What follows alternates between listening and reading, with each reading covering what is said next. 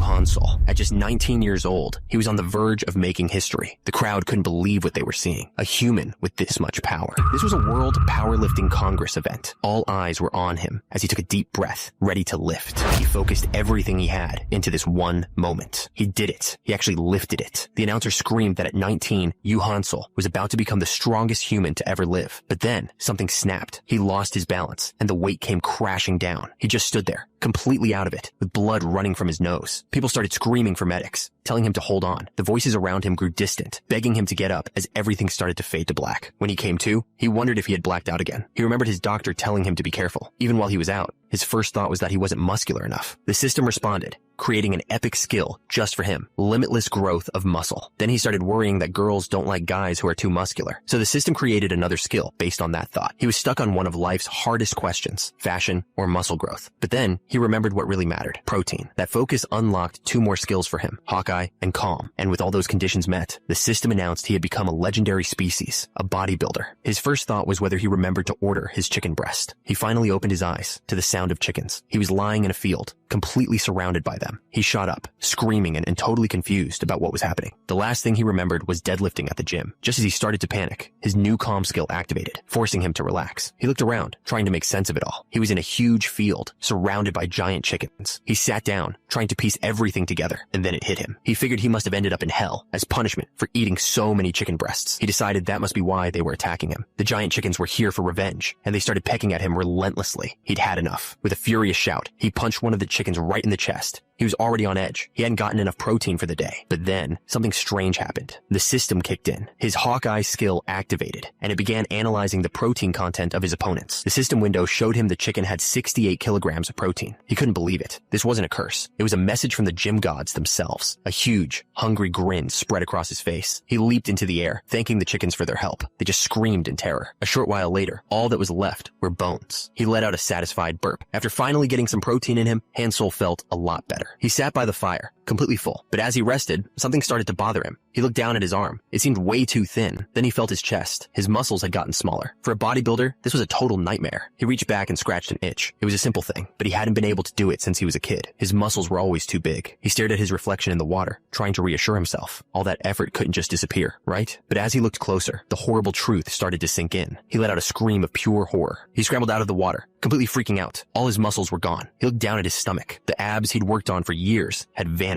At that moment, being in some strange fantasy world didn't matter at all. He had only one mission now. He had to get huge again, no matter what it took. So he got to work immediately, starting with the basics. He punched a tree with everything he had. Then he found the biggest log he could manage and hoisted it onto his back. He started doing squats, one after another. He kept reminding himself not to worry. He just had to start over from the beginning. He believed his effort would pay off, because hard work never, ever betrays you. He kept at it, moving from squats to jumping squats, day after day. 3 months passed, just like that. And after all that time, he was still going, pushing himself to the absolute limit. He took a moment to appreciate all the effort he'd put in, but it was all a lie. After 3 months of non-stop training, he hadn't gained a single ounce of muscle. He tried to look on the bright side. At least he still had plenty of protein walking around. He decided he would just start over from the beginning, with the heart of a true gym lover. But that's when he looked up and saw what was towering over him. He blinked, confused for a second. Then the realization hit him. The massive creature let out a deafening cry that shook the entire forest. He ran for his life, screaming about why this was happening to him. All he ever wanted was to have huge muscles. He screamed in frustration, wondering why he couldn't just get the massive muscles he'd always wanted. The giant chicken slammed its wing down, and the force of the impact sent him flying. He knew the creature was fast and strong, and that one hit could be the end of him. But as he ran, he realized something else was even more dangerous. It was the monster's chest muscles. They were so incredibly well built that he just couldn't look away. A thought suddenly hit him. He wondered if the wing movement was like a cable crossover, a chest exercise he'd been ignoring. He had been so focused on pure strength that he'd forgotten to train his smaller muscles too. He called himself an idiot, realizing that's why his own chest looked so pathetic. With the monster closing in, he screamed that he couldn't die yet. He had a new goal, to build chest muscles just as impressive as the chickens. He finally found a place to hide and watched as two much smaller chickens wandered by, completely unaware of the chaos. He cursed the chickens as he ran. His Hawkeye skill activated, but he yelled that he didn't need it. The system just told him the little monsters had about 68 kilograms of protein. But then, a much bigger chicken appeared. It was enormous and terrifying. Hansol screamed, immediately apologizing to all the chickens he'd ever eaten. The Hawkeye skill activated again, this time targeting the giant monster. He screamed for it to stop. He didn't need a stat breakdown right now, but the system ignored him. It identified the creature as a cockatrice with 12,000 kilograms of protein. More importantly, it said that eating it would grant him a rare skill, amazing muscle recovery. Suddenly, all the fear was gone. He just stood there, thinking about what that meant. Muscle recovery. The monster's giant foot came crashing down, ready to crush him. But even then, all he could think about was a simple fact. Most people are wrong about how you build muscle. He remembered that exercise doesn't build muscle. It destroys it. It tears the fibers and actually makes you weaker for a little while. The real growth happens after, during rest, with the right food, that the damaged muscles grow back even stronger. A process called super recovery. So if he could recover faster, he could grow his muscles faster. And if he could do that, he could finally stop being a weakling. The monster smashed into the tree, sending him flying. But Hansel had already made up his mind. There was no way he wasn't going to risk his life for this. He pulled himself into a posture he'd repeated countless times to build his chest. A warning popped up. His power was surging beyond what his skill could handle. The system asked if he wanted to deactivate his muscle skill. He didn't even hesitate. The skill was deactivated. The system confirmed he had surpassed his limits and unlocked a new unique skill, changing skeleton. His entire body began to warp and grow. The giant monster could only stare, completely shocked by what it was seeing. His body had completely transformed. He looked at the giant monster and saw only one thing, an one-armed dumbbell. His eyes glowed with raw power. He was about to perform an one-armed dumbbell press. He lifted the entire monster into the air with just one arm. The creature was completely stunned, having no idea what was happening. Then, with all his might, he pressed. The force sent the monster flying through the air, but a warning flashed from the system. His muscles were completely worn out. The creature crashed hard into the ground. At the same time, the system announced his recovery skill was kicking in. He didn't care about skills or warnings. All he could see was a giant chicken breast, ready to be eaten. He collapsed, completely spent, but satisfied. After eating his fill, the system gave him a reward, a new skill for amazing muscle recovery. Hansel thought back to that night. He was just sitting by the fire, eating, with no clue what was about to happen. He was trying to figure out where he was. More importantly, he couldn't understand why his muscles kept disappearing, and it made him question everything he knew. He had no idea what was lurking in the darkness, or that he was already surrounded by monsters. The creatures hiding in the dark were starving. One of them couldn't even control its drooling, and another had to tell it to stop. The ghoul apologized, explaining it had been so long since they'd even smelled meat. The others agreed. They were all desperate. Then, one of them nervously wondered aloud about the one who had defeated Cockatrice. He looked over at the campfire and asked if it could possibly be the human sitting there. One of them wanted to go ask him directly, but another one panicked, warning that he could be a dangerous monster. That's when Hansel stopped eating. He'd heard them. He turned and saw the three creatures just sitting there, waiting. He looked at them, confused, and asked what they were. One of them nervously tried to speak. He almost called them meat before correcting himself, explaining that they were the ghouls from the Ali Mine region. Suddenly, Hansel's Hawkeye skill kicked in. He wasn't seeing a monster anymore. He was seeing its stats, specifically its protein content. The ghoul panicked, trying to assure Hansel that he didn't see humans as food. Hansel just looked at his food, completely unfazed. He'd never even heard of a ghoul before. The ghoul then explained why they were there. He said they were searching for the one who defeated a monster named Cockatrice and asked if Hansel knew anything. Hansel realized they were talking about the giant chicken he was eating. He admitted that he was the one who killed it, then apologized, thinking it must have been someone's property. The ghouls were ecstatic. They started celebrating right there on the spot. They had found him. The ghoul went on to explain the bigger picture. Ever since Cockatrice died, a massive turf war had broken out between all the different species in the area. But Hansel wasn't really paying attention to the details of the war. He was just looking down, thinking about how incredibly thin the ghoul's leg was. As the creature continued talking about Cockatrice's territory, Hansel was completely lost in his own head. He seriously wondered if the ghoul's leg was so weak it would just snap if he hit it once. The ghouls all bowed low. They formally asked for a favor from the man who had defeated Cockatrice. Hansel was a little thrown off by how serious they were. But then, he got this weird look on his face. He asked them to say it again, pretending he didn't hear them. The ghoul looked completely exhausted. He pointed out that they'd already asked him 9 times. That's when Hansel's real reason came out. He started laughing, yelling that they had to do at least 10 sets. He got super intense, pointing at the ghoul and explaining his philosophy. If you're going to do something, you have to do it at least 10 times. The ghouls just stared at each other, completely speechless. They had no idea how to respond to that. Finally, one of the ghouls had enough. He told the others they should just leave, convinced Hansel wasn't going to help them at all. Hansel just laughed. He told them he was sorry, but he was way too busy growing his muscles to help out. He even told them to stop wasting time and get going. The ghouls didn't argue. One of them just patted his friend on the back and said it was okay, that everyone had their reasons. But as they walked away, Hansel called out to them. He realized there was no way he could eat that entire giant chicken breast all by himself. They stopped. One of them said they should take some, admitting that none of them had eaten any meat in a very long time, so they came back. The ghoul apologized for bothering him earlier and thanked him for the food. For a moment, they all just looked at the massive piece of meat sitting in front of them. One of the ghouls leaned forward, but then he paused, just staring at the food. Hansel watched him closely. Suddenly, he wasn't so sure if he should just let this happen. He realized something was off about that ghoul. The ghoul bent over to pick up the giant chicken breast, but his form was terrible. Hansel screamed at him to stop, warning him that he was about to break his back. The creature just looked back, having absolutely no idea what was happening. Hansel got right in his face, absolutely furious. He started yelling about how dangerous deadlifting is if you do it with the wrong posture. He told the terrified ghoul that he almost said goodbye to his back forever. The creature apologized, still completely lost about what he'd done wrong. Hansel's expression softened. It was starting to make sense. He calmly asked them if they even knew what a deadlift was. The ghouls just looked at each other, totally bewildered. They admitted they'd never even heard that word before. Hansel just put his hand over his face. It all clicked. This was exactly why their bodies were so weak. Then he remembered something his teacher told him way back in elementary school. It was a lesson about moving heavy things together. He remembered his old instructor telling him that you only really learn something when you teach it to someone else. Of course, he also told Hansel not to talk to him while he was working out.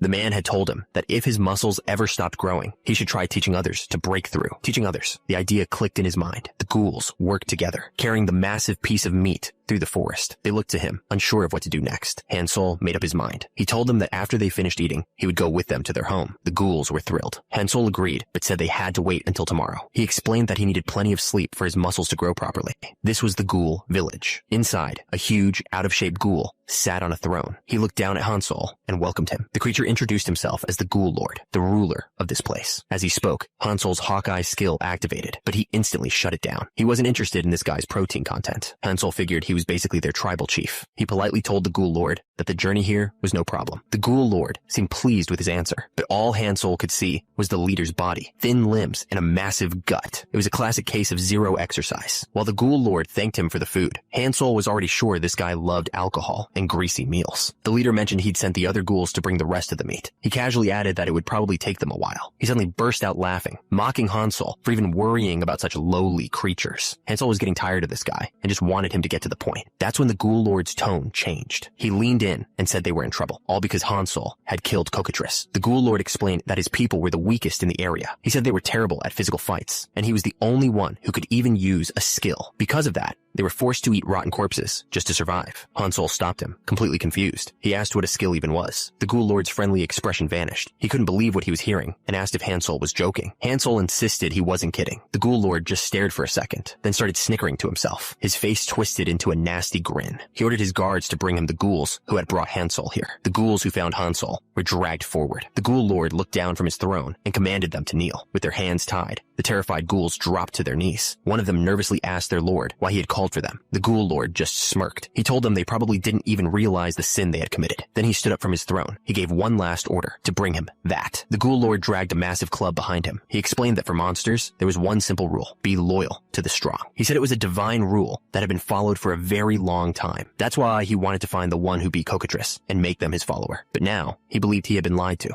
He roared that they would pay for their sin with their lives. Then he activated his skill, Heavy Blunt, making the club glow with a dark energy. With a wicked grin, he brought the glowing weapon crashing down, but the hit never landed. A voice cut through the tension, asking what the hell he thought he was doing. It was Hansel. He'd stopped the massive club with just one hand. He called out the Ghoul Lord for wasting time and picking on the weak, asking if that was the culture of their village. The Ghoul Lord stared in disbelief, completely stunned that his attack had been stopped. He angrily demanded to know what was going on. He tried to make sense of it, wondering if his skill had even activated.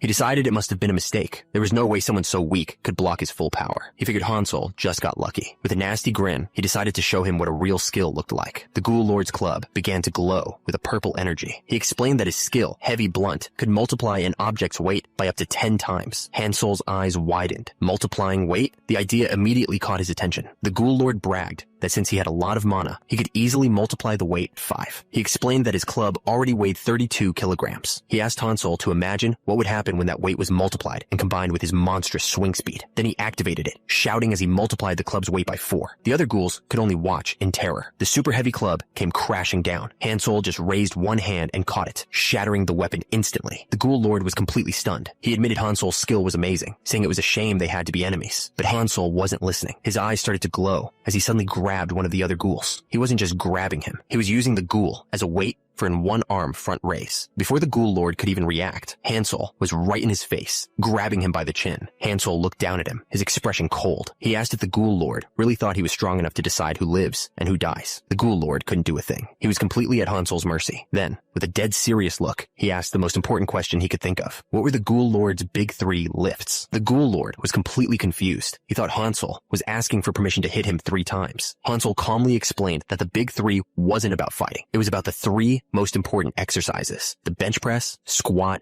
and deadlift. The total weight lifted in those 3 was a person's score. He couldn't believe it. He asked the Ghoul Lord if he'd really never heard of it. And just like that, a simple question turned into a full-blown strength showdown. They set up a massive barbell made of rocks. The Ghoul Lord looked at it nervously and asked if he really had to lift it. Hansel just nodded. The Ghoul Lord agreed, but reminded Hansel of the deal. If he lost this challenge, he had to become Hansel's subordinate. Hansel gave him some honest advice, warning him to keep his posture right so he wouldn't hurt his back. But the Ghoul Lord just laughed to himself. He thought Hansel was a fool for not realizing he could use his skill to make the weight lighter. He activated his heavy blunt skill, secretly cutting the barbell's weight down to a quarter of what it should be. The Ghoul Lord grunted, pulling with all his might. He managed to lift the 200-kilogram weight, completing the deadlift as the other ghouls clapped. Hansel wasn't impressed at all. He just calmly told the Ghoul Lord it was his turn now and gave him a quick tip: use his glutes more next time. Then he turned to the rest of the ghouls. He told them to watch closely, because if he won, he was going to make every single one of them do this exercise. With that, Hansel got into position. He explained that the deadlift is a full-body exercise that truly measures a person's raw strength. He started doing some warm-ups. He said that most people think it's all about back muscles. The real power comes from the lower body. He stressed that proper posture is everything to avoid injury. The first step was simple: stand up straight with your feet shoulder-width apart. Second, he opened his chest and straightened his back, explaining how to tighten the back, core, and glutes to create a solid base. For the final step, he explained that you lift the barbell straight up, keeping it close to your body, driving all the power from your feet through your entire frame. Hansel was explaining the last step of the lift, but the Ghoul Lord wasn't going to let it be that easy. He grabbed the barbell and activated his heavy blunt skill, making it magically heavier. Then he dared Hansel to try and lift it. Hansel's eyes started to glow. He gripped the bar, his muscles tensing for the lift. With a single pull, he didn't just lift the barbell, he launched it straight into the sky.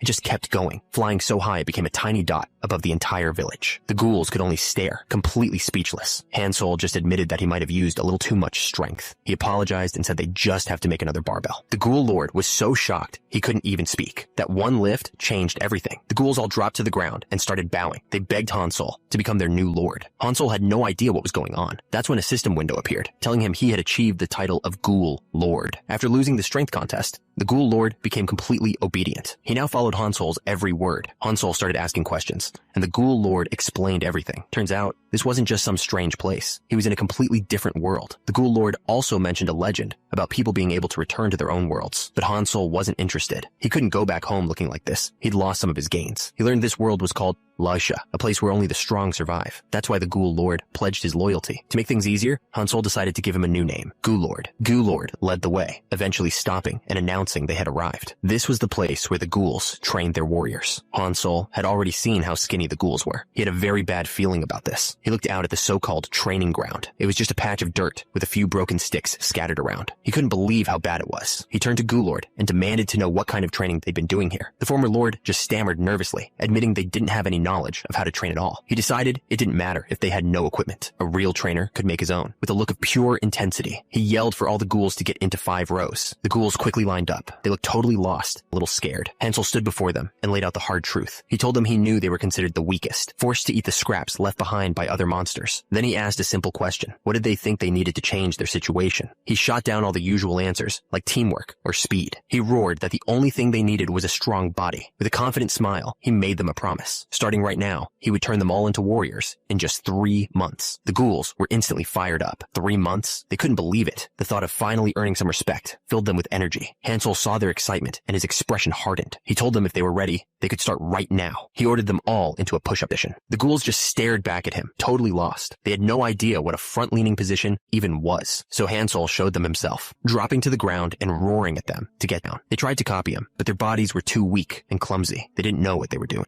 Hansel's eyes started to glow with pure intensity. He announced that they would warm up with some push-ups. The first goal was 100 push-ups. He yelled for them to start. 3 hours passed. The ghouls were completely broken. They lay on the ground, shaking and groaning, unable to move another inch. But Hansel was still going, not even breaking a sweat. He was counting his reps out loud, and he was already past 24,000. While doing one-handed push-ups with a massive rock on his back, Hansel looked over at the broken ghouls. He asked if that was really all they had in them. With a grin, he announced that after just 100 more push-ups, they could finally have their meal. The ghouls were horrified. After already doing 700 push-ups, he wanted them to do 100 more. They started collapsing, complaining that they'd die if they continued. Some even mumbled that things were better when the Ghoul Lord was in charge. As they whispered amongst themselves, they wondered if the old Ghoul Lord would ever come back to challenge this new trainer. Finally, Hansel pushed himself up. He looked at the exhausted crowd and told everyone to stand up. The ghouls sighed in relief, thinking it was finally over. They stretched their aching bodies, complaining that they felt like they were about to shatter. Just as one of them started talking about food, Hansel slammed his fist into the ground. He roared that their weak attitude was the exact reason they were called the weakest monsters in the wilderness. He looked down, his voice low but intense. He asked if they were really fine with being called the weakest. The ghouls just stared as his voice boomed. He reminded them that this was the wilderness, where only the strong survive. He yelled, asking if they were just going to be cowards who run while their families get killed. He pointed at them, telling anyone who was that kind of trash to just get out. He said he refused to train cowards. But then, his tone changed. He clenched his fist and promised that for anyone who stayed, he would give them the strength to protect what they cared about. All they had to do was trust him. He then asked them a question. What makes a trainer the best? Is it the one who knows everything about muscles, or the one who pushed their own body to its absolute limit? He admitted that trainers like that could definitely produce great results for some people, but he declared that those weren't the best trainers. He said the best trainer is someone who can do one thing. They can motivate the people who have absolutely no desire to exercise in the first place. Then he started screaming at them to push like their lives depended on it. He told them to use all their strength to push away the weak people they used to be. He yelled at them to protect their parents, to imagine holding their father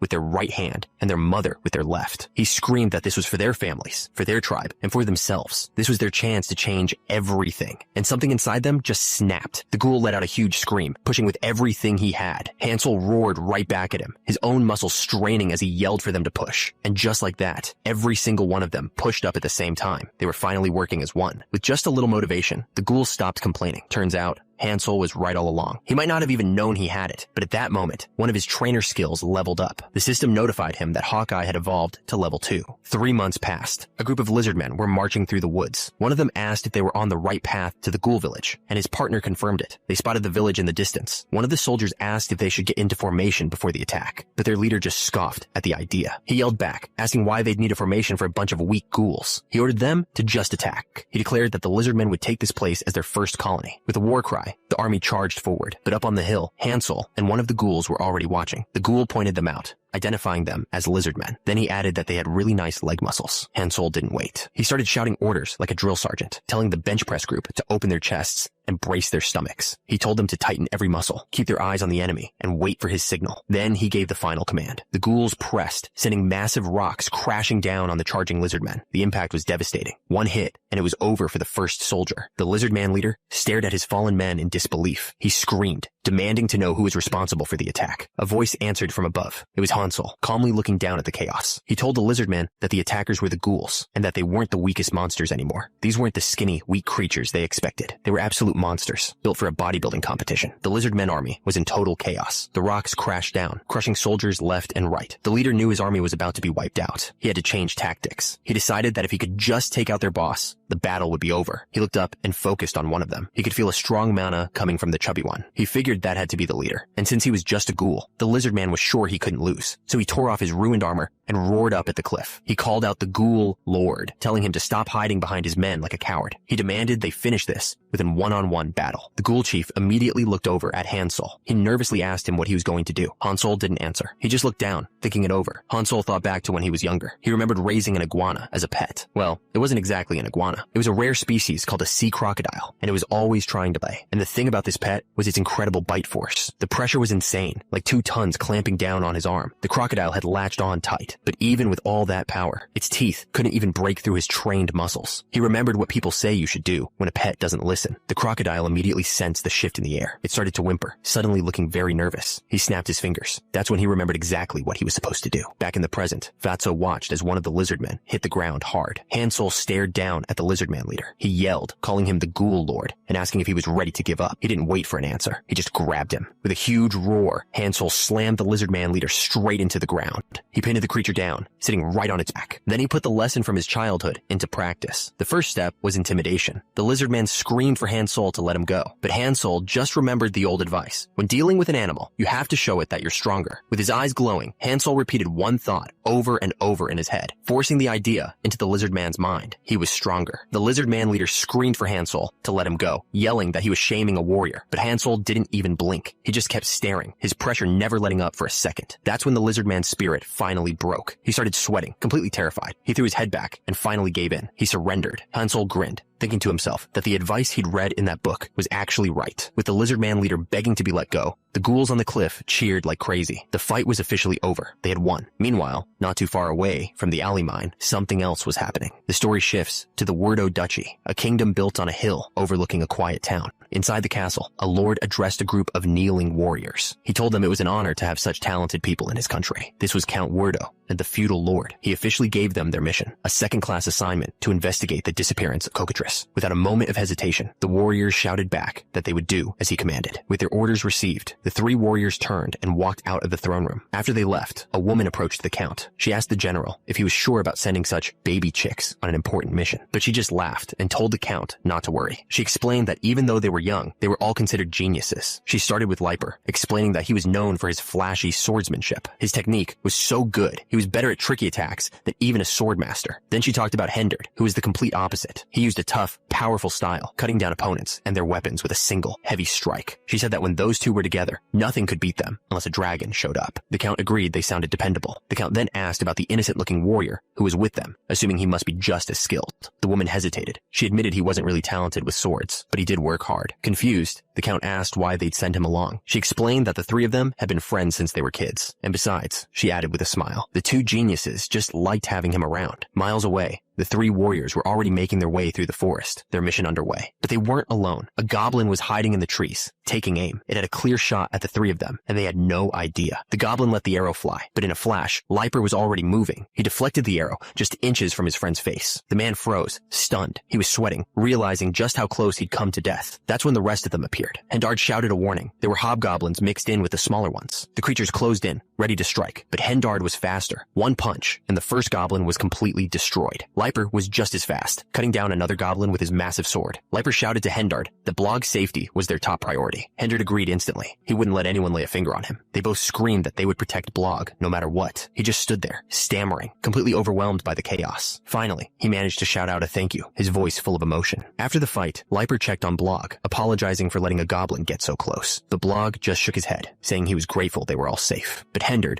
wasn't satisfied. He grabbed Liper, angrily accusing him of not taking the fight seriously. Liper just apologized, admitting it was his fault. Watching them, Blog felt helpless, envious of their strength. He wondered how someone like him, with no talent, could ever get stronger. The memory of his harsh training came flooding back, being kicked and called an useless bastard. He prayed for an answer, feeling like he couldn't go on any longer. That's when a new voice cut through his thoughts, questioning his despair. A pair of bare feet stepped into view, belonging to someone with insane leg muscles. The muscular man looked over with a smirk. He announced to the others that their friend couldn't do it anymore. A bald man with pale skin just nodded, saying they didn't have a choice then. With a grunt, he lifted a massive green creature off the ground. The muscular man was forcing Blog to do push-ups with the entire lizard man on his back. He shouted that they were starting the count all over again. Blog screamed in disbelief, having no idea what this insane exercise was even supposed to be. After everything, Blog thanked the lizard men for their help. The pale man standing with him offered another training session, but Blog immediately shut that down. He was done, but the zombie builders weren't going to let them leave without a proper goodbye. They all struck a pose, flexing hard as they shouted their farewells. The lizard man just stared, completely speechless. He had no idea what he was even looking at. With that strange farewell, the lizard men turned and headed out. Blog and his group waved them off. Once they were gone, Blog turned to one of the zombie builders. He admitted that he was just as surprised as they were when he first learned about their methods. He started to explain the idea of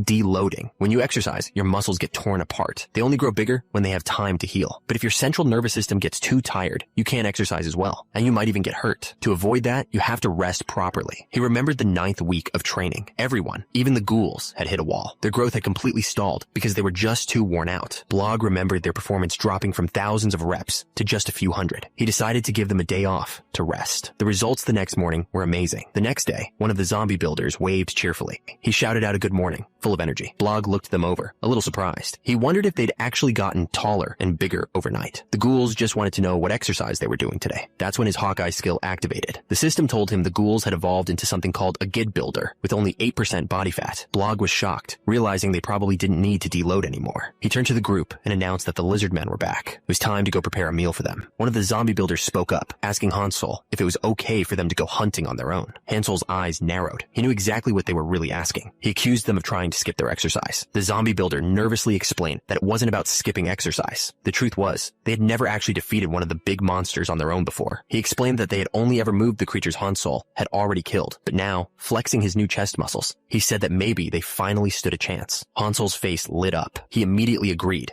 excited that this meant he could increase his own exercise time. Watching them, Fatso quietly wondered if the Goid builders could actually win. Hansel overheard him and turned, asking what he meant by that. Fatso immediately panicked, waving his hands and telling Hansel it was nothing. He quickly tried to explain that he was just wondering if the Gid builders could surpass Hansel if they all worked together. He insisted it was a mistake and begged his master to just ignore it. But Hansel just laughed. He put a hand on Fatso's shoulder and told him not to worry about it. He looked at his trainees and made a declaration. He wasn't going to lose to anyone in deadlifting. So, Hansel had them all marching through the woods, carrying heavy packs. One of the zombie builders was already exhausted, asking if this was really necessary. Hansel just watched them, analyzing their form. He noticed that one of them actually had a pretty good lunge posture, but then one of them took a bad step. He went down hard, grabbing his ankle. The other stopped, staring in shock. He was in a lot of pain. Hansel's eyes went wide. This wasn't part of the plan. Their entire march had come to a dead stop. While everyone else was resting, one of them was still training. He couldn't stop thinking about his friends. Leiper and Wenderd were still upset about that one goblin they missed, and he knew it was his fault. He felt weak, unreliable, like he was the reason they were always so worried. He decided right then that he had to get stronger. He would just have to train harder than anyone else, even while they were sleeping. Suddenly, another hand gently corrected his grip. It was Leiper. He stood behind him, guiding his swing and telling him to put more strength into his thumb. Blog turned around, surprised. He asked Leiper if he had woken him up. Leiper just smiled, telling him of course not, and playfully called him stupid. Leiper explained that they knew Blog was training secretly every night. They just pretended not to see because they wanted him to succeed. He called it feedback, just a little push to help his friend get better. Blog was completely speechless, a single drop of sweat running down his face. Leiper just smirked, teasingly asking if he was blushing. Blog tried to play it off, saying it was just from practicing. Leiper burst out laughing. That's when another voice cut in, asking what they were doing without him. It was Hendard. He was standing there with his arms crossed, looking like he'd been left out. Blog quickly tried to explain, stammering that he was just practicing when Leiper came over to help. Before Hendard could even get a word out, Leiper put a finger to his lips. He angrily poked Hendard in the face, asking how he dared to show up after putting Blog in danger. Suddenly, Hansel's voice cut through the argument. He told them it was late, and if they didn't sleep now, they'd be slow tomorrow. He then added that Blog needed to sleep during peak skin regeneration hours, so his skin could get softer. Blog had no idea what he was talking about. Leiper actually considered it for a moment, admitting he hadn't thought of that. Hansel just gave him a stern look, telling him to be more careful. Hansel told Blog that was enough for one day. Finally, Blog snapped, shouting at them and asking why they were fighting over his sleeping schedule. Just then, something moved quickly through the dark woods. Leiper just smiled and gave a thumbs up, explaining it was because they were friends. Blog just couldn't understand why friends would fight over something so strange. A creature was watching them from the bushes. Down below, Blog just sighed, completely done with the conversation. He figured they'd just say they were joking anyway. He tried to get everyone to just go to sleep for the night, but Hendard wasn't listening. His eyes snapped open as he spotted movement in the dark. He yelled for everyone to get ready for a fight. It was the lizard man. Hansel didn't even flinch. He just drew his massive weapon,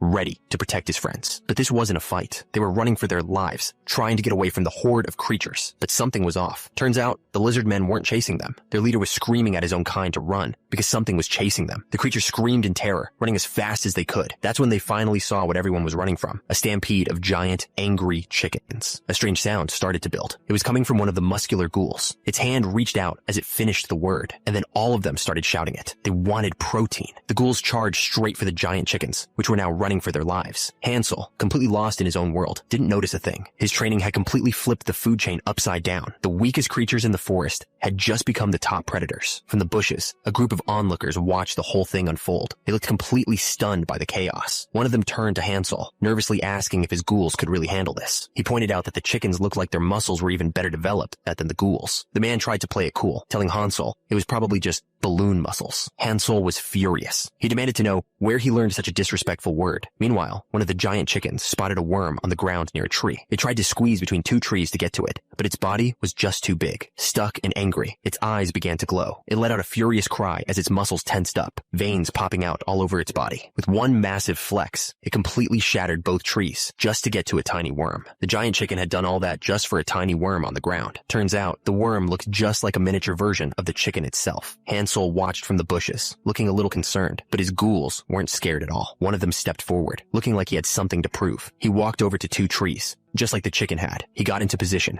ready to show that he could do it too. He let out a huge grunt, pushing with everything he had, but the trees didn't move. The ghoul said he'd try again after a minute of rest. Hansel immediately corrected him, saying he needed a full 3 minutes between sets. Then he started giving him tips on his form. He told the ghoul to adjust his back foot, explaining that this wasn't a proper bench. The ghoul listened carefully, getting ready for his next attempt. With his form corrected, the ghoul tried again. The rest of the group watched, waiting to see if it would work this time. He focused all of his strength, completely determined to break through. He let out a huge roar, putting every bit of his strength into the push. And this time, the trees actually started to move. He forced the trees apart, creating a path. Hansel calmly told him to step out, but Hansel wasn't celebrating. He explained that while their training had built up their fast twitch muscles, there was a problem he hadn't noticed until now. He pointed to the chickens down below. They were all doing their own version of push-ups. One of the chickens flapped its wing, barely pushing itself off the ground. Hansel looked completely disgusted. He couldn't believe how weak their form was. The ghouls were just realizing how much their own muscles had grown. One of them turned to Hansel, confused about why he was so upset. Hansel covered his face, completely ashamed. He apologized, saying it was his fault they couldn't keep up with the chickens. The ghoul asked him what they should do, wondering if their posture was wrong or if they needed to train a different muscle. Hansel shouted that it wasn't their fault at all. The real problem, he explained, was that their muscles had just gotten used to the same old routine. The ghouls looked worried, asking what they were supposed to do. Hansel told them the answer was simple. They just had to change the routine. He grinned, then ordered them to stop standing around and line up in 5 rows. Once they were all assembled, he looked over his new class, checking to see if everyone was ready. He pointed towards 2 trees with straps tied between them. He called it a cable machine, explaining that he'd built it just for them. Then he told them to give him 3 claps. The ghouls immediately started clapping. Hansel explained that from now on, they'd be doing cable crosses to build up their inner chest. He promised that with this one exercise, they'd easily beat those chickens. The ghouls went wild. They started cheering, shouting that their master always had the answer to their problems. And they all agreed Hansel was the best. Hansel smiled and told everyone to quiet down so he could explain the new exercise. He got into position for the cable cross. He explained that this exercise was designed to build up the inner chest muscles and improve their quality. He warned them that it was a hard exercise for beginners because proper posture was everything. He promised to go slowly, and the ghouls all shouted their agreement. First, he told them to lean down a little and bend their knees slightly. Second, he instructed them not to extend their arms completely. The goal was to keep constant force on the muscle so it couldn't move. For the third step, they had to stand in the center, push their chests out, and bring their hands together with steady force, like a bird trying to fly. Finally, he explained that changing the height of the cable and their leaning angle would work different parts of the muscle. The most important thing was to stiffen their body and not use momentum to cheat. With the lesson finished, he smiled and asked if anyone had any questions. He told them it was their turn. He'd set up more of the cable machines on other trees so everyone could get a chance to try it. The ghouls roared with excitement. It was total chaos. They all started fighting to be first, yelling at each other not to cut in line. One of them screamed that his chest muscles were about to get a serious workout. Watching from a distance, a man with purple hair just smiled. He thought the gym-obsessed ghouls were actually kind of cute. One of the ghouls was already hard at work, his chest muscles straining. The nearby chickens just stared, having no idea what was going on. One of the chickens watched them closely, as if it was taking notes. The ghouls all started flexing, proudly yelling that after following Hansel's instructions, their chests had gotten bigger. The chicken's eye went wide. It couldn't believe what it was seeing. Their chests were practically sparkling with new muscle. The chickens stared, completely fixated on their gains. Suddenly, the chickens started glowing. They were making strange noises, like they were powering up. The man with purple hair and one of the ghouls were completely lost. They had no idea what was happening. One of the chickens glowed brighter than all the others. It let out a huge cry. The transformation was complete. The man was stunned, realizing the chickens had gotten even bigger. But the ghouls weren't scared. They got pumped up and told Hansel not to worry. They would handle this.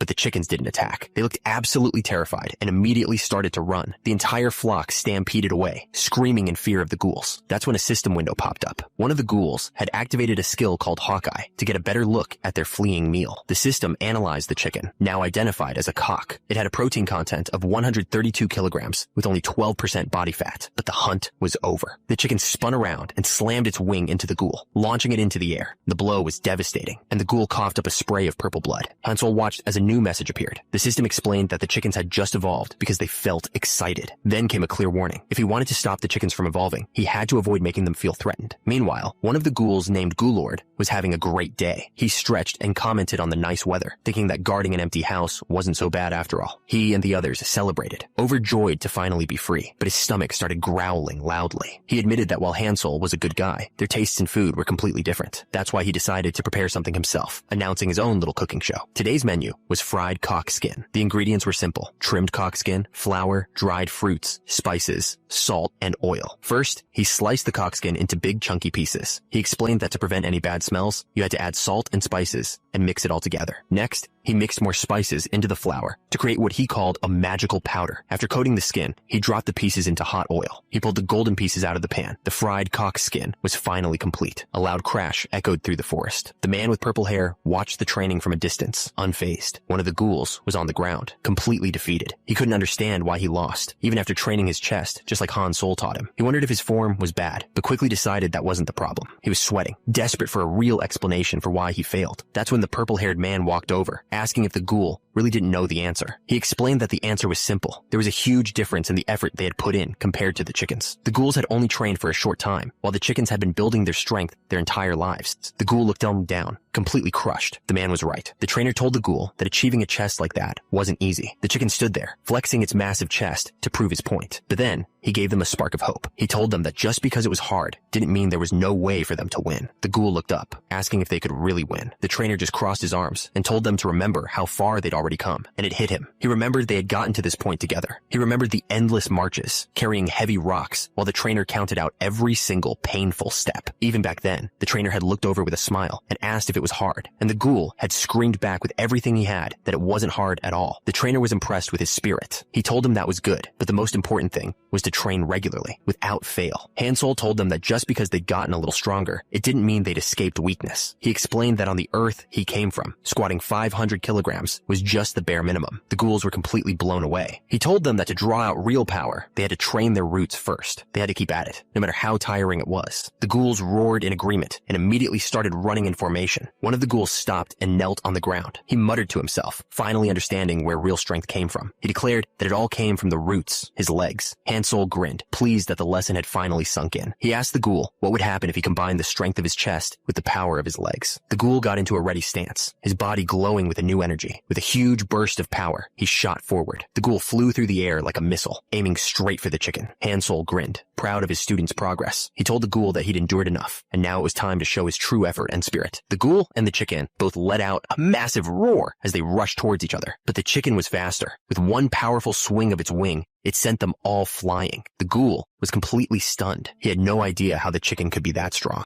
It turned out the whole group was wiped out. They were all collapsing on the ground, completely exhausted. Hansel looked down at them, and it finally clicked. He asked them if their legs were just tired from running all the way there. Hansel yelled that they were too late to realize their mistake. Far away, the ghouls slammed into the ground, their attack a complete failure. The flock of chickens had stopped running. They started walking together, making strange noises. One of them paused and looked back, as if it was confused about something. Turns out, Hansen was standing right there waiting for them. Steam rose from his body as he stared the chicken down. The chicken's eyes suddenly started to glow. It looked absolutely furious. It let out a huge, angry scream. That's when the whole flock turned around. They weren't running anymore. They were ready to fight. Hansen stared back, completely surprised. This was not what he expected at all. Hansel thought of a specific exercise, the one-arm dumbbell press. The chickens, who were ready to fight just a second ago, were now screaming in absolute terror. One of them, a cock, just stared in disbelief. Its entire life flashed before its eyes, from hatching as a chick to growing up and joining the flock. It remembered its family. Then it saw Hansen watching, and then a giant hand came out of nowhere. One hit, and it was over. Back at the camp, Hansen held up a piece of the cooked chicken. He told the ghouls not to be too hard on themselves, because the most important thing was that they had grown stronger. He told them to get their protein in, because tomorrow they would have to try and catch one all on their own. Then he raised a piece of meat and started a new cheer for them all to yell together.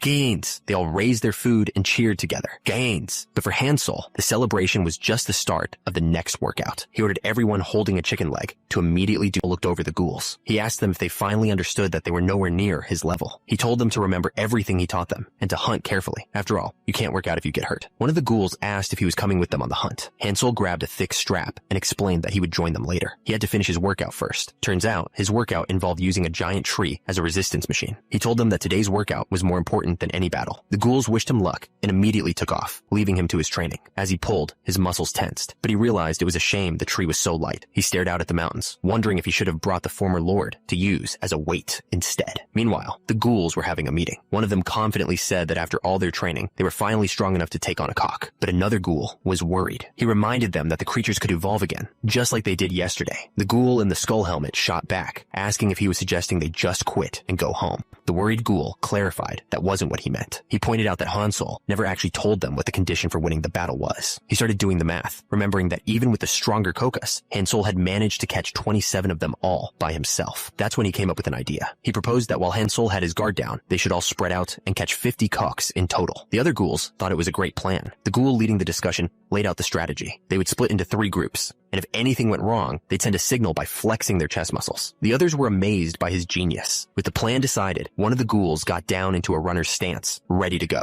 He called it their joyous rebellion and yelled for everyone to move out. The whole group charged into the forest, determined to make Hansel proud. Meanwhile, another group of adventurers stumbled upon a massive skeleton. One of them recognized it as a cockatrice, shocked by its incredible size. The leader of the group examined a piece of bone. He noted that the head was missing, concluding it was killed by a single powerful magic spell. One of his companions started to panic. He realized that whoever killed the cockatrice was as strong as a great wizard, and he questioned if they were really up for this mission. The leader put a hand on his shoulder and told Blog not to worry. He promised he wouldn't let him get hurt and urged him to just focus on the mission. Suddenly, they all heard something approaching. They spun around, trying to figure out what it was. The leader told Blog to stay behind them. He warned that the mission was getting dangerous and that something was coming right for them. A giant chicken monster burst out of the trees. The leader just glanced at it, completely unimpressed. He figured a single cock was no problem at all. But it wasn't just one. It was a whole stampede of chickens being chased by Hansel's ghouls. In the middle of the chaos, one of the ghouls looked up and was shocked to see a human standing there. The leader of the adventurers yelled at his companion, Hendard, telling him to stay close to Blog. He warned that they'd never seen a monster like this before, but his companion was furious. He yelled that he was already right there and didn't need any help, telling them to get lost. The ghouls, however, were more worried about the humans. One of them warned the others to stop, saying humans were brutal and you never knew what they might do.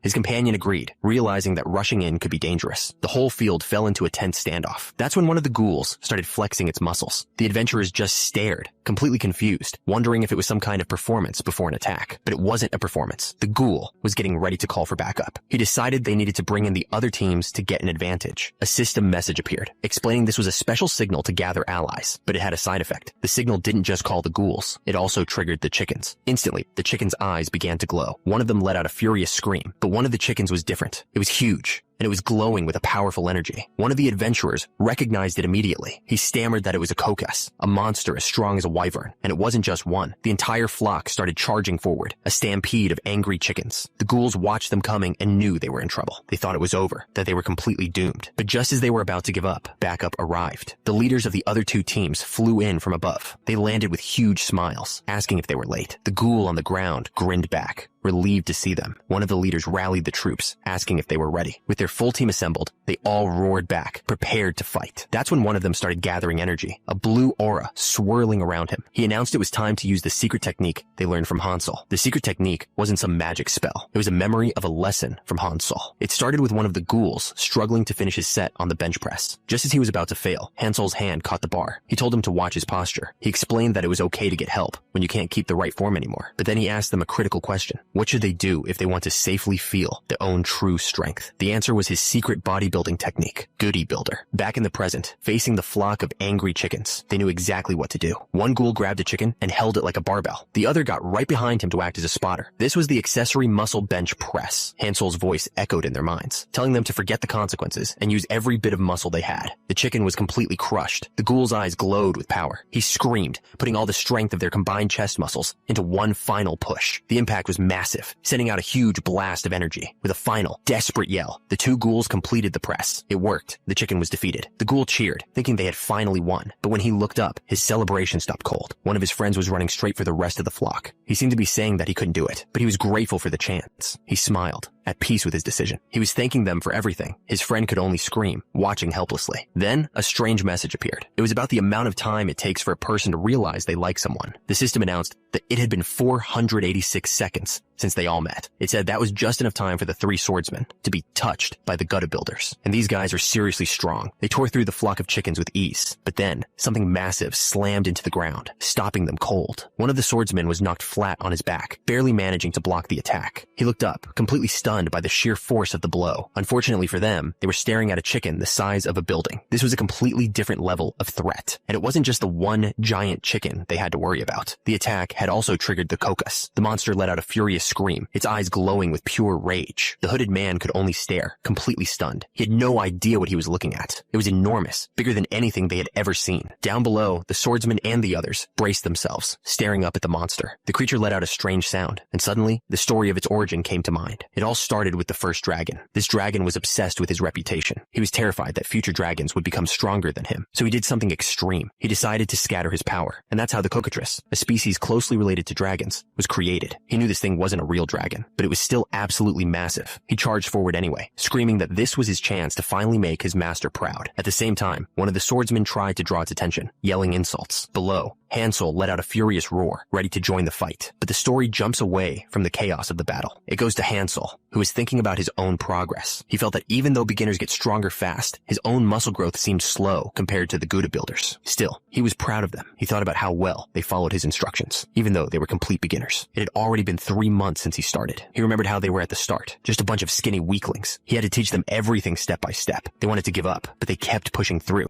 and not a single one of them gave up, no matter how hard it got. Watching them grow stronger made him feel amazing. It was their bodies, but he felt just as proud. The story cuts away from the battle. Hansel was thinking about his own master, and how much he missed him. That's when he remembered something strange. His master had also disappeared when he was about the same age. He wondered if there was a connection, but before he could finish the thought, one of the ghouls came running up, shouting his name in a panic. The ghoul gasped for air, explaining that there was a huge problem. The cocks had evolved, and now everyone was in serious danger. He warned Hansel that if they didn't do something, everyone could die. Hansel didn't need to hear anymore. He told the ghoul to just point him in the right direction. Terrified, the ghoul showed him the way. As he got ready, a system warning suddenly flashed. It detected an insane level of energy, something far beyond normal muscle power. The system asked if he wanted to cancel his muscle-enhancing skill. He was furious. He roared that no one was allowed to touch his kids. Without a second thought, he canceled the skill and prepared to jump. He shot into the air like a cannonball. The ground where he stood completely shattered from the force. Miles away, a massive explosion of dust and rock erupted. Fatso could only stare in shock. The ghoul looked up at a bright light in the sky. He knew Hansel had arrived. Meanwhile, the swordsmen were still fighting for their lives against the giant chicken. One of them yelled for his partner, Hendard, to distract the monster. He was going to aim for a weak spot. Hendard unleashed his secret technique, kicking up a huge cloud of sand to blind the monster. He screamed for his friend, Blog, to run while he had the chance. But Blog was furious, yelling that he should have attacked instead of just buying time, putting their other friend in danger. The distraction didn't work at all. The massive chicken swung its wing, sending Hendard flying through the air. Even after getting slammed, Hendard just gave a thumbs up. Blog couldn't believe it, telling him to stop messing around and get back to fighting. Leiper saw the gesture and thought Blog was the one trying to encourage them. He was touched that his friend was still looking out for them in this mess. Feeling a new sense of hope, Leiper told Blog they could still win this. But just then, a massive shadow fell over them as the giant chicken's foot came straight down. Blog looked up, terrified, but he agreed. They would give it one last shot. But a second later, Blog admitted he didn't think he could dodge it. From the ground, Hendard screamed back that it was too early to give up. They remembered another one of Hansol's secret techniques. The Gouda builder was all about supporting your friends when they needed it most. Putting it into action, they formed a massive pyramid of bodies. This was their final secret technique, the comprehensive auxiliary set. The ghoul, at the bottom, took the full force of the attack. He screamed for everyone to hold on, telling them to trust the friend who went to get Hansel. He was sure their master would arrive before they were completely crushed, but the pressure was just too much. Formation shattered. The giant chicken, Kokorik, slammed its foot down, sending the ghouls flying everywhere. One of the swordsmen rushed over to a fallen ghoul, asking if he was okay. But as the ghoul looked up, his face was filled with a new kind of fear. Unfortunately, bad things have a way of happening all at once. The giant chicken wasn't their only problem. Kokorik let out a furious roar, its eyes glowing with power. It was just getting started. Suddenly, a massive beam of energy sliced through the air. The ghouls on the ground were in shock. shock. One of them pointed, screaming that someone had arrived just in time to save them. A huge figure appeared, and the ghouls cried out in relief, sure that Hansol had come. But Fatso was confused, wondering what the former lord was doing there. The other zombie builders just stared. This definitely wasn't their master. While they were trying to process this, another beam of light slammed into the ground far away. A huge explosion went off in the distance, far from the actual fight. When the dust settled, a huge crater had been formed. A figure was standing right in the center. It was Hansol. He looked around, annoyed, and stated that he'd gone the wrong way. The zombie builders were getting crushed. This new, powerful ghoul had appeared right in the middle of the chicken army, and he was already taking them down. He let out a slow breath, completely calm. He looked at the giant chickens and mocked them, asking if this was really the best they could do. The two swordsmen watched from a distance. One of them recognized the creature as a ghoul lord, impressed by his powerful attack, but his friend just told him to keep looking. One of the ghouls proudly announced that this wasn't just any monster. This was their boss, the ghoul lord. The chickens looked at each other, confused, calling out for their leader. Kokorek. The ghoul lord stared down the entire flock. He asked them if they seriously thought he'd show up without a plan. Hearing this, his ghoul followers went wild with excitement. They knew their lord had a plan, and they believed it was the only way they could possibly win. The ghoul lord grinned, then screamed that he had the chickens' attention. He yelled for Hansol to come out and wipe them out now, but there was no answer. The ghouls looked around frantically, wondering where their master was. This wasn't going according to plan at all. The silence was terrifying. Their big plan had a very serious problem. Turns out, the whole mess had started hours earlier, back at the ghoul village. Fatso was getting restless, wondering why the hunting team was taking so long to return. His stomach growled loudly. The village was out of food, and he started thinking about going to find them himself. He made up his mind. He told the guard that since the big chicken monster was dead, there shouldn't be any danger. He was completely wrong. There was still plenty of danger out there. Suddenly, the ghoul lord froze. He recognized the screams coming from the distance. They were his goody builders. His face twisted with rage. He screamed, demanding to know who would dare lay a hand on his and Hansol's people. He declared that no one was allowed to bully the Gouda builders, except for him and Hansol, of course. The thing is, the ghoul lord never joined in on the bodybuilding sessions. While everyone else worked out, he just stood back and watched. But even so, his position as their leader never weakened. It made you wonder, how did he manage to stay on top while everyone else was getting stronger? So, were the trained Gouda builders just weaker than him? The answer was no. They had clearly surpassed him in raw strength. So had the law of the jungle just stopped applying? Of course not. The strongest was still supposed to be the one in charge. Turns out, there was one simple reason he kept his position. During a training session, one of the humans carrying heavy weights suddenly looked back, confused. He mentioned that he thought the weight had just gotten lighter. The reason was simple. He had no choice but to keep using his skill to help with the weights during training. Without him even noticing, his heavy blunt skill had reached its maximum level, making him insanely strong. His hand began to glow with a powerful purple energy. He let out a furious roar and charged forward. He shot through the air like a missile, leaving a trail of energy behind him. But looking down at the chickens, he screamed that they were about to die. He unleashed his maxed out skill, sending a massive blast of energy straight down. The attack slammed right into the giant chicken, Kokorek. The explosion was huge. Back in the present, the ghouls were still in shock. One of them admitted he thought they were doomed, but then he realized something. Their leader had taken down that monster in a single hit. He started to wonder, could the ghoul lord actually be as strong as Hansol? The ghoul lord was feeling pretty good about himself. He figured not just anyone could take down a monster like that in one hit. He must have some kind of special talent, different from the other ghouls. Full of confidence, he challenged the rest of the chickens, yelling that he would take them all on at once. But the chicken he thought he'd beaten, Kokorek, wasn't down at all. A giant foot slammed down, and the ghoul lord looked up in pure shock. The other ghouls watched as their leader was sent flying into the distance. It was over. They were completely doomed. Seeing this, Blog gave a sad smile. He apologized to his friends, Hendard and Leiper, for not always taking their jokes seriously, but they told him they weren't joking around. Blog just laughed, saying they were still trying to be funny, even in a situation like this. He figured he'd have to take them seriously in the afterlife. At least in this last moment, he wouldn't be alone. The zombie builders watched the humans. Inspired, they decided they would also fight to the very end. Using every last muscle cell they had, the zombie builders faced their end with no regrets. They were thankful for everything their master had taught them. They remembered how hard the training had been. But through all that pain, they finally got a glimpse of what it felt like to be truly strong. Knowing this was the end, they had only one last request. They screamed that if there was a next life, they wanted him to be their teacher all over again. With that, the horde of chickens swarmed over them all. The forest fell completely silent. Turns out, Hansol wasn't even at the fight. Fatso had finally caught up to him, panting for breath. He desperately tried to tell his master that all their friends were in danger. Hansol listened as Fatso, barely able to speak, begged him to save the others. With his last bit of strength, the ghoul collapsed, pleading one last time before passing out. Hansol's body tensed. The system tried to activate his calmness skill, but it failed instantly. His emotions were just too strong. Again and again, the skill tried to kick in, but it was no use. His rage completely overrode it every time. In his mind, he could see them fighting for their lives. But then, in the middle of the chaos, something strange happened. One of the ghouls looked up, totally confused. The chickens just stopped. They turned around and started walking away, leaving the ghouls completely stunned and wondering where they were going. Turns out, They were following him. Without saying a word, Hansel had started walking, and the entire horde was trailing right behind him. The system activated his calmness skill. Hansel tried to get the chickens to stop following him, telling them that was enough. But the chickens just looked at him, completely confused and scared. They had no idea what was going on. He tried to tell himself he was calmer than ever, but it was a lie. The system detected an emotion so strong, it completely overpowered his calmness skill. A second later, it announced the skill was being shut down for a full day. His anger was just too much. Far away from Hansel, the ghouls and the humans they'd saved were running for their lives. Suddenly, one of the ghouls felt a familiar vibration in his chest. He knew instantly it was Hansel. The human he was carrying just asked who that was. The ghoul tried to explain, saying Hansel was their master and had the most sensitive muscle tissue of anyone. The human was not impressed. Another ghoul chimed in, saying it was useless to explain. He just had to see for himself. Tired of the weird answers,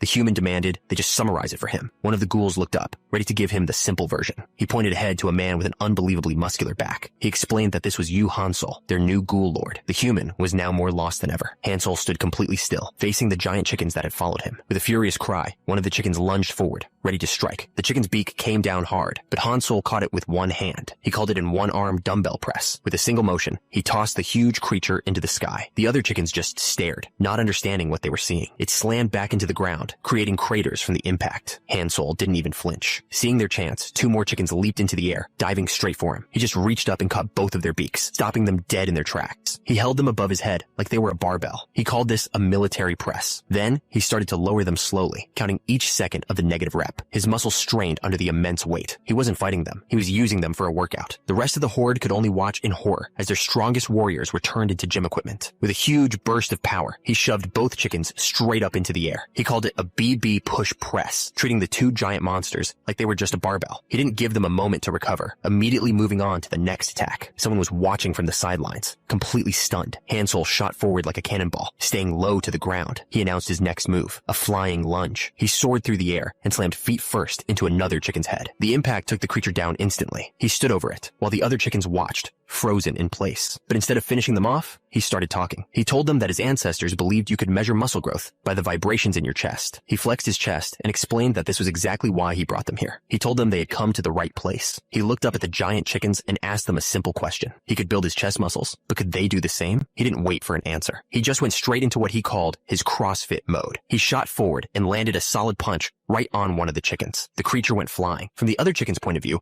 Hansel's back muscles bulged out, forming the shape of a massive kettlebell. His muscles swelled to an impossible size as he announced his next exercise, the kettlebell swing. He grabbed the dazed chicken and swung it straight up into the sky like it weighed nothing. It flew through the air like a cannonball, crashing into two of its friends and sending them tumbling. The one on the ground just stared, completely terrified. Without even pausing, he grabbed a huge log and started doing jumping squats. The chickens could only watch, totally confused by what was happening. He unleashed a flurry of kicks and punches, hitting the chickens from every direction. He grabbed two more chickens by their legs, ready for his next exercise, the cable tricep extension. He swung them down hard, smashing them into a third chicken on the ground. That one hit was enough to finish it. From a safe distance, a group of people watched the whole thing unfold. One of them couldn't believe his eyes, asking if that was really the ghoul lord they were told about. They stared at the chaos, wondering how a single person could be causing so much destruction. Meanwhile, one of the trainees was already feeling the strain. He knew he'd used too much energy just to get there, and he wasn't sure how much longer he could keep this up. He knew if he gave up now, it was over. He pushed with everything he had, thinking that at this rate, the training was going to kill him. The trainee's hands were shaking. He begged Hansel to just let him die, feeling too ashamed to face the former ghoul lord who had helped him. But Hansel wasn't listening. He decided to finish this with one big move. He lunged forward with everything he had. He called out his next move, bench press. He slammed his hands into the ground and pushed with all his might. This was his 1 rep max. As he pushed, the system activated his amazing muscle recovery skill. The system announced that 15% of his muscle had recovered, but it immediately sent a warning. His legs couldn't handle the power of his upper body. It urged him to loosen up his upper body before his legs gave out. The system was sure that muscle damage was coming, but Hansel ignored the warnings, standing firm in front of the entire horde of chickens. But he wasn't alone. Suddenly, everyone was behind him, lending him their strength for this final push. The trainee turned around, stunned to see all his friends there. They were all calling out to their master. The zombie builders were grinning from ear to ear. To them, this wasn't a desperate fight. It was just time for an extra set. The other trainees roared in agreement, ready to give it everything they had. With their combined energy, Hansel slammed his hands down. The entire ground erupted in a massive explosion. The blast was overwhelming. As the dust settled, the trainees had one last thing to say, a thank you for everything he'd taught them. Every single chicken was wiped out. And so were all the trainees, lying on the ground, completely spent. Standing over them, Hansel announced that the day's exercise was officially over. The trainee on the ground sadly said he was going to miss the Ghoul Lord. The other zombie builders agreed, talking about how he used to be violent before Hansel came and turned him into a good guy. He was so wiped out, he couldn't even stand on his own. He looked around, asking if anyone was going to help him up, but the zombie builders just turned and walked away, completely ignoring him. He yelled after them, calling them a bunch of ungrateful jerks. He finally sat up, sarcastically thanking Hansel for the hard work. Then he muttered under his breath that he was going to kill them all when they got back. That's when he noticed something. The other ghouls had stopped and were looking back with confused faces. Turns out, one of the ghouls had just woken up. He asked what was wrong, explaining that he'd taken a nap because he wasn't feeling well. The trainee and the other zombie builders looked at him with huge, terrifying grins. They all rushed him at once, ready to make up for his missed workout as he screamed for them to stay away. They tackled him in a massive dog pile. He yelled for them to get off, but it was too late. His special training had just begun. The trainee, now the new Ghoul Lord, smiled. He accepted his new role, promising to take care of everyone from now on. Meanwhile, in a place called Wardo Duchy, news of Hansel's actions was starting to cause a stir. Inside the castle, a lord listened to a report. He asked for confirmation, finding it hard to believe that one person had defeated all those monsters alone. His man confirmed it was the same person. The lord, Count Wardo, realized the Ghoul Lord wasn't the real problem. He knew the kid with him was the truly dangerous one. He worried that there was no telling when they might decide to turn on his people. The Count decided he had to think carefully about how to deal with him. Then he turned to the woman and asked where Blog was. The woman stammered, unable to give a straight answer. Turns out, Blog was in serious trouble, held captive by a dark figure. The grip on his shoulder was tight and merciless. Two men were holding on to Blog, but it wasn't what it looked like. Their friend Hendard didn't see it that way. He rushed forward, sword drawn, accusing them of trying to hurt the kid. But Hansel wasn't even paying attention to the sword. He was looking at Blog's form, and he was genuinely impressed, complimenting his perfect posture. That just made the two warriors even angrier. They lunged at Hansel, yelling at him to stop treating Blog like some kind of object. Hansel blocked their attacks without even trying. He looked straight past them to Blog and asked if he'd ever thought about getting stronger. The two attackers struggled against his grip, yelling that he was completely missing the point. He held them in place easily. He asked Blog again if the thought had ever crossed his mind, certain that it had. With a huge grin, Hansel made his offer. If Blog really wanted to be strong, he should come exercise with him. The warrior in the background just looked confused, wondering what exercise even was. Meanwhile, back at the castle, the situation was desperate. One of the men was on his knees, explaining that they had no choice but to let the monsters take Blog. The entire group begged their master to do something. They pleaded with him to save Blog from the ones who took him, but the master was hesitant. He argued that they knew nothing about this exercise. For all they knew, it could be dark magic. He felt for the guy who was caught, but he wasn't willing to take a risk on something so unknown. He tried to calm the young man down, telling him his own master wouldn't be so reckless. But the warrior wasn't listening. He interrupted, declaring that they were going to teach them a lesson. His energy flared as he drew his sword. He ordered two of his companions to get ready for battle. The master was furious. He yelled at them for being so emotional and questioned why they weren't listening to him. But the young warrior's mind was made up. He stated that they had crossed the line by touching his student. He pointed forward, his decision final. He called out to his friends, Hendard and Leiper. They were going to the alley mine to save Blog, and they were leaving now. Meanwhile, in the ghoul village, the situation was a little different. Hansel announced that they had a newcomer. To get things started, the first exercise would be squats. Blog looked completely lost, asking what a squat even was. Hansel just smiled and told him to come over so he could teach him. He explained that squats are the best exercise for building strong thigh muscles. But just a moment into it, Blog was already on his knees, completely out of breath. Hansel put a hand on his shoulder, asking if he needed to lie down. Blog just stayed there, trying to catch his breath. Hansel told him to stop and take a break. He explained that Blog's form was all wrong, and that he needed to focus the weight on his thighs to avoid getting hurt. Hansel then showed him how to position his feet, and Blog nervously tried to copy him. Hansel demonstrated the proper technique, telling him to move his hips as if he were about to sit down. He showed the full movement, explaining that pushing up with your hips and thighs is what makes a squat. He gave Blog a thumbs up, telling him he did great for his first time. He asked if he'd ever exercised before, and Blog admitted he'd only learned some swordsmanship. Hansel told Blog to try the squat again, but this time, he grabbed a heavy barbell made of stone and told him to raise his arms to hold it. The moment Blog touched it, he could feel how heavy it was. He wasn't sure he could even lift it off the ground, but with a huge effort, he managed to get it over his head. His whole body was shaking from the strain. Hansel yelled at him, telling him not to mess up his posture and to just squat. Blog screamed as he pushed through the movement, giving it everything he had. He did it. He completed the rep. As he stood there, the entire group of ghouls started clapping for him. Hansel watched, completely impressed. He couldn't believe Blog was keeping perfect form, even with that much weight. He started counting the reps. That's when he knew for sure. His first impression of the kid was right. Hansel looked proud. He explained that what Blog just did was called powerlifting. He turned to Blog and asked him if the reason he came along was to get stronger. Blog nervously agreed. Blog then shouted that he wanted to be strong, just like his friends. But Hansel told him something he wasn't expecting. He said that Blog could never be strong like his friends. Blog looked down, admitting that he already knew. He felt like no matter how hard he tried, he could never keep up with the genius. He started to thank Hansol for the training anyway, but Hansol cut him off, asking what he was even talking about. He put a hand on Blog's shoulder and explained. He said Blog would be strong in a different way, strong enough to protect the very friends he looked up to. Hansol told him that he had a rare talent, something he had never seen before. Blog's hands trembled as he took it all in. Blog was overwhelmed. This was the first time anyone had ever truly acknowledged him, but Hansol just laughed and told him not to cry, joking that he'd lose his muscle. Suddenly, a notification popped up. The system announced that his Hawkeye skill had just been upgraded to level time later. Blog walked up to Hansol, holding 3 little baby cocks. He asked him why he'd brought them back alive. He then turned to the ghouls and laid out his idea. He explained that if they hunted the cocks too recklessly, there wouldn't be any left. So, he proposed a new plan. They were going to raise the cocks themselves before they disappeared for good. One of the ghouls thought about it. He told Hansol that since cocks grow up so fast, raising them shouldn't be a problem. But then, he brought up a serious issue. There weren't many monsters in the mine that could beat a coke. If these babies evolved, none of the ghouls would stand a chance. Only Hansol could stop them. The ghoul looked right at Blog and asked if he thought he was strong enough to handle it. He waited, letting the question hang in the air. That's when Hansol stepped in. With a cold look, he repeated the ghoul's own question back at him. The ghoul started sweating. He quickly stammered that it wasn't like that, and that they could probably handle it after all. Hansol laughed, telling the ghoul he was almost disappointed in him for underestimating his own kind. The ghoul quickly apologized, looking embarrassed. With that settled, they all headed to the training ground. Hansol's voice echoed as he guided them, telling everyone to use their main leg muscles to support the weight. Blog was completely into it, a huge grin on his face as he pushed through the reps. But somewhere else, a different kind of training was happening. A man gripped a barbell, while his partner, a bald man with strange powers, activated a skill called Heavy Blunt, causing the weights to glow. The bald man asked if he was ready. The lifter roared back that he was, and told him to bring it on. With a determined look, the supporter prepared to increase the weight. He activated his skill again, but this time it was Heavy Blunt X2. The purple energy around the barbell flared up intensely. The lifter screamed, his body shaking under the crushing weight. His partner yelled words of encouragement, pushing him to finish the rep. Blog was counting out the reps, a huge smile on his face. He and the ghouls were all squatting together, pushing themselves hard. Every single one of them was giving it their all, pushing past their limits. But just as they were in the middle of their workout, something interrupted them. A bright flash of light appeared right in the middle of the training ground. Before anyone could react, a huge blast of energy sent the ghoul chief flying. The ghouls were thrown to the ground, completely stunned by the sudden attack. The chief looked up, trying to figure out what just hit them. That's when they saw her. A woman stood over them with a wild look in her eyes. She demanded to know if they were the monsters who kidnapped her student. The ghoul chief was terrified. He tried to explain that it was all a misunderstanding, telling her he didn't even know who she was. He also added that he wasn't the chief anymore. She told him he should have just answered with a yes or no. Then she swung her sword right at the ghoul chief. The strike hit the ground with incredible force, kicking up a huge cloud of dust and rock. But when the dust settled, she looked confused. Her blade hadn't hit its target. Turns out, Hansol had stepped in and blocked her sword with his bare arm. He looked annoyed and asked what her problem was, explaining they were just working out. The woman was stunned that he blocked her blade with his body. Hansol, on the other hand, was more worried about his muscles getting hurt. He saw the cut on his arm and realized this woman was seriously dangerous. She turned and shouted to 2 men behind her, asking if Hansol was the guy they were looking for. The men yelled back, confirming it was him. Then they shouted for Blog, telling him their master was here to save him. The woman faced Hansol with a smug look. She apologized for interrupting his training, but then accused him of trying to steal her student. Hansol turned to Blog, confused. He asked why he didn't just say he already had a trainer, since that would have avoided this whole mess. Blog looked down, struggling to find the right words. He didn't know what to say. Hansol just grinned. He asked him straight up if he thought exercise was better than swordplay. He told him to just be honest and stop hesitating. The pressure was clearly getting to Blog. That's when Blog made his choice. He bowed deeply to his old master and apologized, admitting he liked exercising more than swordplay. He told her he was sorry she came all this way, but he had a new master now. The woman looked at him, her expression unreadable. She said if that was his choice, then there was nothing she could do.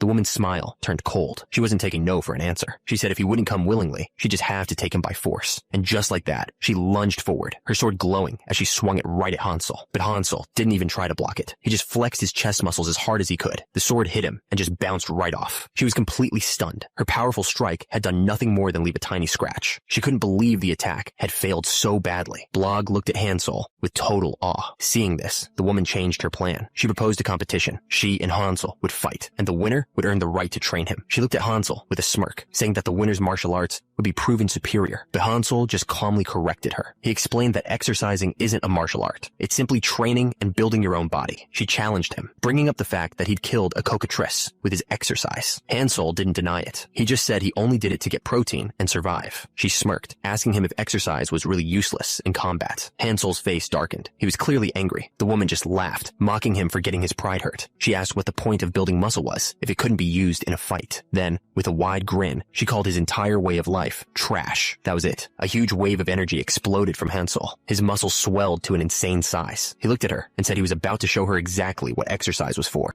A notification popped up. The system announced that his cock's leg mode had been activated. As everyone watched, one of the ghouls wondered aloud who was stronger, Hansol or the woman. Another ghoul scoffed, pointing out the huge size difference, but Blog quickly spoke up, telling them not to judge by appearances. He revealed that his former master was one of the 10 strongest people on the continent. Hansol's eyes narrowed. A system window appeared, announcing that his Hawkeye skill was activated. It identified the woman as a human sword master. The skill gave him a full breakdown of her body composition. Looking at the numbers, he was confused. He couldn't understand how someone with her muscle mass could have possibly left a scratch on him with a sword. The woman looked down at Hansol, calling him alien. She asked him just what kind of martial art he was teaching, preparing to explain what real swordsmanship was. A quick vision showed a master swordsman unleashing a powerful strike. She explained that her martial art was a technique so strong it could cut enemies into pieces using chi. With a smirk, she told him she would teach him a few things as his elder. Then she lunged forward, unleashing a rapid series of strikes. She continued to call him an alien, asking if he knew why. She said that even though he looked human, something was clearly different about him. Hansol just waved his hand, yelling that he didn't care. He didn't even touch her, but the force of his swing sent her flying backward. She landed on her feet and finished her thought, explaining that it was because the mana around his body was red. She claimed that red mana was a sign of demonic blood. The redder it was, the closer you were to being a demon. She pointed her sword at him,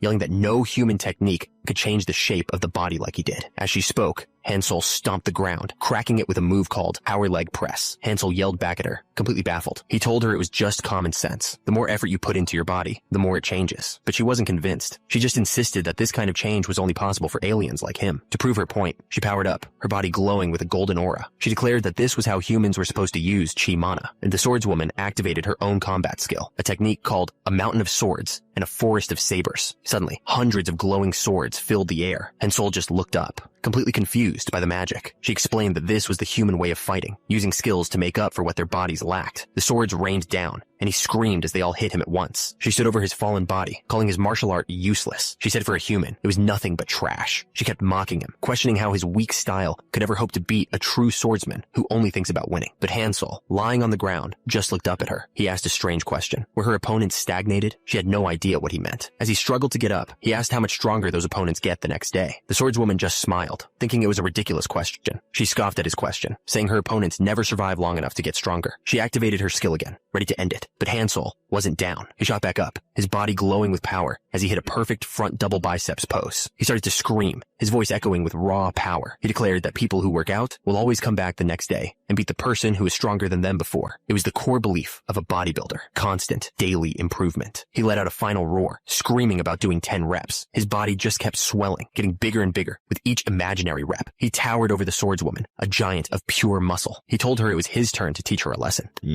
But just as the fight was about to start, someone called out to Blog, asking to speak with him. Blog was shocked to see his old friends, Leiper and Henderd. They both looked incredibly nervous. Leiper started to apologize. He explained that they thought Blog would hate them, so they went to their master for help. Blog was completely confused. He had no idea why they would think he hated them. Henderd explained their mistake. They thought Blog had left because they were pressuring him too much. Blog quickly corrected them. He said he was only staying to learn from Hansol and planned to return home when he was done. Hearing this, his friends' faces lit up with relief. The whole thing had just been a big misunderstanding. With that settled, they got excited. They asked Blog what kind of martial art he was learning from his new master. Blog admitted he didn't know much yet. He turned to one of the ghouls, asking the former Lord Nim to help him with a demonstration. Blog turned to his friends and asked them a question. He wanted to know if they remembered what their old master said was the most important part of learning swordsmanship. Leiper shot his hand up and yelled out the answer, the lower body. Blog confirmed he was exactly right. He explained that the exercise they were about to do, called squats, trains the entire lower body, especially the quadriceps. Blog mentioned that Hansol told them to learn the posture first to be safe, but he grinned and said it would be more fun to use weights right away. The ghoul looked worried. He asked if it wasn't too dangerous to use weights from the very beginning. Blog just smiled and said it was okay, because he would assist them. Turns out, his idea of assisting was having a giant hand pressed down on their head while he counted reps. The woman struggled to stand, using her sword to keep her balance, as the massive hand forced her down again and again. She screamed at him, asking why he was pulling his strength back. But then, Hansol's massive form loomed over her. He wasn't pulling back. He was gathering strength, explaining that in technical terms, it's called contraction and elongation. The woman watched, confused. She could hear her former students moaning in pain as a massive leg just kept going up and down, over and over. Turns out, Blog was using his giant energy hands to force his friends through the workout. The swordswoman was completely horrified, demanding to know what kind of training this was. Hansol stepped in, explaining that it was a forced repetitive squat, a key part of their training. He did admit, though, that they might get hurt, but instead of being angry, her expression completely changed. She suddenly got excited and declared that she wanted to add his exercises to her own training program. Hansol looked down at her, his presence seeming to grow larger and larger. He simply asked if she was serious. Blog asked her what she saw that made her change her mind. She had a strange look on her face and explained she saw the hot and sticky passion of sweaty men working out together. And just like that, they were united, not by swords or martial arts, but by the power of a good workout. As they rode, Blog suddenly grabbed the swordswoman's arm, his eyes wide with surprise. He couldn't believe how strong her arm muscles were and asked what kind of training she did. The swordswoman just laughed, asking if he was really curious. Blog was practically vibrating with excitement. He was desperate to learn her secrets. The swordswoman explained it was nothing special. Her muscles were just from swinging a sword all day for her job. But then she admitted she had a question of her own. She asked if it was really okay for him to teach her his advanced training methods without any kind of payment. Hansol just smiled. He told her it was more than okay. In his mind, the more people who worked out, the better it was for everyone. She looked back, still a little confused, and asked him to explain why he felt that way.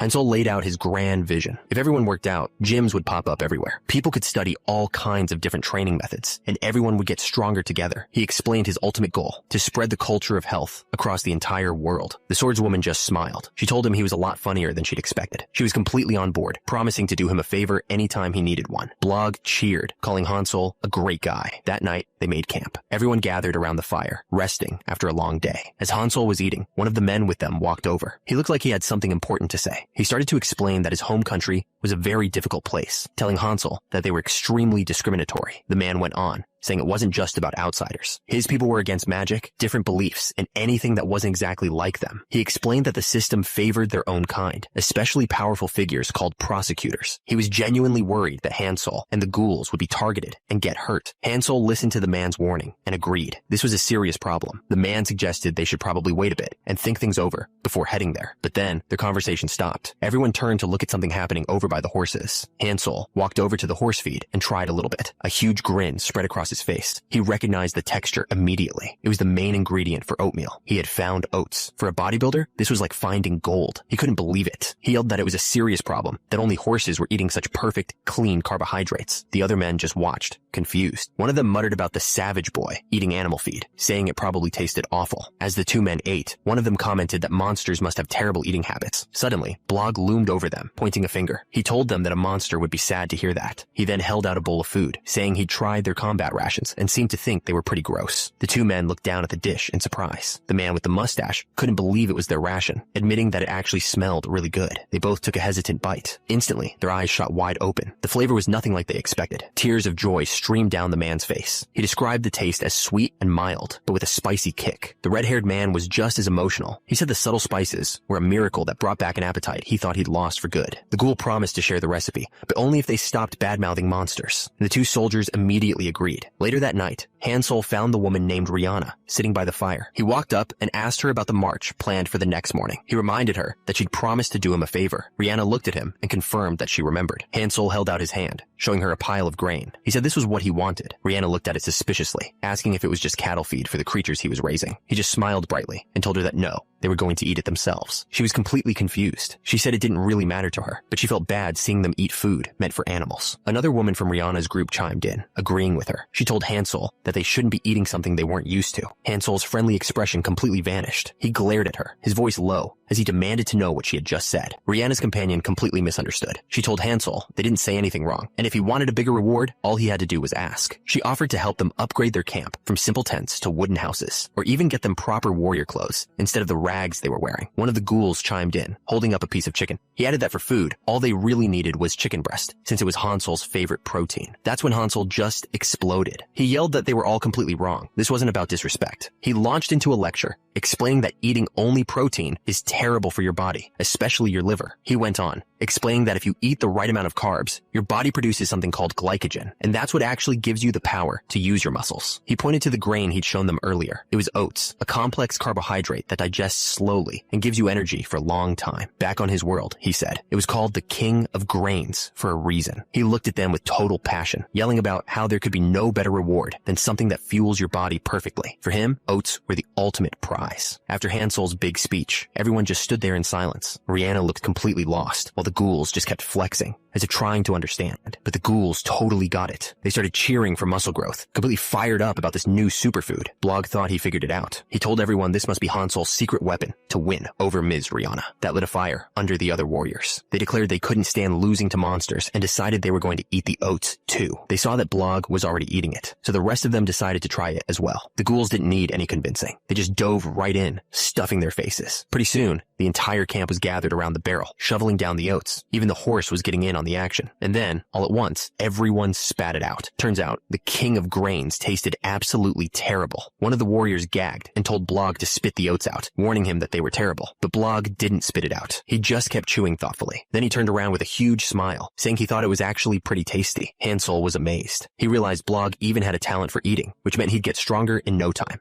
Rihanna looked over at Hansel. She told him that while she didn't understand his excitement, she could see he was satisfied. With that, she made a promise. She would produce all the oats he needed to meet his conditions. Hansel was overjoyed. He grabbed her hands and shouted that she was the best, celebrating their new deal, while the others were still sick on the ground. With their business settled, the group headed back to the city. As they approached the main gate, the guards on the wall announced General Rihanna's return. The massive city gates slowly creaked open, and a rider came out to meet them. They walked past the guards in silence. The mood felt heavy. One of the ghouls leaned in close to Hansel. He quietly asked if Hansel remembered what he told him about this place. He described it as the country of weirdos, but also the best on the entire continent. All around them, people were already starting to whisper and stare. The ghoul finished his thought. This was a country that discriminated against people who were different. As they walked deeper into the city, they could feel everyone's eyes on them. The ghouls looked visibly uncomfortable as they walked through the streets. All the townspeople were whispering and pointing at them. Hansel, completely missing the point, nudged one of them with his foot. He told him to fix his pose. The ghoul just looked back, confused. He explained with a huge grin that everyone was just staring because they had such great bodies. The ghouls actually wondered if he was right. Blog, on the other hand, knew that was definitely not it. But the ghouls didn't care about Blog's doubt. They took a deep breath and immediately started flexing for the crowd. The townspeople just stared back, completely shocked by the sight of muscular monsters posing in the middle of the street. General Rion watched the whole ridiculous parade from her horse. She sighed, wondering to herself why she even liked these monsters. Finally, they arrived at Weirdo Castle. A man on a throne looked down at them and asked Hansel if he was really going to teach the general how to work out. The man on the throne looked down at them with a smug expression. He asked if the oats were payment for livestock. Hansel just smiled and corrected him, explaining that they were oats for a meal. The Lord was not impressed by his cheerful attitude. He made it very clear that he was only doing this as a favor for General Rion. He told them that if it wasn't for her, he wouldn't have let them take a single step inside the castle. General Rion bowed and thanked him for his kindness. Hansel, meanwhile, just seemed excited to be there. The Lord ordered him to teach the soldiers and leave without causing any trouble. But Hansel just offered to be his personal trainer too. To everyone's surprise, the Lord turned his head and agreed to the deal. But as they were led away, he glared after them. He was furious at Hansel's disrespect. The Lord sat on his throne, still fuming. He couldn't just let that disrespect slide. He'd been worried about General Rion's popularity for a while. He needed a way to turn the people against her. And just like that, he realized Hansel was the perfect opportunity. A wicked smile spread across his face. He shot up from his throne and called for a servant, ordering them to bring in the Tutula mercenaries. He was sure this would be the end of her. The very guests she brought into the castle would be her downfall. Meanwhile, at the soldier training ground, the men were going through their daily drills. An officer suddenly called for everyone's attention, announcing a special training session. He introduced the man beside him. You Hansel, the ghoul lord, brought here by General Rion herself. The soldiers started whispering immediately. They couldn't believe they were supposed to take orders from a monster. The officer shouted over them, warning that even if they didn't like it, disobeying the new instructor was a violation of military law. Hansel greeted the soldiers with a huge smile. He announced that he was their new special instructor, here to teach them how to work out. But then, his tone changed completely. He told them he didn't like the way they were looking at him, and ordered everyone to get down on the ground. The soldiers just stared, completely confused by the sudden command. He dropped to the ground to show them what he meant, yelling for them to stretch out their stomachs. The ghouls immediately followed his lead, dropping into position without question. But when Hansel saw the soldiers still standing there, he screamed, demanding to know why they weren't getting down. A few of the soldiers finally started to move, awkwardly getting down on the ground. But one of the older soldiers just scoffed, thinking the whole thing was a joke. He started shouting at the others, asking if they were really going to follow a monster's orders. The officer immediately yelled back, warning the cadet that calling instructor Hansel a monster was an insult to the general.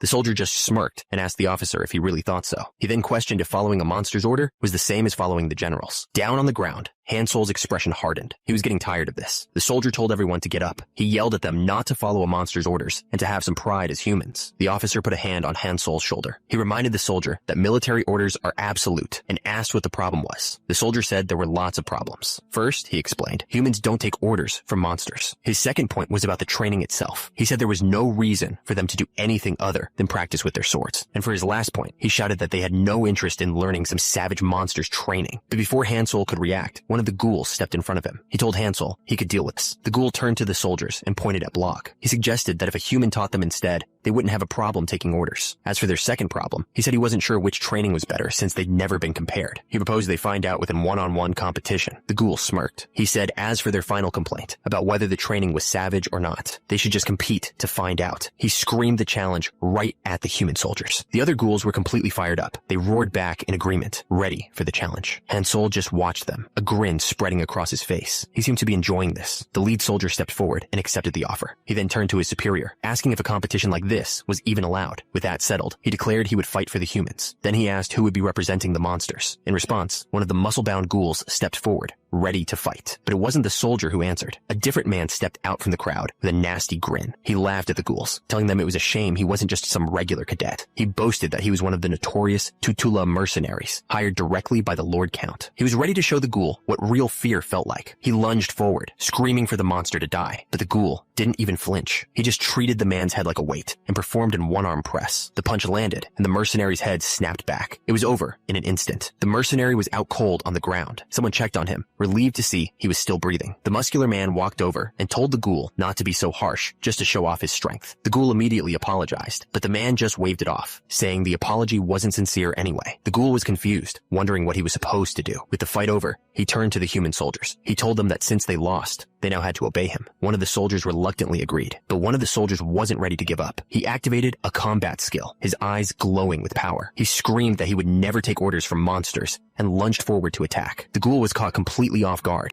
but the ghoul reacted instantly. He activated his own skill, Heavy Blunt, multiplying its power by 10. The ghoul's powerful attack was about to connect, but at that exact moment, someone else stepped in, their eyes glowing red. He didn't throw a punch or cast a spell. He just reached out and gently tapped the soldier on the chest, stopping him completely. The soldier went flying back from just that one little tap. He was completely overpowered. He slammed into the wall so hard it cracked. The fight was over. Sometime later, a woman in a cape arrived at the training grounds. She spotted Han Sol and greeted him with a huge, cheerful smile. But the human soldiers weren't happy. They were whispering to each other, convinced that magic had been used in the fight. They didn't trust the monsters at all. Suddenly, a loud bang echoed nearby. The woman turned to Han Sol, demanding to know what was happening. Two soldiers rushed up to her, looking very worked up. The soldier addressed her as General and quickly explained. He said a battle broke out because some men refused to follow her orders. He reported that the soldiers lost, and now they were claiming the monsters must have cheated with magic. The general turned to Han Sol and asked him directly if he'd used magic in the fight. He immediately denied it, insisting they'd done nothing of the sort. She then faced the angry soldier and told him what Han Sol had said. The soldier was stunned. He couldn't believe she would take a monster's word over his. Just then, another man rode up on a white horse. He announced that he'd heard something unbelievable and demanded to know what was going on. He looked down at the general, questioning whose side she was really on, the humans or the monsters. The general stated firmly that of course she was on her people's side, but he wasn't convinced. He yelled back at her, asking why she was listening to monsters then. Han Sol, completely missing the mood, just grinned. He asked the man if he came to work out and told him to get off the horse. One of the ghouls quickly grabbed him, trying to explain that this was not the time for jokes. The man on the horse, feudal Lord Wordo, told the general that while he cared for her, her new friends were causing trouble for his people. He explained that one of the students had been hurt in the fight, and that, he said, was a very serious problem. He yelled that as the feudal lord, he couldn't just let it slide.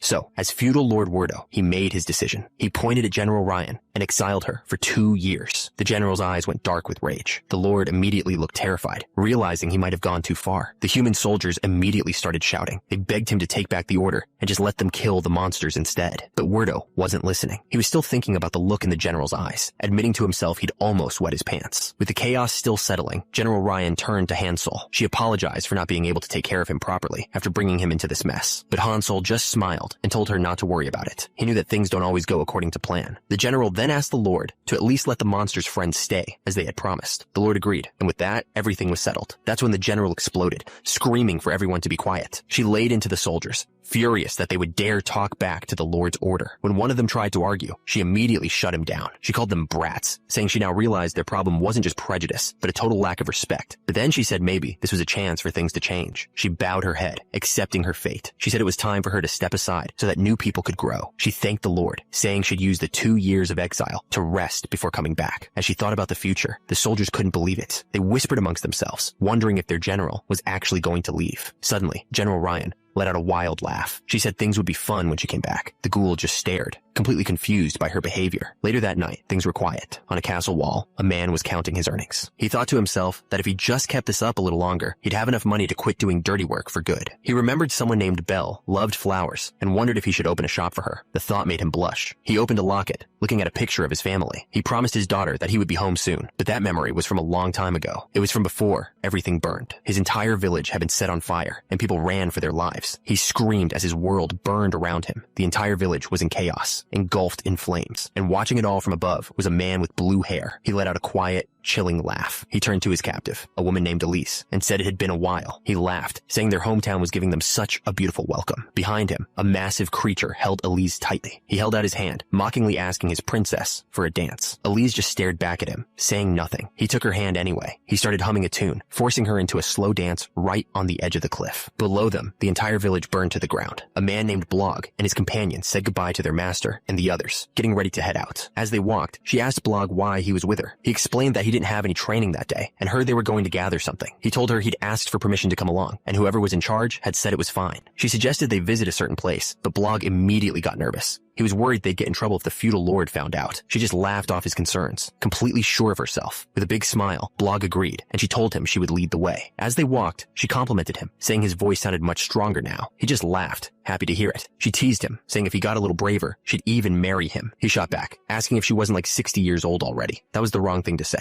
She completely lost it, yelling at him for daring to talk about her age, and started chasing him down. The ghouls were busy with their strange training. One of them practiced a powerful strike on a slime. Another one struck a pose, absorbing a slime right into its body. As two of them carried slimes, one asked about his friend's recent arm injury. The other just brushed it off, saying he was fine and couldn't wait for Hansel to teach them a new exercise. Just then, Blog and General Ryan appeared on the path. The general called out, asking what the ghouls were doing with all those slimes. The ghouls immediately recognized them. When they asked why he was back so soon, Blog just gave a vague smile and said things just worked out that way. But the general wasn't letting it go. She smiled and politely insisted they answer her question. One of the ghouls finally explained. He said their master, Hansel, had told them they needed the slimes. That just made the general more confused. She asked what they could possibly be for, since slimes were basically useless, not even good for medicine. The ghouls struggled to find the right words, finally just telling them it would be better if they came and saw for themselves. Blog chimed in, explaining that the builders just weren't very good at explaining things. The general just looked at the ghouls, then reluctantly agreed to follow. As they walked up the path, Blog suddenly spotted Hansel in the distance and waved excitedly. Hansel greeted them with a huge smile, asking if Ryan was there too. He then casually told one of the ghouls that some of the slimes were about to get away. The scene was completely bizarre. Hansel was coaching the ghouls, telling them to use their chest muscles to corner a pile of slimes. Seeing this, the general finally asked what in the world he was doing. Hansel began to explain. He said that after watching the students at the training ground, he realized their bodybuilding and powerlifting workouts just weren't efficient enough. He figured what they really needed was athletic training, but since they didn't have any equipment for that, he decided he was just going to make it himself. Blog was confused. He asked if making equipment with slimes was like creating a dummy for sword practice. Hansel shook his head, saying it was nothing like that. He turned to the ghouls and told them to bring him a slime. With a large purple slime in front of him, Hansel began his lesson. Without any warning, he slammed his hand right into the creature's body. He pulled out a small ball, explaining it was the slime's core. He said it would regenerate in a few days, so he just set it aside. With the core gone, he said the next step was to make a hole right through the middle of the slime. Turns out, slimes are perfect for this because their bodies are incredibly stretchy. He then put his hands inside the hole and stretched it out. Just like that, he had made a perfect resistance band. He held it up proudly. The slime had been transformed into a perfect training band. The blue-haired man, Blog, turned to General Ryan. He told her there were tons of exercises they could do with this new equipment. He explained that they could even color code the bands based on the slime's strength. Then he turned to Hansel, thanking him, but also apologizing. Hansel had no idea what he was sorry for. That's when General Ryan stepped in. She admitted that for a while, she had been suspecting protecting him. She thought his obsession with training was just an act, a way to trick humans and get close to them. But she finally understood. He was being completely 100% honest with them. Ryan then admitted that she felt like a failed educator. She couldn't stop her own nation from becoming so full of hate. She said that's why she just tolerates all the nonsense from the feudal lord. She felt like she had no other choice. But Ryan told Blog that he was different from her. She was sure he could bring real change to the country. The word changes made Blog pause and think. Suddenly, he ripped off his shirt and started flexing, proudly announcing that physical change was his specialty. Ryan immediately told him that's not what she meant at all. He then presented his squad of muscular ghouls, suggesting a group workout. Ryan just shook her head, saying that wasn't it either. That's when Ryan smiled. She said she'd show him the change she was talking about. She pointed past them to a line of human soldiers. That was the change she wanted. The soldiers didn't look happy. They whispered to each other,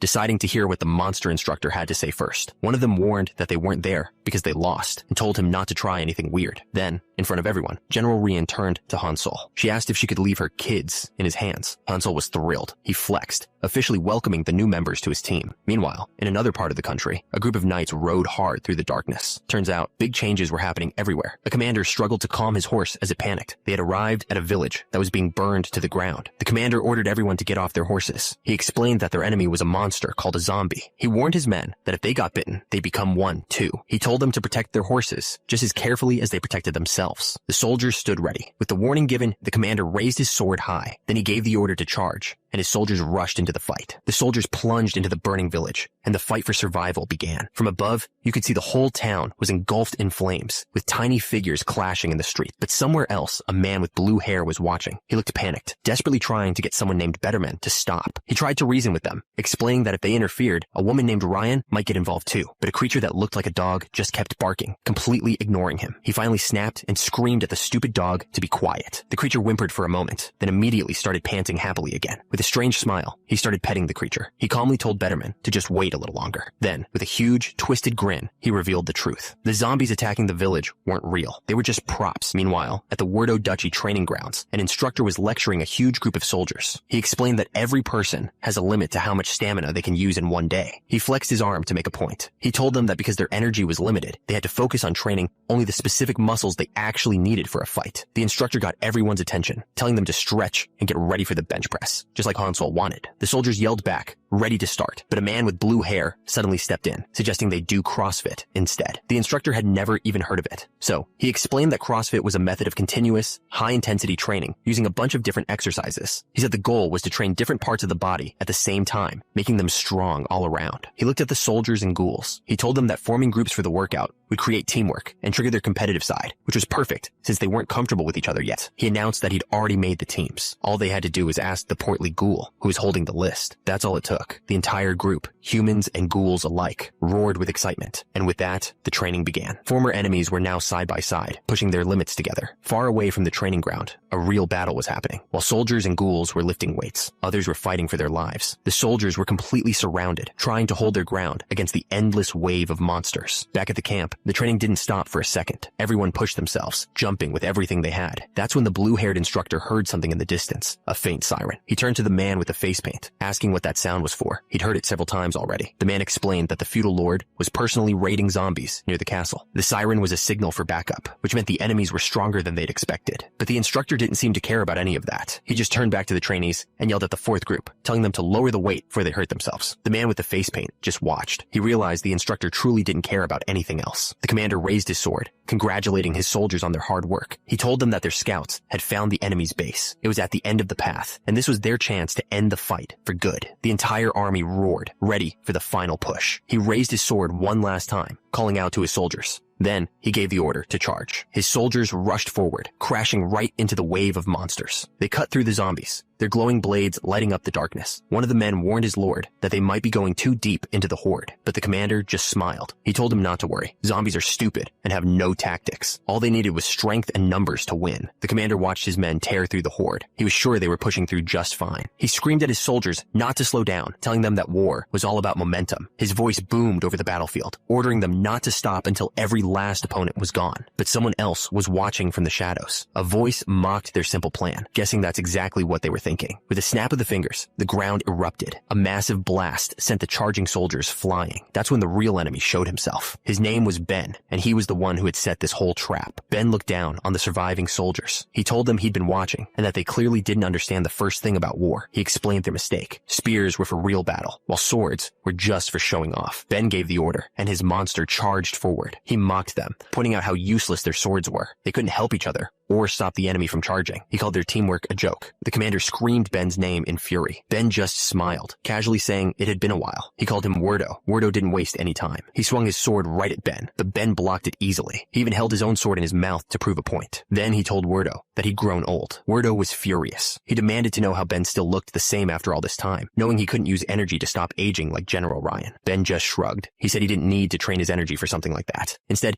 he said he did some research. That's when he showed his hand. He had syringes filled with some glowing green stuff, and it looked dangerous. Ben didn't hesitate. He stabbed the syringe right into his own chest. His body started to change instantly. His muscles swelled to an insane size as dark lines spread across his skin. Wordo stared up at him, his face filled with dread. He started to ask a question, suspecting something awful. A massive shadow fell over him. Ben had turned into some kind of giant, towering over Wordo completely. The transformation was complete. Ben was a monster. That's when Wordo finally asked the question he was dreading. Had Ben been experimenting on humans? His face was twisted into a horrifying grin. Wordo looked up at him and realized the man wasn't just a monster. He was completely insane. He glanced back at his soldiers fighting in the distance. He knew he didn't have much time before they were overrun. He had to end this right now. He had to kill Ben before anyone else could interfere. He activated a combat skill, pouring all his energy into the attack. He launched himself into the air, his sword blazing with light. He screamed that Ben was a lost spirit and it was time for him to go back to hell. The blade slammed down, creating a massive explosion of force. But it wasn't enough. Wordo was stunned by the sheer speed and power Ben possessed. Before Wordo could even process what happened, Ben was already moving. The giant slammed his fist into the ground, and the entire area erupted. Wordo hit the ground hard. That last attack had almost killed him. He knew he couldn't win with pure strength. His only hope was to predict Ben's moves and find an opening. He activated a combat skill, pouring all his energy into his sword to block the incoming punch. But the force behind the blow was insane. In that instant, Wordo knew for sure Ben was way more powerful than him. His block shattered, and he was sent flying. He slammed into the side of a cliff with incredible force.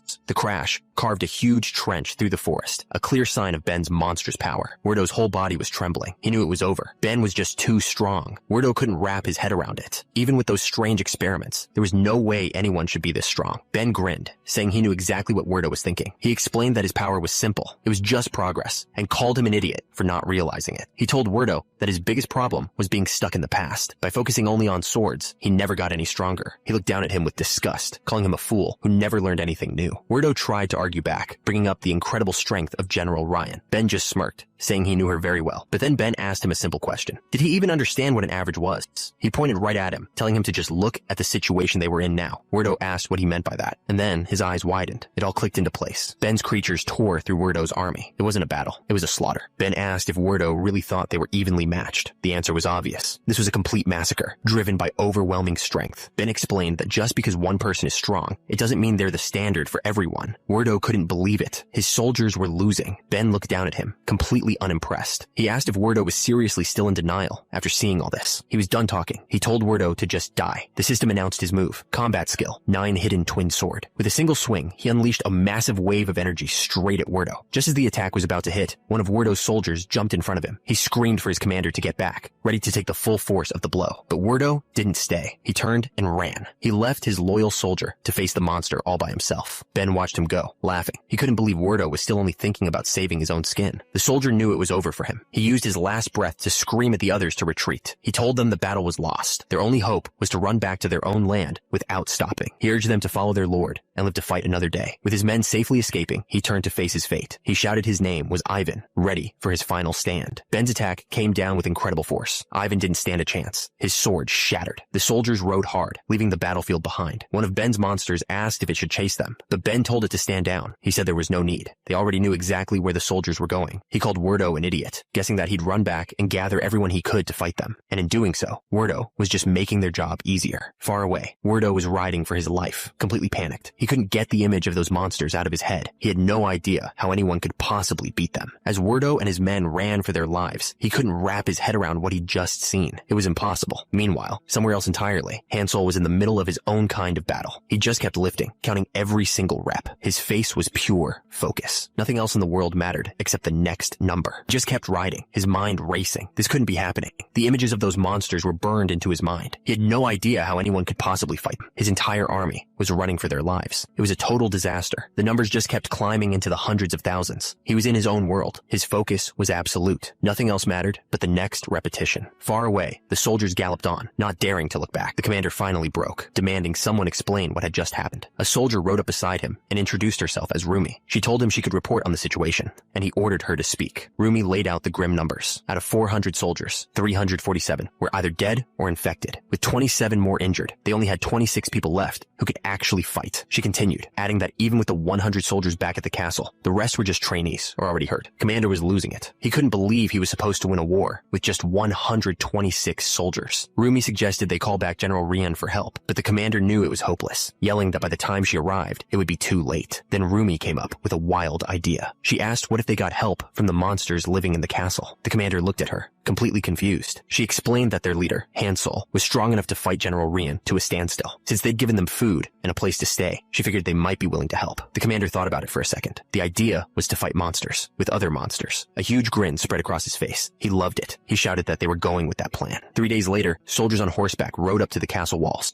They headed straight for the training grounds. The commander rode forward, yelling for everyone to stop what they were doing and gather around. Hansel and his trainees were in the middle of a workout. They all looked up, confused by the sudden order. Rumi shouted at them, demanding to know what they were doing and telling them to obey. Finally, Hansel and his group stopped their training and walked over to see what was going on. The commander looked down from his horse and asked if he was speaking to Hansel. Hansel just smiled and asked if he was there for personal training. The commander wasn't amused. He told Hansel he wasn't there to work out. He was there to give the monsters an order. The commander yelled that it was time for these lowly beings to repay their debt for being allowed to stay in the castle. He gave them a direct order: kill the zombie army that was getting closer. But Hansel and his trainees just stared back with blank faces. They didn't seem to understand a single word. The commander gritted his teeth in frustration, wondering if they were too stupid to even understand him. He decided to try a different approach, offering them a chance to die with honor. He even made a special offer to their leader, Hansel, promising him citizenship in their great nation. He called it the best deal they could ever get and told them to show off that freaky thing they called a workout. And in response, one of the trainees shouted out a command, not for battle, but for a pose: front double biceps. In perfect sync, all the trainees hit the pose, their muscles flexing under the sun. The commander just stared, completely confused by what he was seeing.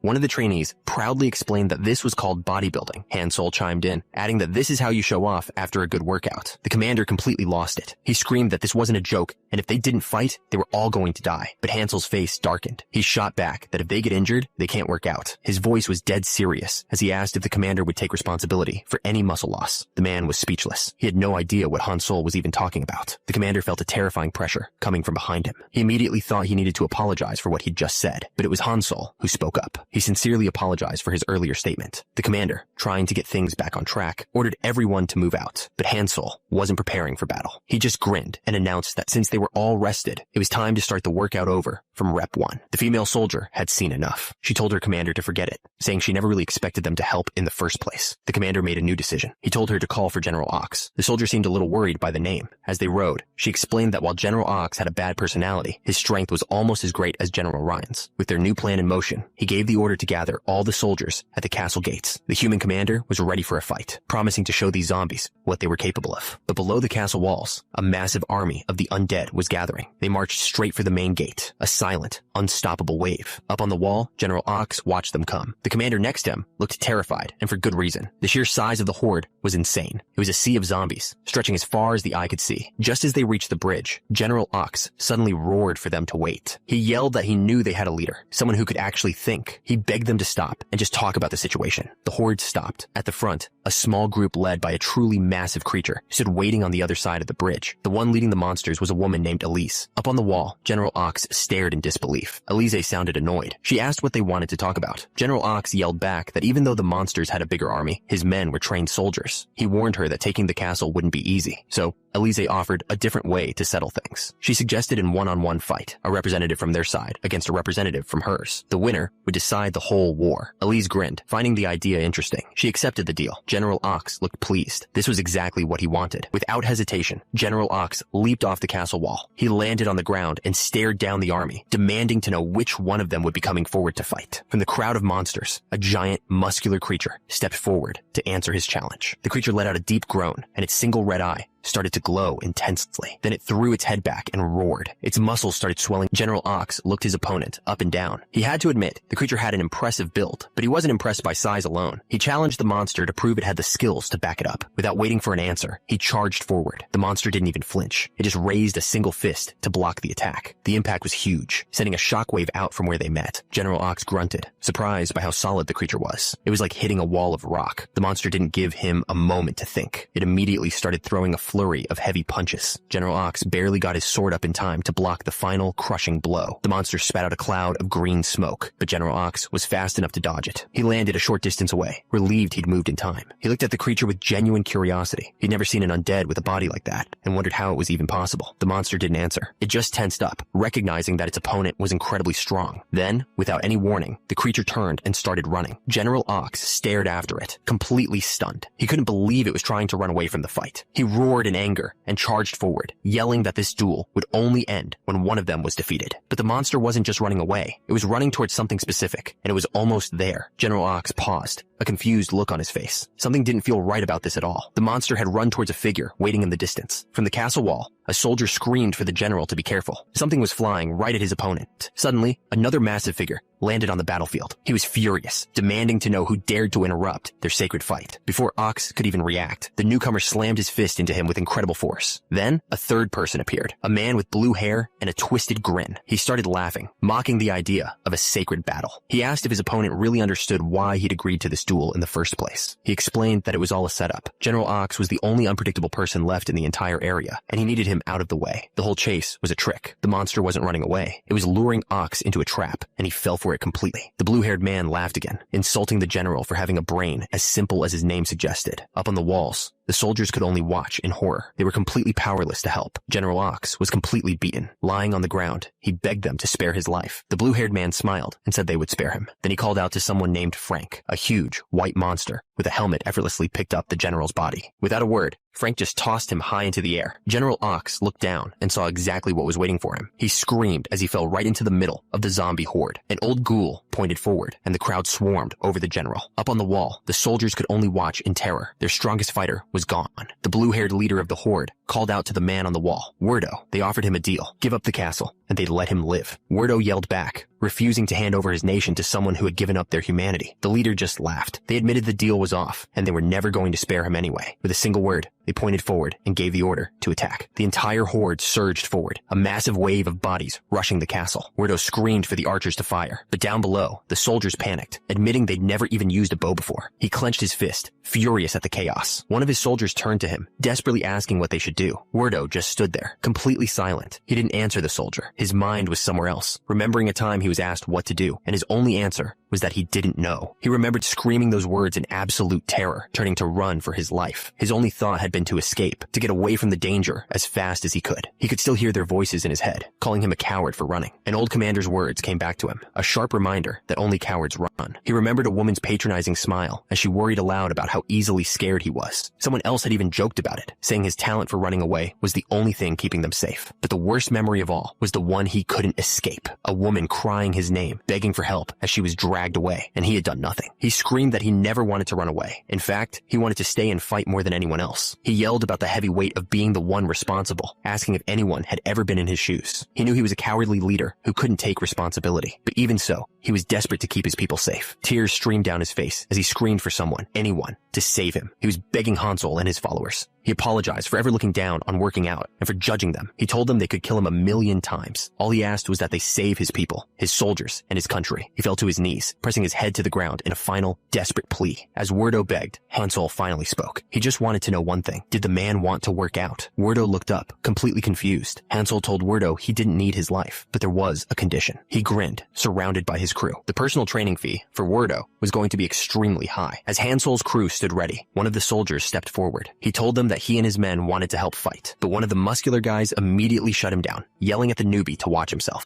He said that anyone who couldn't lift at least 400 kilograms across the 3 main lifts should just stay out of it completely. With that, they just stood there, an intimidating wall of muscle. Watching them, Werdo thought to himself that they were probably just a bunch of idiots. But as they turned and walked toward the enemy, he couldn't help but wonder, why do they look so unbelievably cool? With Hansel leading the way, his entire crew started running, and their steps perfectly in sync. One of them pointed ahead, noting that it was a straight shot right to the gate. But this wasn't just a charge. Hansel announced that since it was an emergency, they'd be doing interval training. His crew cheered in agreement. He counted off the seconds as they picked up the pace. He gave the order, run as fast as they possibly could for 1.5 minutes. But not everyone was built for this. Fatso was already falling behind, completely out of breath. He was already at his limit. He looked up, completely stunned. They were already gone, just a cloud of dust in the distance. He couldn't believe how fast they were. Inside the city walls, the chaos was everywhere. A woman held her child tight as 2 zombies closed in on them. Then, out of nowhere, something slammed into the zombies, crushing them instantly. The boy looked up at his mother, telling her they were okay. They had been saved. He watched the group run past, their power on full display. He asked his mom if learning to use a sword could make him that strong, but his mom just looked confused. She told him that whatever that was, it wasn't swordsmanship. She decided they would just have to ask them what their strange technique was after the war ended. Meanwhile, at the main gate, the soldiers looked out at the massive horde of zombies. One of them activated a skill called Hawkeye to get a better look, but what he saw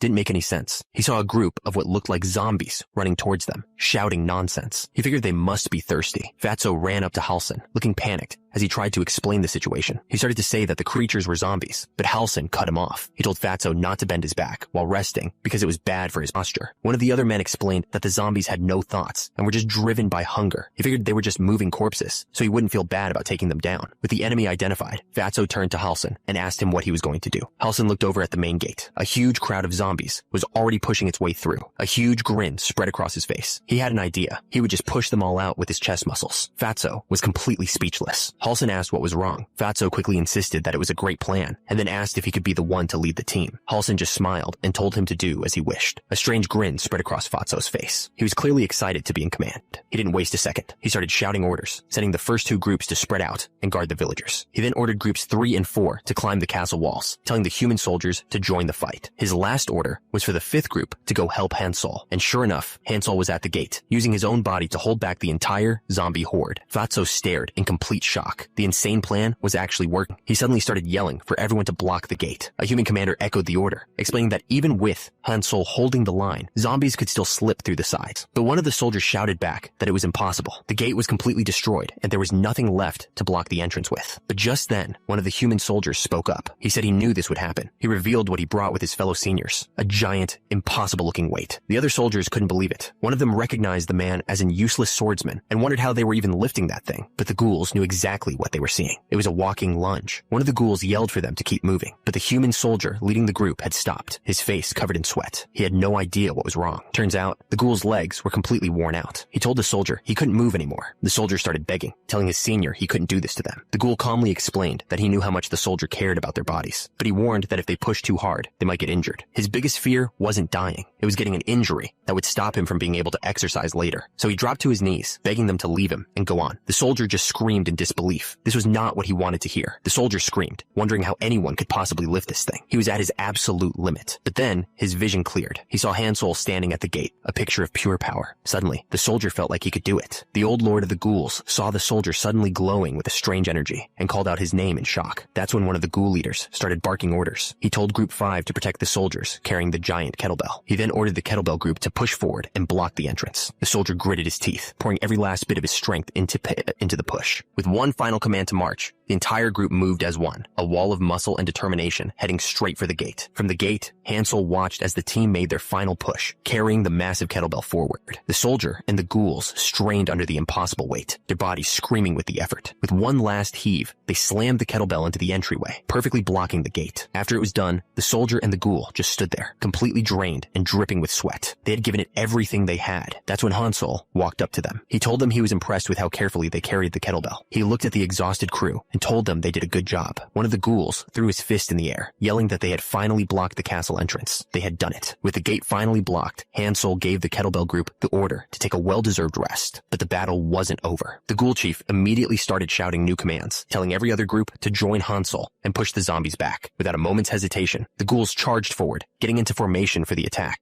Hansel stood at the front, ready to lead the charge against the undead horde. As they started pushing the zombies back, one of the human soldiers looked confused, asking if he was even doing the move correctly. Hansel yelled instructions from the front, telling him to put more strength into his chest. The soldier immediately understood and followed the order. But the zombies weren't just a weight to be pushed. They were fighting back, screaming and clawing at them. One of the ghouls got caught in their grasp. From the top of the wall, a lookout screamed a warning, telling them not to get bitten. The lookout kept screaming, warning that a single bite would turn them into one of the undead. The ghoul, who was bitten, suddenly froze, his body tensing up. He let out a huge scream as his muscles started to swell and bulge, but then he just stopped and turned to his friend. They started laughing, joking that they were already undead, so it didn't matter. Elise just stared, completely confused by what was happening. She couldn't believe how ridiculous this was, but the ghouls thought it was hilarious, and one even wondered if he should try the prank too. The moment of fun was over. A new wave of zombies charged forward, screaming as they closed in. One of them lunged and bit down hard on the fighter's shoulder, but the fighter wasn't scared. He just looked annoyed, complaining that the zombie was making his muscles dirty. His arms started to glow as he prepared to hit back. Far away from the chaos, someone else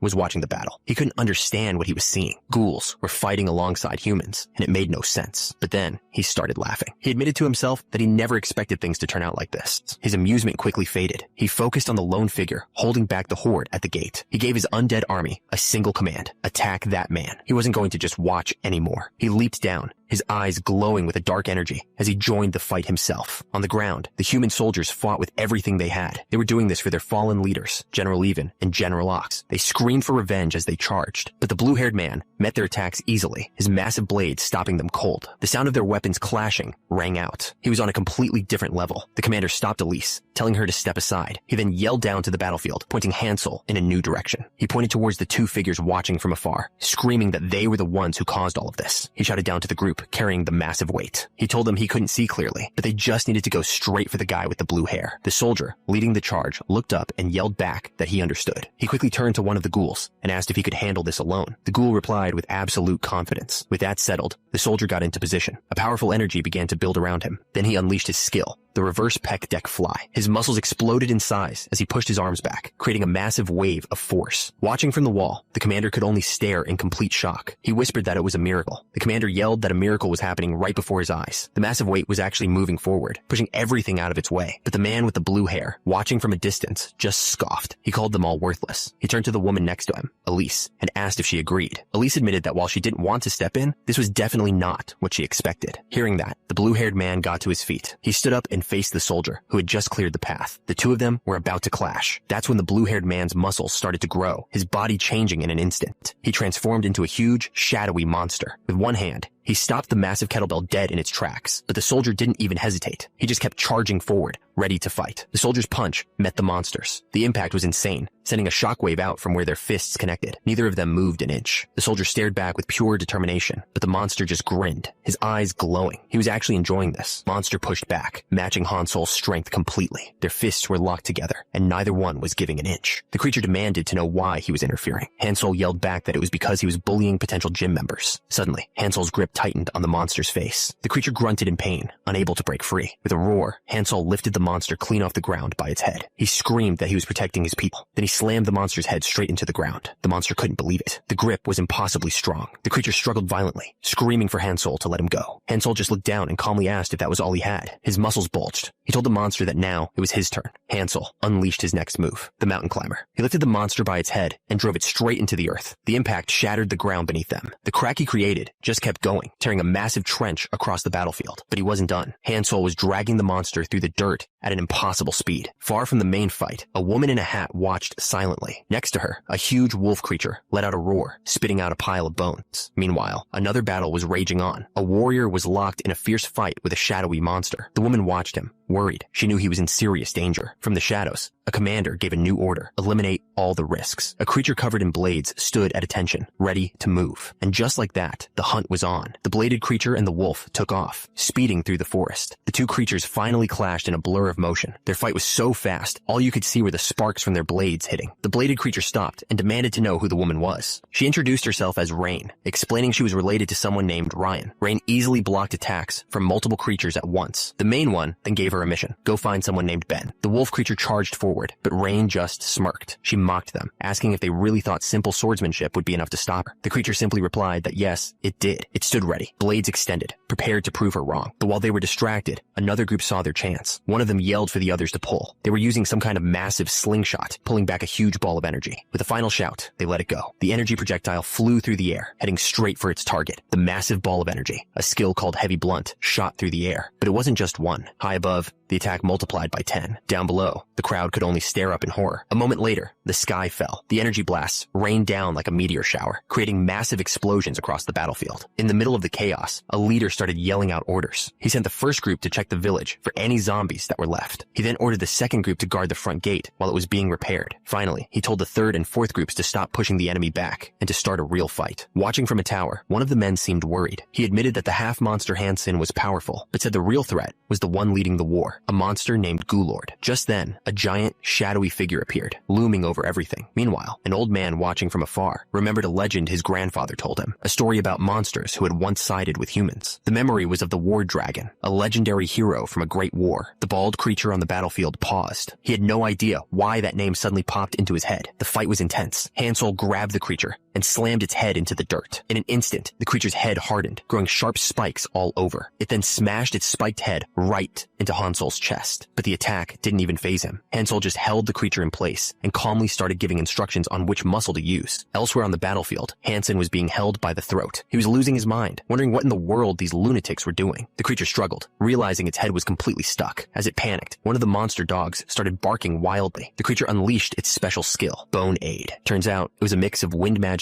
and necromancy, a really advanced technique. The bones were almost as strong as steel. An attack like that could easily destroy someone's head, and this powerful storm of bones slammed right into Hansol, but it didn't even leave a scratch. To him, it felt more like a deep tissue massage. The little monster dog started barking excitedly, like it was cheering him on. Meanwhile, Hansen was still being choked. He grunted in pain, realizing he had no other choice. He was about to use a method he never wanted to touch. He stared at his captor and warned him that whatever happened next was his own fault. The blue-haired man was completely sure of himself. He thought there was no way Hansen could possibly break his grip, but then he felt his fingers being forced apart. His eyes shot open in disbelief. Hansen had become a shadowy monster with a terrifying grin. He mocked the man, asking if he really thought his grip was so strong after all. Blue-haired man couldn't hold on. Hansel's neck muscles were just too thick. Now free, Hansel landed a single, powerful punch. The blow sent the man flying straight up into the air. Hansel watched as he crashed back down to earth, far in the distance. But he wasn't done. He shot back up, moving so fast he was just a blur, laughing wildly. The attacker zipped all around him, mocking him for being too slow to even see his movements. Hansel just watched, completely unfazed. He understood what was happening. It was all about muscle contractility. The man transformed into a strange creature made of pure muscle. He grumbled that he was being forced to use a special power he'd been saving for someone named Ryan. The attacker was sure he had this in the bag, mocking Hansel for getting involved. But Hansel was already analyzing him, thinking about red muscles, the kind that store oxygen. He knew these muscles were great for endurance because they didn't get tired easily. But they had one big weakness. They couldn't contract very quickly. But then, there were the white muscles. The attacker couldn't understand it. He felt like none of his attacks were doing any damage at all. Hansel knew the truth. White muscles were built for pure speed. Realizing his normal attacks weren't enough, the attacker decided he had to change tactics. If technique wasn't working, he'd just have to hit him harder. He screamed for more speed and unleashed a furious punch right at Hansel's face. And that's when it all clicked for Hansel. He knew exactly how to win this fight. All he had to do was endure. He flexed, hitting a side chest pose. His plan was simple. Just wait for the other guy to run out of steam. Basically, this was now a battle of stamina. But there was one huge problem with Hansel's strategy. He had no idea that his opponent, Ben, had a secret. Turns out, Ben's body wasn't natural at all. He was using some kind of drug to boost his power. Hansel didn't care. He just roared, getting ready to make his move. Ben just laughed, completely sure of himself. With a final shout, Hansol slammed his hands down, performing a bench press right on top of his enemy. The force was incredible. Hansol pushed down with everything he had. Ben felt the pressure building, his body straining under the weight. He couldn't believe it. He had never felt power like this before. With one final push, Hansol launched him straight into the sky. Ben knew he couldn't win with brute force and decided to change his strategy. Watching from a distance, Hansen smirked, thinking that all that muscle would be hard to control. But Hansol admitted to himself that even he wasn't used to his body changing so quickly. Hansen moved like a blur across the ground, looking for an opening. He was just waiting for the perfect moment, wondering when the big guy would finally run out of energy. The creature spun like a top, its many arms blurring into a destructive whirlwind that tore up the ground around it. It landed with a heavy thud, its massive fist cracking the earth. The creature stared them down, its voice low and mocking as it called them weak. One of the men stepped forward, drawing his blade. He admitted that they knew they were weaker, but he declared that the power of their friendship was stronger than any monster. He lunged forward, channeling all his energy into a combat skill. He unleashed his signature move, an attack called 100, but it was useless. The creature swatted him away like he was nothing, sending him flying across the ground. His friend could only scream his name in horror. Furious that his friend was hurt, the warrior screamed and leaped into the air, bringing his giant sword down on the monster. He activated his combat skill, Quicksword Chaos, pouring all his energy into the strike. But then he saw it. His friend was lying on the ground, directly in the path of his attack. He tried to pull back, but the momentum was too strong. He couldn't stop the swing. The blade stopped dead, just inches from his friend's face. The warrior looked up in disbelief. The monster had caught the massive sword with its bare hands, thinking to itself how weak the attack felt. He was completely frozen, unable to process what had just happened. Then he looked around. The entire army of zombies had stopped advancing. They were just standing there, waiting. Nothing made any sense. The warrior looked up from the ground. A massively built man stood over him, complimenting his skill. It was Hansol. He remembered the final move, a single, overwhelming strike that ended the fight instantly. He just stood there, completely stunned by the difference in their strength. After a moment, he understood what he had to do. He turned to his monster companion, Frank, and told him to stand down. He had seen enough reason to join the bodybuilders. Far away from the battlefield, on the outskirts of a coastal town, things were quiet. But that peace was broken by a messenger, running as fast as he could and shouting for his general. Hearing the desperate cries, General Rian looked up, knowing something was very wrong. General Ryan calmly looked at the man who had just burst in. She asked him why he was in such a hurry to kick down her door. She gave him a sly grin, teasing him about being so eager to see her. The messenger wasn't laughing. He shouted that this was no time for jokes, and that things were really bad. Ryan told him to catch his breath and just explain what was going on. The man slammed his hands on the table and yelled that they were under attack by a group of zombies. He desperately told her that they needed her strength right now, but Ryan just laughed it off. She said she thought it was something serious, and that the army could easily handle a few zombies. The messenger explained that while the army could probably handle it, the real problem was who bought the zombies. He told her it was Ben. That name made her freeze, but a moment later, she just threw her head back and started laughing. The messenger yelled that this wasn't a joke. He couldn't believe the general was laughing at a time like this, but Ryan was totally calm. She asked him when else they could laugh, if not during a crisis, and just felt sorry for Ben. The messenger didn't understand. Ryan explained that they had two powerful shields protecting the castle, so there was nothing to worry about. The first was a reliable ally named Hansel. The second was her own niece, a woman named Lying Windshield Viper. Ryan boasted that her niece was destined to become the strongest person on the entire continent. The woman got into a low stance, ready to explode into action. She called out the name of her move. Bird Dog Crunch goes way back to the dark ages of the continent, a time when war was all anyone knew. Back then, the elves were treated terribly. They hated exercise and fighting, which made them easy targets. That all changed when a human doctor named Tidal Pilates created a special workout just for them. The elves took that workout and turned it into a powerful fighting style. It's called Lates. Rain lived in the elf forest her whole life, and she mastered their style completely. She moved with perfect flow, almost like she was dancing. Within 7 years, she even created her own move, the blast stroke exercise. She had become a true master, creating techniques all her own. The knight-like figure watched Rain suspended in the air. She was sure there was no way for Rain to dodge an attack from up there. Announcing her plan to end the fight, the knight shot upwards like a missile, right at her target, but Rain was ready. She performed a perfect rollback, flipping backwards in mid-air to avoid the charge. Then, she used a move called roll-up, somehow attaching a line to the knight and pulling her even higher. The knight was completely caught off guard, now just being dragged along for the ride. With incredible precision, Rain landed perfectly, her foot pointed right on the tip of the knight's weapon. She flexed her foot, using the knight's own momentum against her. The move was complete. Rain stood perfectly balanced on the weapon's tip, looking down at her opponent. She told the knight that this fight was already over, but the knight wasn't giving up. She stared up at Rain and declared that she wasn't finished yet. Rain just smirked. She called out the name of her next technique and began to spin rapidly on the tip of the weapon. The force was immense. The knight was slammed into the ground as Rain used the momentum to launch herself high into the air.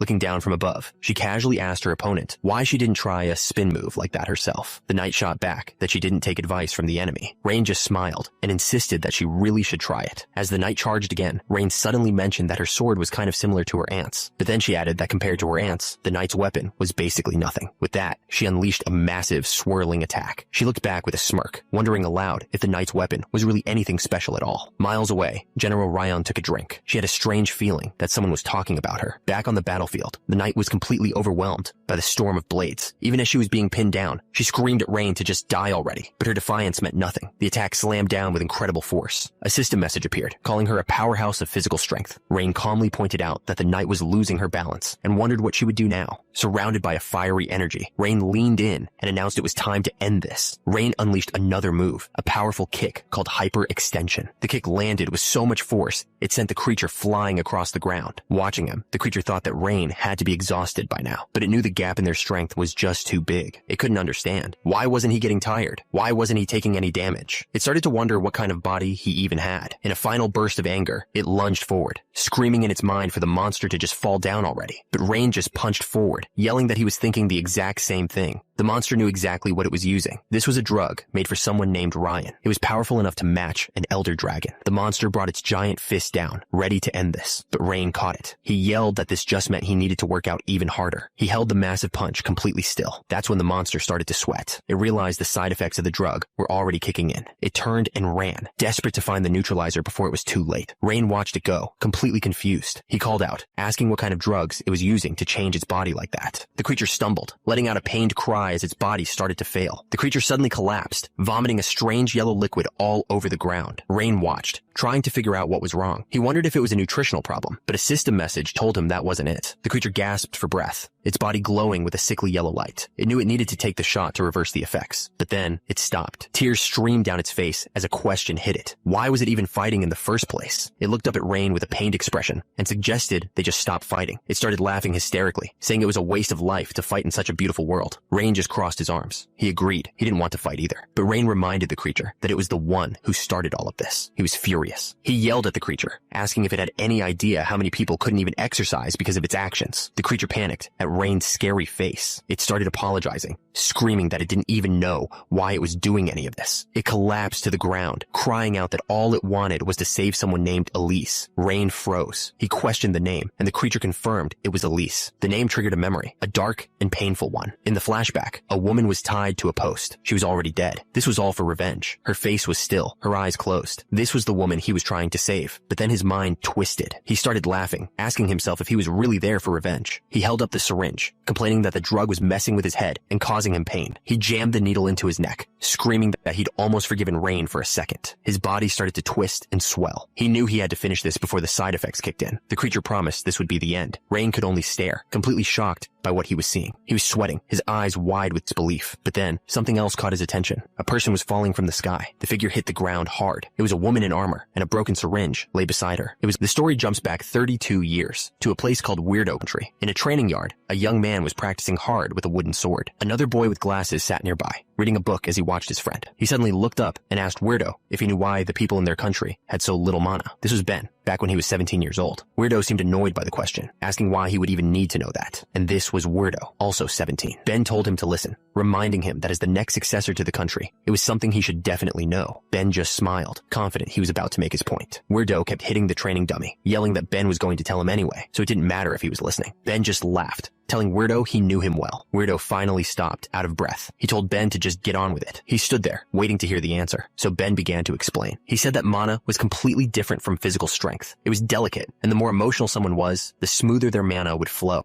He was getting all of this from a book called The Essence of Magic. The problem, he continued, was their country. People were so tied up in rules and being self-conscious that they always suppressed their emotions. This constant pressure, he explained, was like being tied up and watched by everyone. He said that was the exact reason why his people couldn't have much mana. It was like the container for their mana was just too small, and because of their culture, they had no way to make it bigger. But Weirdo didn't seem to care. He argued that mana was a curse for wizards, and that their people's true power and identity was physical strength. He looked completely serious when he said it. Ben just laughed, telling him he sounded as lame as a politician. Weirdo turned back, clearly irritated, and warned Ben that he was pushing his luck. Weirdo told him to drop his useless magic research. He tossed a wooden sword on the ground and challenged Ben to a spar instead. The two of them started sparring right away. Almost instantly, Weirdo saw the huge gap in Ben's defense. With a powerful yell, he swung his sword. Ben went down hard, crying out in pain. Weirdo announced the score. It was 123 to 43. Ben just stared up at him, completely exhausted. The difference in their strength was obvious. That's when a woman named Elise showed up, watching from the side. As Ben walked away, his master called out, criticizing his lack of endurance despite his talent. Ben just scratched his head and admitted that he didn't enjoy swordsmanship, but the master insisted it was only because he hadn't reached the level where it becomes fun yet. Elise, on the other hand, looked like she was having a great time. The master told Ben to look at Wirdo as an example of someone who was truly having fun. Elise playfully punched Weirdo in the chest, but he just stood there, looking completely serious. Turns out,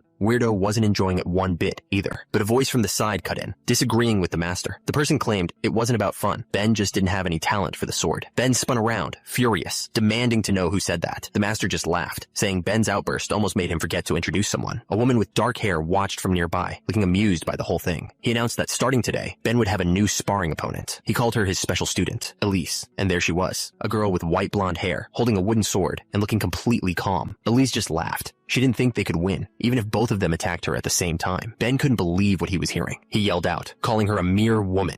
His eyes were practically glowing with rage as he gripped his practice sword. He shouted that he couldn't let her disrespect slide. Elise stopped dead in her tracks, planting her sword into the ground. She asked him a single question. Her voice was filled with rage as she repeated his words back to him. Did he really just say a mere woman? That was a mistake. With a furious roar, she swung her sword so hard the air itself seemed to crackle with power. Ben and his friend could only stare, their eyes wide with total disbelief. A moment later, they were both lying on the ground, completely beaten. They made a new rule for themselves. Starting today, that phrase was officially banned. As Ben recovered, he realized something about Elise. She wasn't like the other nobles he knew. He couldn't quite describe it, but she had a simple, pleasant charm that was completely different. He just laid there, thinking it all over. Suddenly, Ben called out to his friend, Weirdo. He told him he'd finally figured out his dream. Weirdo asked him what he was talking about. Ben looked up at the sky and said it plainly. He was going to marry Elise. Weirdo shot up, completely shocked by the announcement, but Ben just smiled, asking him why he was so surprised. Weirdo finally managed to speak, telling Ben that was a pretty big dream to suddenly have. He looked genuinely worried, a bead of sweat running down his face. He reminded Ben that Elise had said she wasn't interested in any man weaker than her. Weirdo didn't hold back. He told Ben he was terrible at swordsmanship and should just give up on the idea. But Ben wasn't having it. He promised that from this moment on, things would be different. His face lit up with a huge, determined grin. He was ready to work, and he meant it. Ben immediately started training with a fire he'd never shown before. The training was brutal, lasting for what felt like an eternity. He pushed himself to the absolute limit, swinging his swords over and over again. He trained until he couldn't even stand. An insane amount of time had passed, but even after collapsing, he forced himself back to his feet. Turns out, his friend Weirdo was right there with him, pushing himself just as hard. He was panting, completely wiped out, but he still had a smile on his face. That's when Elise showed up. She looked over at Weirdo, asking if he was sure he didn't want to spar, but it was Ben who answered from the ground. He quietly said that he did. He looked up, his voice filled with longing, and said he wanted to spar with her. Weirdo turned down the offer, saying he was busy with official work. He had a friendly smile on his face as he said it, but for Ben, swordsmanship brought back a harsh memory. His father yelling, furious that even after being allowed to train, he was still losing. He remembered standing before his father, the lord of Weirdo country. Ben had tried to explain, quietly admitting that he didn't think he had any talent for the sword. He looked down, completely defeated, but his father didn't want to hear it. He just threw his cup, hitting Ben right in the head. His father's voice echoed in his memory, calling him incompetent. This was Leonardo Weirdo, and the ruler of the country, and Ben's father. Covered in whatever was in the cup, Ben could only apologize. That's where the memory ended. Back in the present, Ben sat alone in the pouring rain. Someone walked up behind him, telling him he should go inside. He just told them to leave him alone,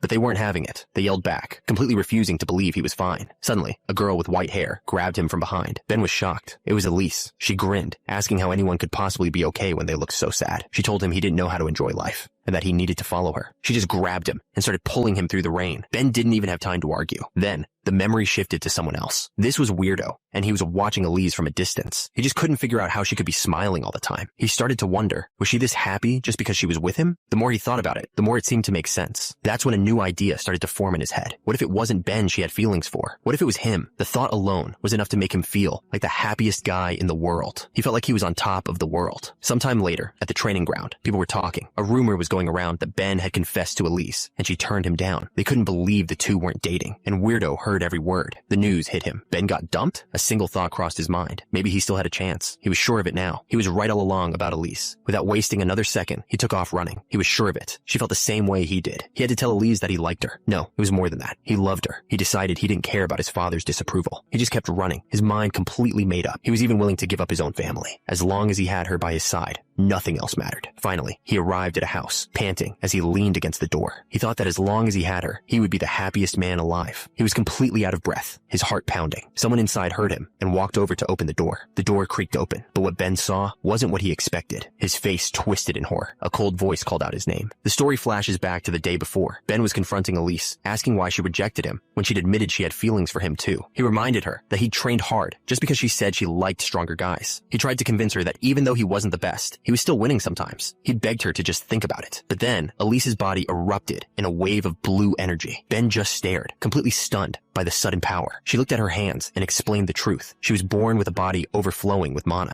The problem was, if she let it build up, it would destroy her body from the inside. So every now and then, she had to release it all at once. She told him she always did it where no one could see. But she knew that one day, someone would find out. With a sad smile, she admitted she wasn't brave enough to turn someone she liked into the partner of a criminal. That was the real reason she had to say no. But Ben didn't back away. He stepped forward and pulled her into a hug, right into the middle of all that dangerous energy. Elise just froze, completely shocked. She panicked, yelling at him to stop. She tried to warn him what would happen if her overflowing mana touched him, but Ben wasn't listening. He calmly stated that he was the only magic scholar of the Weirdo family. He held her close and told her that because of his knowledge, he was the only person who could solve her problem. And then he made a promise. He would only love her forever. The story cuts away. Weirdo had finally arrived at the house. He whispered Elise's name, his face filled with horror. He was staring into the room, and what he saw completely broke him. He saw them together, Ben and Elise, smiling and happy with a small dog. It was the future he'd just lost. Weirdo watched from the darkness, completely broken. Everything he had just seen, everything he had just lost, it all flashed through his mind. He saw the life he could have had with her, the simple, happy moments that were now impossible. He remembered begging his father, willing to do anything to change his fate, and he remembered her smile, the one that made it all worth it. But then, the happy memory shattered, replaced by the harsh reality of her pain.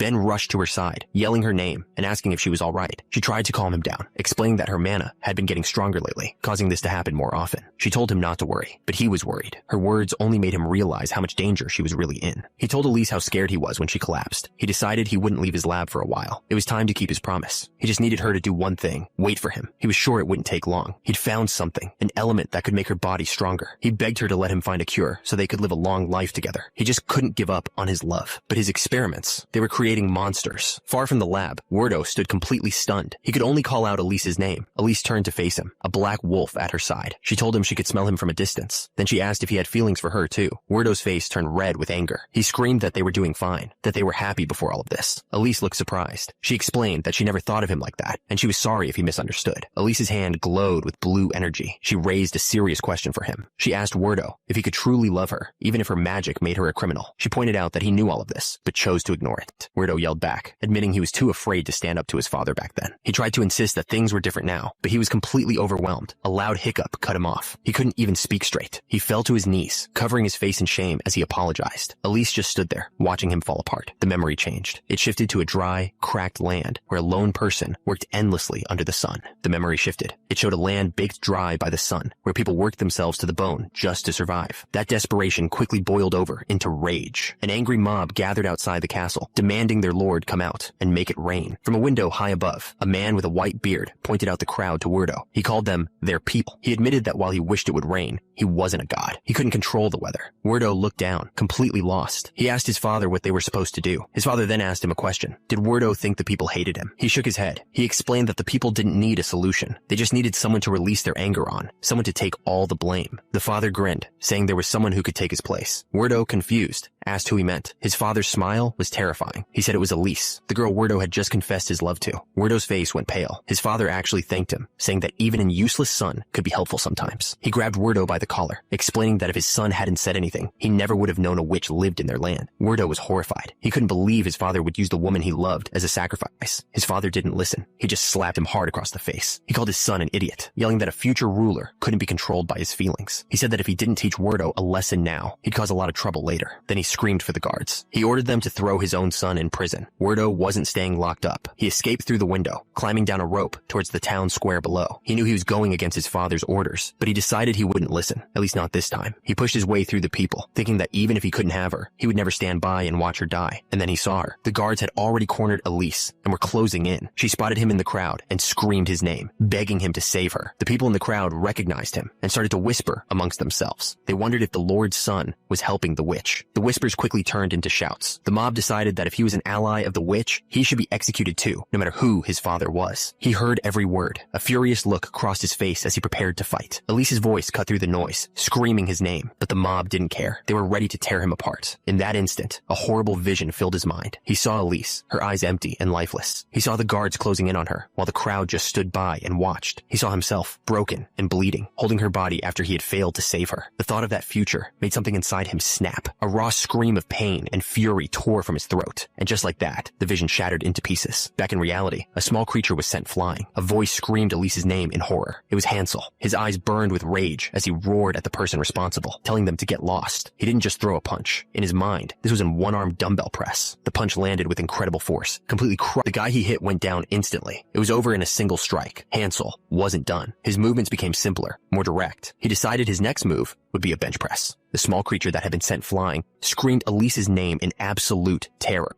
Hansel was already moving again, striking with brutal force. But then someone grabbed him from behind, desperately screaming at him to let go. Hansel didn't even try to break free. He just started pushing against the ground, turning the struggle into a set of reps. He clenched his fist, focusing all his power into his next move. Then, using the person on his back as weight, he performed a perfect pullover, sending them flying. He didn't stop there. To him, this wasn't a fight. It was a cable pushdown exercise. He thought to himself, no breaks, 10 sets of 15 reps. The result was devastating. Watching from a distance was another muscular man with blue hair. He stretched his shoulder and said it was time to go take care of the zombies. But before he could move, a swirling tornado of bones erupted from the ground right in front of him. The man just looked annoyed. He recognized the creature, muttering about it being that puppy again. The bones came together to form a gigantic monster that towered over him. He just smirked, looking up at the beast. He mocked it, asking if it was trying to rescue its family, and calling the attempt cute. The bone monster's attack wasn't over. It created massive tornadoes that swept people up into the sky, carrying them away. A woman with long red hair watched them disappear into the distance. The blue-haired man spoke to her from behind. He told her to take the girl, saying he didn't care what happened to a loser. Count Werdo watched the tornadoes fly away. He was furious, yelling that they couldn't just let Ben leave like this. He warned that Ben would come back for revenge. Then he screamed at Line, ordering her to chase him down and kill him. Line stood at a crossroads, her mind on Count Werdo's command. With a look of pure rage, she drew her sword and took off running. She swore she would kill him. Far away, a young man stood on a bridge. He saw her charging straight for him and had no idea why she looked like she was coming after him. Line was moving so fast, she was leaving craters in the ground, but she suddenly stopped, confused by what she saw ahead. Her face twisted with rage. She screamed, demanding to know what they had done to her aunt. Count Werdo panicked, yelling for someone to stop Line. The silver-haired woman just watched, annoyed that their target was getting away again, but someone was already moving to block her path. Two men stood in her way. They were her allies, and they begged her to stop. She didn't listen, leaping right over them. She yelled that they couldn't stop her.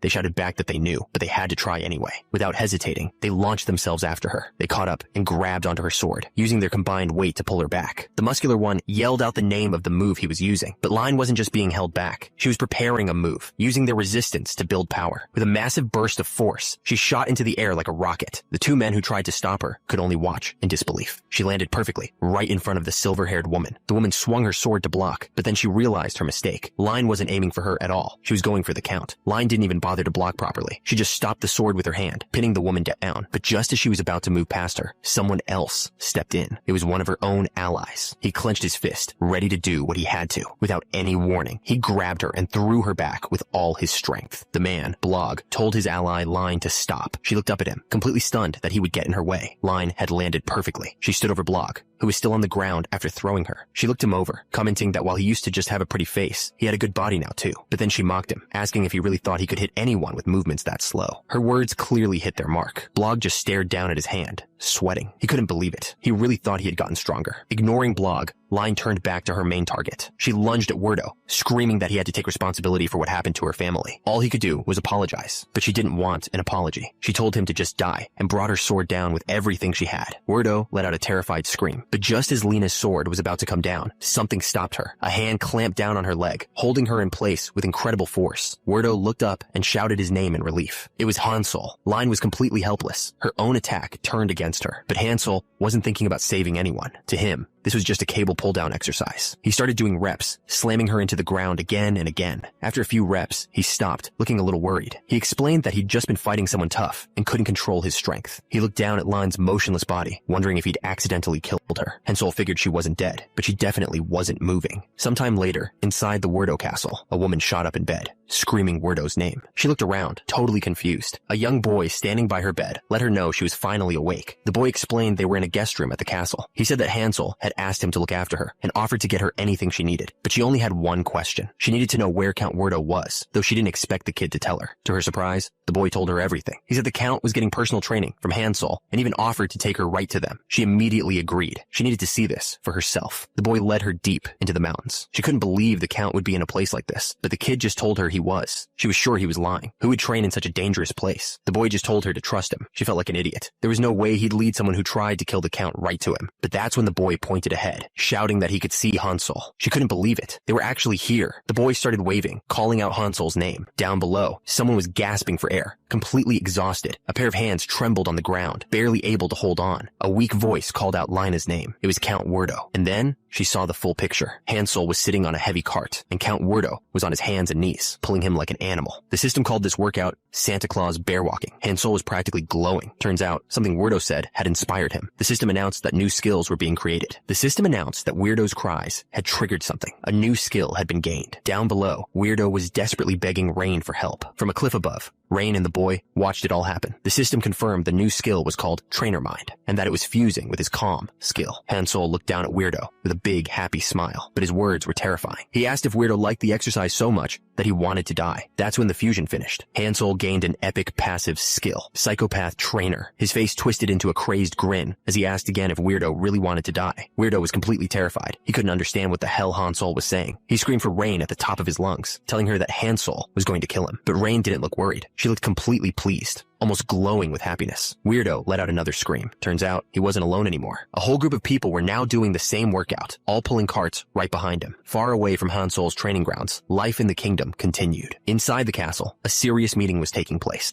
The man at the head of the table saw that everyone had arrived and decided to begin. An official unrolled a scroll and announced the first topic. He reminded everyone that an invasion led by someone named Ben had killed many important people. He then mentioned that General Rian was summoned from exile to help, but she refused, saying she had other work. The official looked up from his scroll with a smug expression, asking the group what they intended to do about it. The leader changed the subject. He brought up Handerd, the hero of the war, then proposed giving a title to Prince Liper, asking the others for their opinion. Two of the other men immediately voiced their approval, agreeing that it was a good idea. The official moved on to the next topic. He explained that after seeing Hansel in action, people were flocking to the training grounds to learn bodybuilding, so they created a brand new unit to handle it, the Bodybuilding Sword Unit. He added that they even had one of Hansel's ghouls acting as a temporary coach for the unit, and asked the leader what he thought. The leader was ecstatic. He thought it was fantastic news. He then turned to Hansel and thanked him for his help in strengthening the country's defenses. But Hansel held up a hand, stopping him mid-sentence. The room went quiet. Hansel leaned over the table, his expression serious. The leader started to sweat, nervously asking what was wrong. Hansel asked if there was something bothering him, his voice low and dangerous. Before the leader could answer, Hansel grabbed his head and slammed it straight through the wooden table. The leader collapsed to the floor, stunned. A guard immediately raised his spear, ready to fight back. But Hansel's expression was just pure irritation. He'd had a bad feeling about this whole meeting, and he only knew one way to fix a bad attitude: personal training. He pictured his ghouls, their backs perfectly straight, always ready for the next set. The other men in the room started to panic, telling the guard to lower his weapon before he made Hansel even angrier. Hansel just smiled at them. He asked if any of them wanted to get some personal training too. The man who'd been threatened slumped in his chair. He was terrified, wondering why these things always happened to him. But he quickly pulled himself together. He announced that they would keep the meeting short and simple, telling everyone to get straight to the point. Weirdo was practically in tears, cheering for the Count. He thought the man was being incredibly cool. An official moved on to the third item on the list. It was about a warrior named Rain. The man explained that Rain was suspected of attacking the highest Count, but because the country was in a tough spot and the Count himself asked for mercy, they decided to hold off on the sentence. He then announced her punishment. She was to be banished from the country. The Count then spoke directly to Rain, admitting that he knew she didn't like him. And then he made a shocking offer. If she didn't agree with the decision, he was giving her the right to kill him. The other nobles just stared, completely confused by what the Count had just offered. The Count's legs were shaking, but he insisted that he deserved to be killed. But Rain just looked at him calmly and refused. That just made the Count even more desperate. He screamed that a coward like him didn't deserve to be a leader, and that she had the right to judge him. He was begging for anyone, absolutely anyone, to kill him. That's when Weirdo spoke up. He asked the Count if this was all just a big plan to get out of work so he could focus on exercising. For a second, he looked thrilled with his own idea, but then he quickly tried to take it back. But the other nobles had heard everything. They looked at each other, realizing this might be their chance to take over. The other nobles saw their chance. They whispered that the Count Count was too weak to rule anymore, and that taking his place would be easy. But Weirdo was completely inspired. He told Hansel that he didn't know if this was good for the country, but he was moved by his passion. He flexed, shouting that anyone who wanted to be a leader had to improve their stamina first, and he would help them. The other nobles immediately changed their minds. They started praising the Count, saying he was the only one fit to lead. They were clearly terrified of Weirdo's new training plan. The man running the meeting screamed for them to move on to the next topic. After the meeting, Weirdo made a promise to Hansel. He would build the special exercise equipment he'd been asking for, but there was a huge problem. The country's technology wasn't good enough to build it. Weirdo explained that only a legendary being, Behemoth, the spirit king of the earth, could make something like that. The biggest issue was that no one even knew if Behemoth was real. That's when Rain spoke up, claiming she was close with the spirits. She explained that she had lived with elves before, so she knew how to talk to spirits. Hansel was thrilled. He grabbed her hand and asked her to lead him to Behemoth right away. She agreed, but she had one condition. In return, she wanted his help getting revenge. Weirdo immediately thought she meant him and offered his life as payback, but Rain quickly corrected him. Her revenge had nothing to do with him. She explained that she was after the people who destroyed her entire family, an organization known as the Black Wizards. Miles away, a shadowy group was having its own problems. One of them complained that a new variable was making things too difficult to handle. He swore to himself that he wouldn't make the same mistakes again. In another part of the forest, a woman with orange hair laughed at a strange, puppet-like creature. She told the creature, Ben, that someone was disappointed in him. Another one of her companions chimed in, saying that's why status is so important. She took a bite of a strange, fan-like object. She thought to herself that things were much better now that Elise was gone. But before she could finish her thought, someone else arrived. A figure with a ridiculously muscular arm came flying down, swinging a massive glowing sword right at them. Instead of being afraid, the entire group looked thrilled. Their faces twisted into terrifying, crazed smiles. Deep in the forest, a strange structure with a glowing green gem pulsed with energy. A flock of black birds took flight, scattering away from the light. The place was far from any civilization, hidden in the dark woods. A warning sign with a skull was posted nearby. This was not a place you were supposed to go. A figure stepped through the dark woods, snapping a twig underfoot. A voice whispered that the long search was finally over. It was a muscular woman with red hair, holding a sword. She had a confident look on her face as she named her target, the Illuminati. Fight started with a massive punch. A man with blue hair slammed his fist right into the creature's chest. His face was twisted with rage. He gritted his teeth and promised he would kill them, but his enemies weren't scared at all. The woman in the blue dress laughed, telling her companion that Kaha looked cute when he was mad. Her amusement faded into a cold smile. She looked up, announcing that she had made her choice. Her eyes glowed a terrifying red. She declared that their new plan was to completely get rid of someone named Elise. Back in the fight, Kaha was preparing his next move. He held a handful of vials, and strange green veins started crawling up his arm. The creature knocked him to the ground, but Kaha just laid there, smiling. His eyes were glowing, like he was enjoying this. Then he shot forward, unleashing a huge wave of energy as he charged his opponent again. A creepy, shadowy creature with glowing green eyes spoke directly to Kaha. It asked him if this was supposed to be a betrayal. It started laughing, confirming to itself that Kaha had betrayed them. The creature laughed like a maniac. It promised to go tell someone about the decision that had been made. But Kaha wasn't done. His hand glowed with power as he reached out, declaring that the creature was his. Suddenly, a huge, muscular arm grabbed him by the head. Kaha grunted, struggling against the immense pressure. He screamed as the arm tossed him away, like he was nothing. Miles away, two strange puppet-like figures were running through the woods. One of them laughed, saying that someone named Ben had betrayed them too, and that he knew absolutely everything. With a twisted grin, the doll asked what they should do with Ben's experiment diary. The large puppet creature lunged forward, claiming the diary was his. His companion, a woman with bright orange hair, laughed at him. She teased that a lot of people wanted it and asked if he was really sure he could get it. But a new voice cut through the dark. It calmly stated that they would be the one to take it. The two of them stopped, confused. A figure leaped through the sky, silhouetted against the moon. A system window appeared, showing her skill. Sword for bugs. Her sword came down with a massive burst of light. The two creatures screamed as the attack hit them head on. The attacker, a woman with red hair, landed smoothly on the ground. The large creature looked up from the dirt, completely stunned by the sudden assault. The red-haired woman stood her ground, looking around at the dark forest. She casually mentioned that the place was full of weeds. Suddenly, a different monster appeared. It was a round, straw-like creature holding a scythe, and it was glowing with a strange green power. It began to use a skill called Song of the Rotten Forest. Green energy and dark musical notes filled the air around it. A wave of dark, corrupt energy shot out, tearing across the ground straight for the woman. The ground itself seemed to crack and splinter under the force of the spell. But that was just the beginning. The energy rose up and formed a gigantic monster, a rotten wood symphony that towered over her. The creature swung its massive energy arm down to crush her. In response, she readied a combat skill of her own. As their powers clashed, she thought about her home country. She explained that there, people clear the weeds from graves to show respect for their ancestors. And that's exactly what she was doing now. She swung her blade, explaining that it was just an old, boring tradition.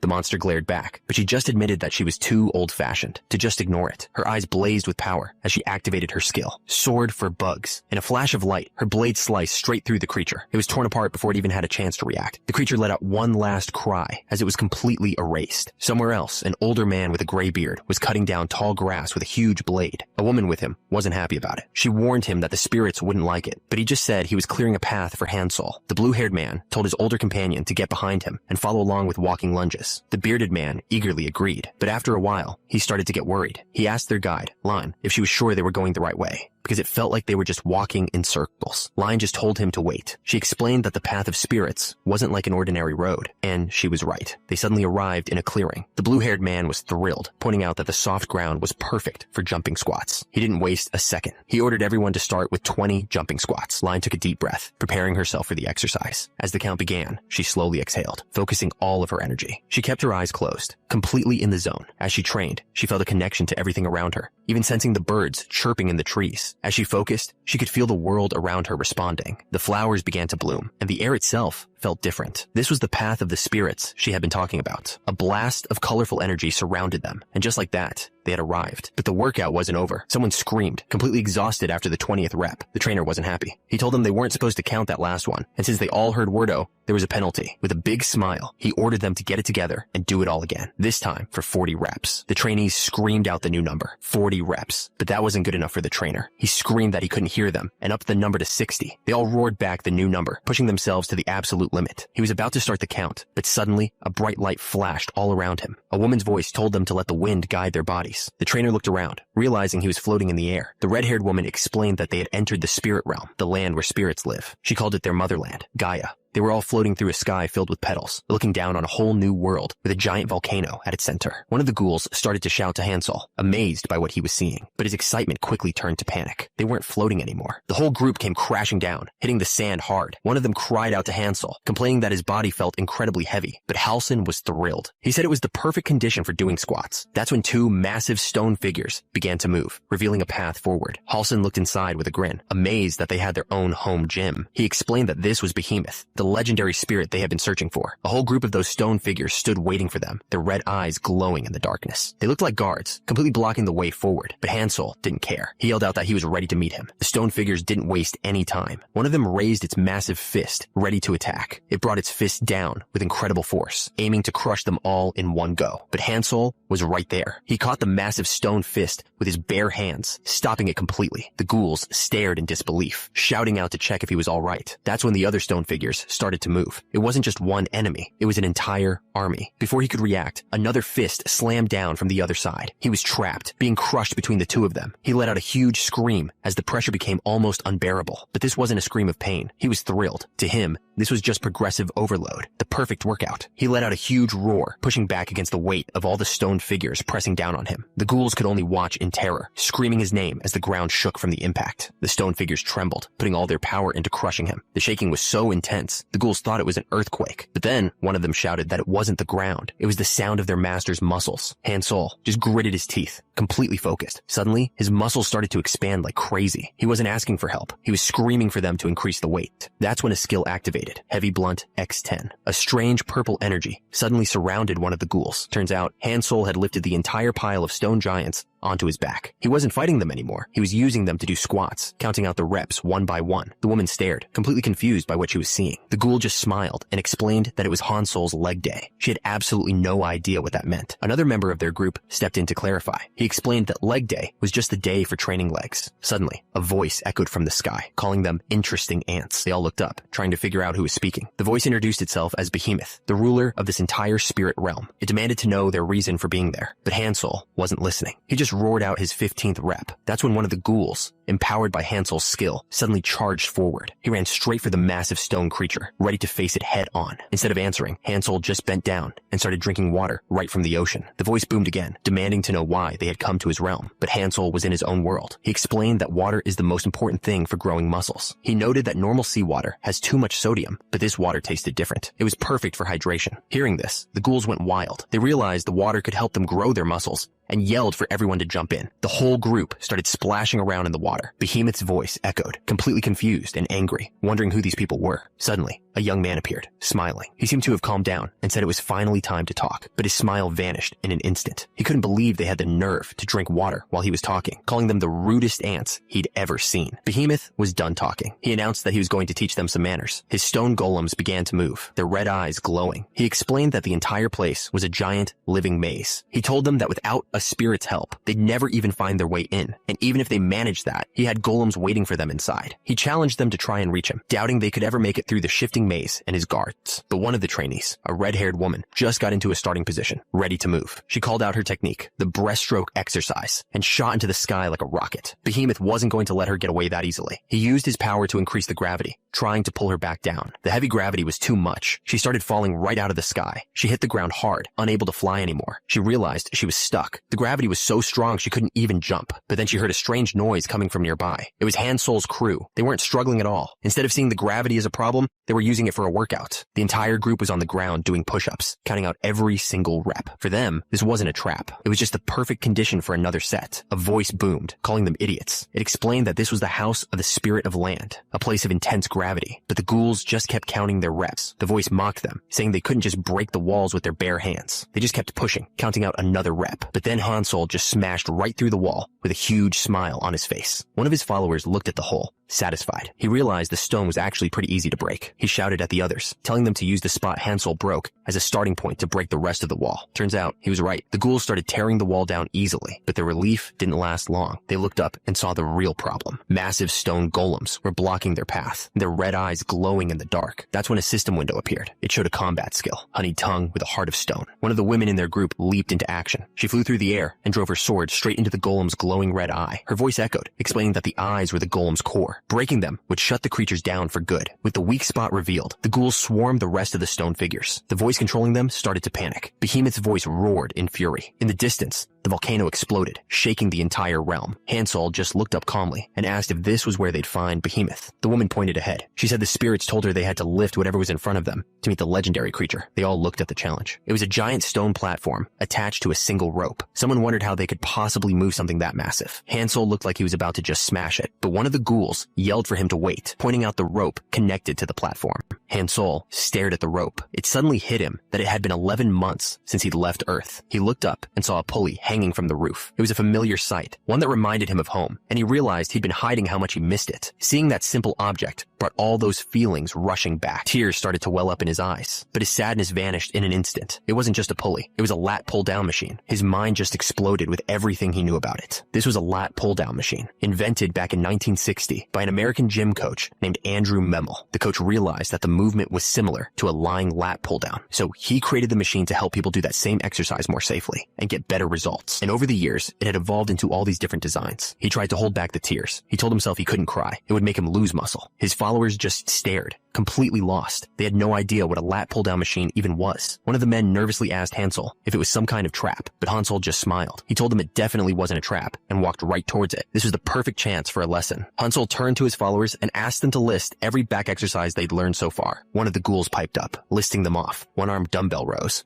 sipas, pull-ups, barbell rows, and Romanian deadlifts. Hansol sat down and explained that they could do pull-ups because they had each other for support. But most of the time, people at the gym train alone. And for those people, he said, the best way to train for pull-ups is to use the lat pull-down machine. He told them the posture is similar to a pull-up, but because you can control the weight, it's loved by everyone from beginners to experts. It specifically targets two key back muscles. He warned them, though, that if you lose focus, it's easy to make the mistake of pulling with your arms and shoulders instead. He figured since the machine was right there, he might as well show them how it's done. His followers went wild, cheering him on. He started with the first step, adjusting the pad. It has to be set at the right height to keep your body from getting lifted off the seat. He moved on to the second step, explaining the grip. He told them to hold the bar slightly wider than their shoulders and make sure their legs were locked in place under the pad. For the third step, he stressed the importance of pulling with your back muscles, not your arms. He said to keep the bar straight and your core tight. Finally, he showed them what not to do. He warned them against leaning back too far or using momentum to cheat the movement. He noticed one of his followers getting ready to try. He told the ghoul that the weight was probably too heavy for now, so he should just watch. The follower eagerly agreed excited to see the master work. With the lesson finished, Hansel pulled down on the bar. His back muscles exploded with power. Turns out the whole thing was a mechanism. The massive stone wall lifted, revealing a passage. Someone shouted for the group to head inside. As they walked, one of the ghouls seemed worried. He asked his friend why Hansel was doing a back workout when it was supposed to be leg day. The other ghoul just smiled. He explained that Hansel's stamina was on a completely different level than theirs. As the group moved on, one of the men started to worry. He asked how Hansel was supposed to catch up with them if he stayed behind to finish his workout. The ghoul he asked just stammered, completely stumped. He had no idea.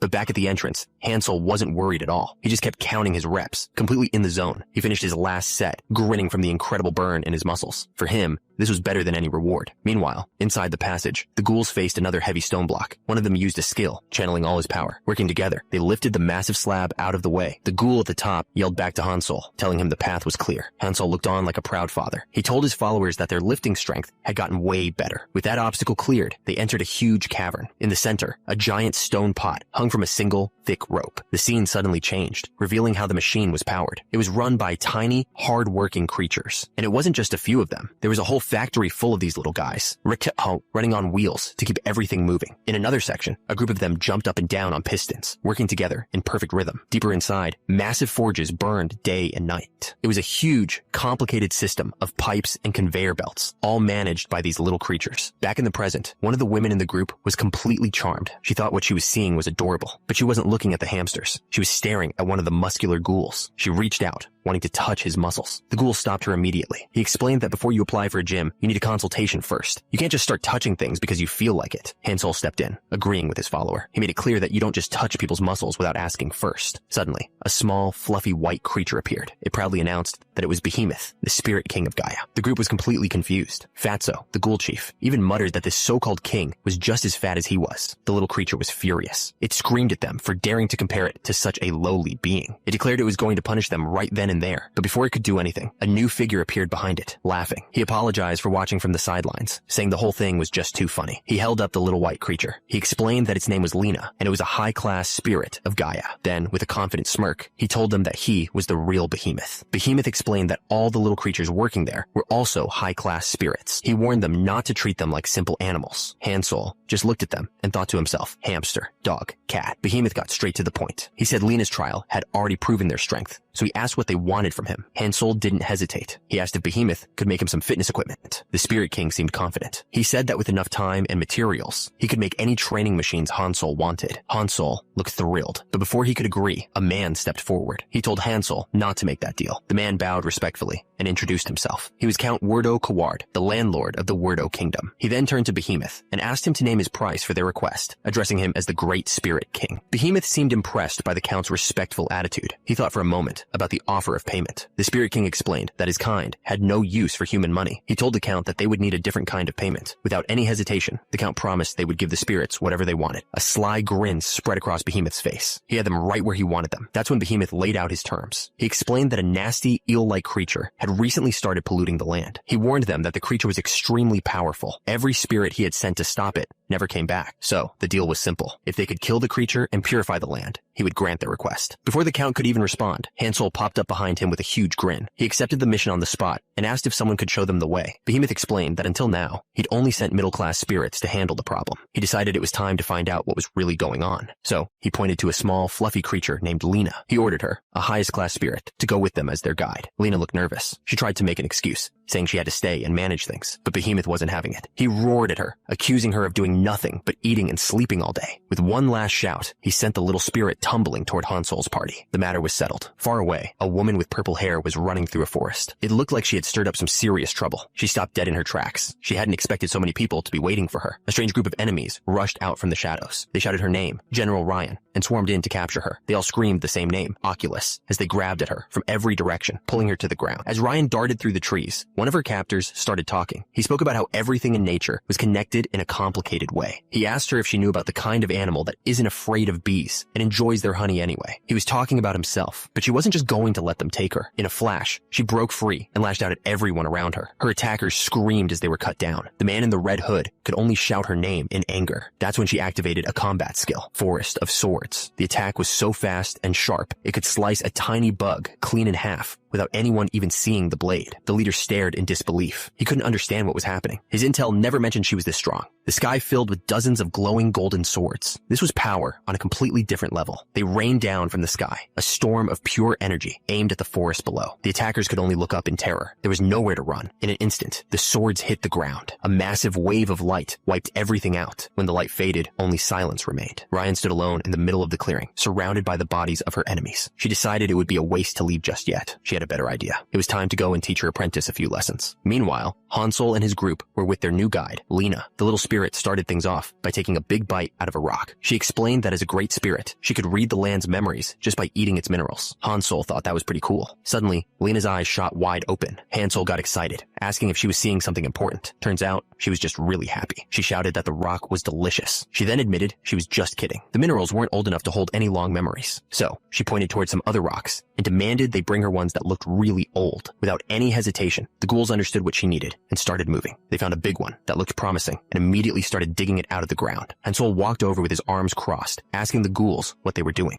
One of them explained that they were just trying to find a good spot to grab the rock so they could carry it. Hansel thought about that for a second. He held up a hand, telling them to stop. He reached down towards the surface of the huge boulder. With a grunt, his fingers dug right into the solid stone, cracking it instantly. His muscles swelled up as he put his strength into it. In just a second, he had carved out a perfect grip with his bare hand. He showed them the new handhold, explaining that's how you grab it comfortably. The ghouls just stared, completely blown away. The training started with a demonstration. A blue-haired man showed them how to do one-arm rows using a massive carved stone. He counted out 8 reps, his muscles straining, and told them it was time to switch arms. One of the trainees, Blog, stepped forward. He pointed to his own giant boulder, asking if it was a good one to use. He got into position for a snatch grip deadlift, wrapping his hands around the stone. In one explosive motion, he pulled the weight up, balanced it, and dropped into an overhead squat. He held it there for a second, perfectly balanced. Then he dropped the weight, signaling the lift was clear. The instructor gave him a thumbs up. He told Blog his posture had improved a lot. Blog grinned, feeling the new strength in his body. He thought to himself that this kind of workout was easy for him now. All around him, the other trainees were getting into it. They started counting their reps out loud, their voices echoing as they lifted the heavy stones. Some were doing carries, others were pressing the weights overhead. The whole group was working in perfect rhythm. Their guide, the little spirit Lena, just stood there watching them. She held a small rock in her paws, looking completely baffled. Hansel watched the chaos from a distance. He started to wonder if they had completely forgotten what he'd originally asked them to do. That's when Lena opened her mouth wide and shoved the entire rock inside. A bright flash of light burst from her. When it cleared, she excitedly barked that she could finally see. With their guide's vision restored, the path forward was clear. A dark cave waited for them at the end of a wooden bridge. Far from Hansel's group, a different kind of meeting was taking place. A man from a group called the Oculus was speaking to someone named Mr. Cork. He told Cork that his organization thought very highly of his skills. He reminded Cork that they were spending a lot of money to create something called the core. But as he spoke, his cup tipped over, spilling its contents all over the table. The Oculus member shot up from his seat, furious. He screamed at Cork, calling him a toad and accusing him of using poison during their deal. The Cork didn't seem bothered at all. He calmly explained that it wasn't poison. It was just whiskey. Turns out, Mr. Cork was a giant toad in a suit. He took a puff from his cigar and declared that there was nothing better than alcohol, calling it a gift from God. The Oculus member tried to get things back on track. He promised that if Cork joined them, their leader would make him the owner of the entire place. But his anger got the better of him. He drew his blade, questioning how a creature like Cork could dare to make fun of such a generous offer. That's when the whiskey finally hit him. The room started to spin, and he completely lost his balance. Cork corrected the man, stating he was an amphibian, not a reptile. He said he was fine with joining the Oculus, but he didn't like their conditions. Before the Oculus member could react, Cork's men grabbed him. They held him down and started forcing whiskey down his throat. The strong alcohol burned as it went down. He screamed, completely caught off guard. After a moment, he looked up from the floor, completely overwhelmed. Cork's men laughed, saying he finally looked ready to make a deal. A grin spread across Cork's face. He told the man they had plenty of alcohol to get through.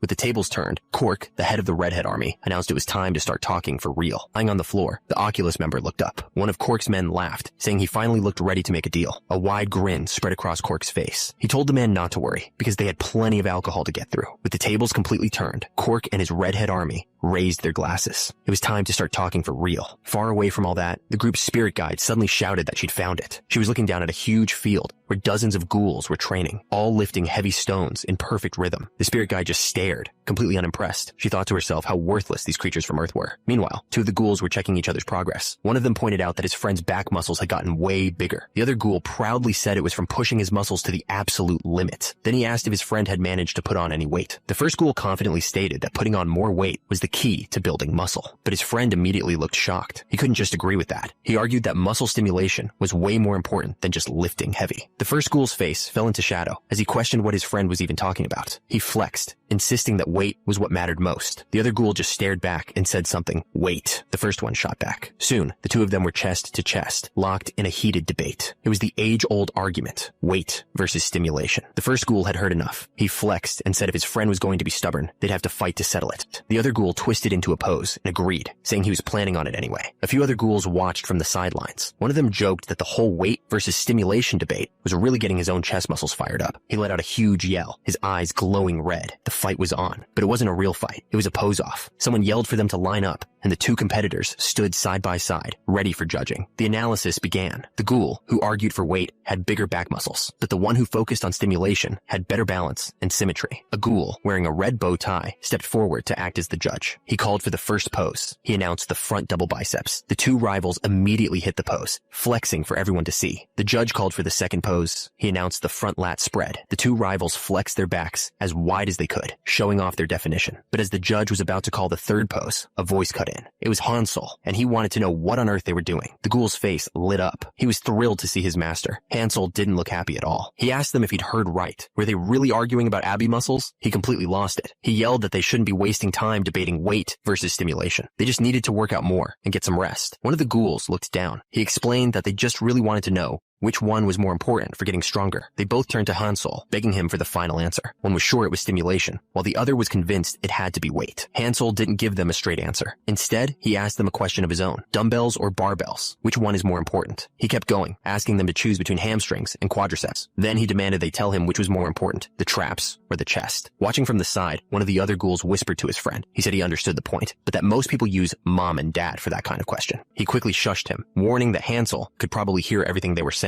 One of the ghouls, who started the argument, looked completely stressed out. He was sweating, trying to figure out the answer. Suddenly, a hand rested on his shoulder. A voice told him not to worry about it. It was the other ghoul. He was smiling, having finally understood. He explained that you can feel the stimulation while also increasing the weight. They didn't have to choose. The ghoul looked up, tears in his eyes, completely moved by Hansel's words. He finally understood. Hansel just grinned. He told them to forget what they'd already done and just start over from the beginning. They all knew it. With Hansel leading them, they were going to get even stronger. The entire group roared in agreement, completely fired up. They were ready to go. While all this was happening, their guide Lena just casually ate another rock. She watched them get ready to work out and wondered if they had forgotten about the mission they were supposed to be on. Far away from them, a woman scoffed at her opponent. She mocked him, asking who would be dumb enough to get hit by such a slow attack. Her opponent just stood there silently, flexing his hand. He didn't seem bothered by her words at all. The young man looked at his hand. He thought he'd gotten stronger, but it still didn't feel like enough. He remembered what Hansel had told him. To get even stronger, he needed to work on his smaller, supporting muscles. He pushed through the thick bushes, searching for something. He was sure it had to be around here somewhere, and then he found it. A slime. It was exactly what he needed to make a resistance band. Without wasting a second, jumped right on top of it, ready to start his exercise. He stretched the slime with all his might, pulling it tight like a cable machine. But as he was training, he noticed someone watching him from a tree, and they were holding his slime. The figure was a giant toad wearing a suit. He apologized, explaining that he needed that slime to make alcohol. The toad looked at the young man suspiciously. He asked why a human would need a slime, especially since he wasn't a magician. The young man explained that he was just trying to use it to make himself stronger. Hearing that, the toad's entire attitude changed. He got excited and told the kid he should have just said so from the start, claiming his boss was an expert at making people strong. The toad grinned, offering to introduce the young man to his boss right away, but the young man hesitated. He explained that he already had a master. It seems his hesitation didn't last very long. The next thing you know, he's drinking with them. The toads were all cheering for him, impressed by how much he could drink. One of them, Bird, called him a natural, but the kid drunkenly admitted it was his first time ever drinking. Completely wasted, all he could think about was his original goal. He just kept mumbling, wondering when he could finally get strong. The toad yelled that the young man was already getting stronger at drinking, that is. The kid was completely wasted, but they just kept pouring him more. He mumbled that he couldn't take anymore, right before he collapsed. The toad just watched him, looking pretty pleased with how things turned out. Then he leaned in with a grin. mentioning that their alcohol was very expensive. Sometime later, the young man started to stir, mumbling that he was thirsty. He slowly came to, wondering where on earth he was. His head was pounding. When he finally looked up, he saw he was in some kind of massive cave, filled with strange glow. He woke up inside one of those pods. He tried to force his way out, pushing with all his strength, but the goo was too thick and stretchy. It wouldn't break. That's when a voice from another pod told him to stop wasting his energy. The young man looked around, confused. The voice belonged to a lizard man trapped in the pod next to him. He explained that this was the toad's food storage, and there was no way out. The young man just stared, and for some reason, that made the lizard man furious. He started yelling at him not to ignore him, but then he just laughed it off. He admitted it was strange to get angry when they were both about to die anyway. The young man looked around at the other prisoners. He asked the lizard man why the toads didn't just kill them immediately. The lizard man's answer was simple. They were being kept alive to create a dungeon.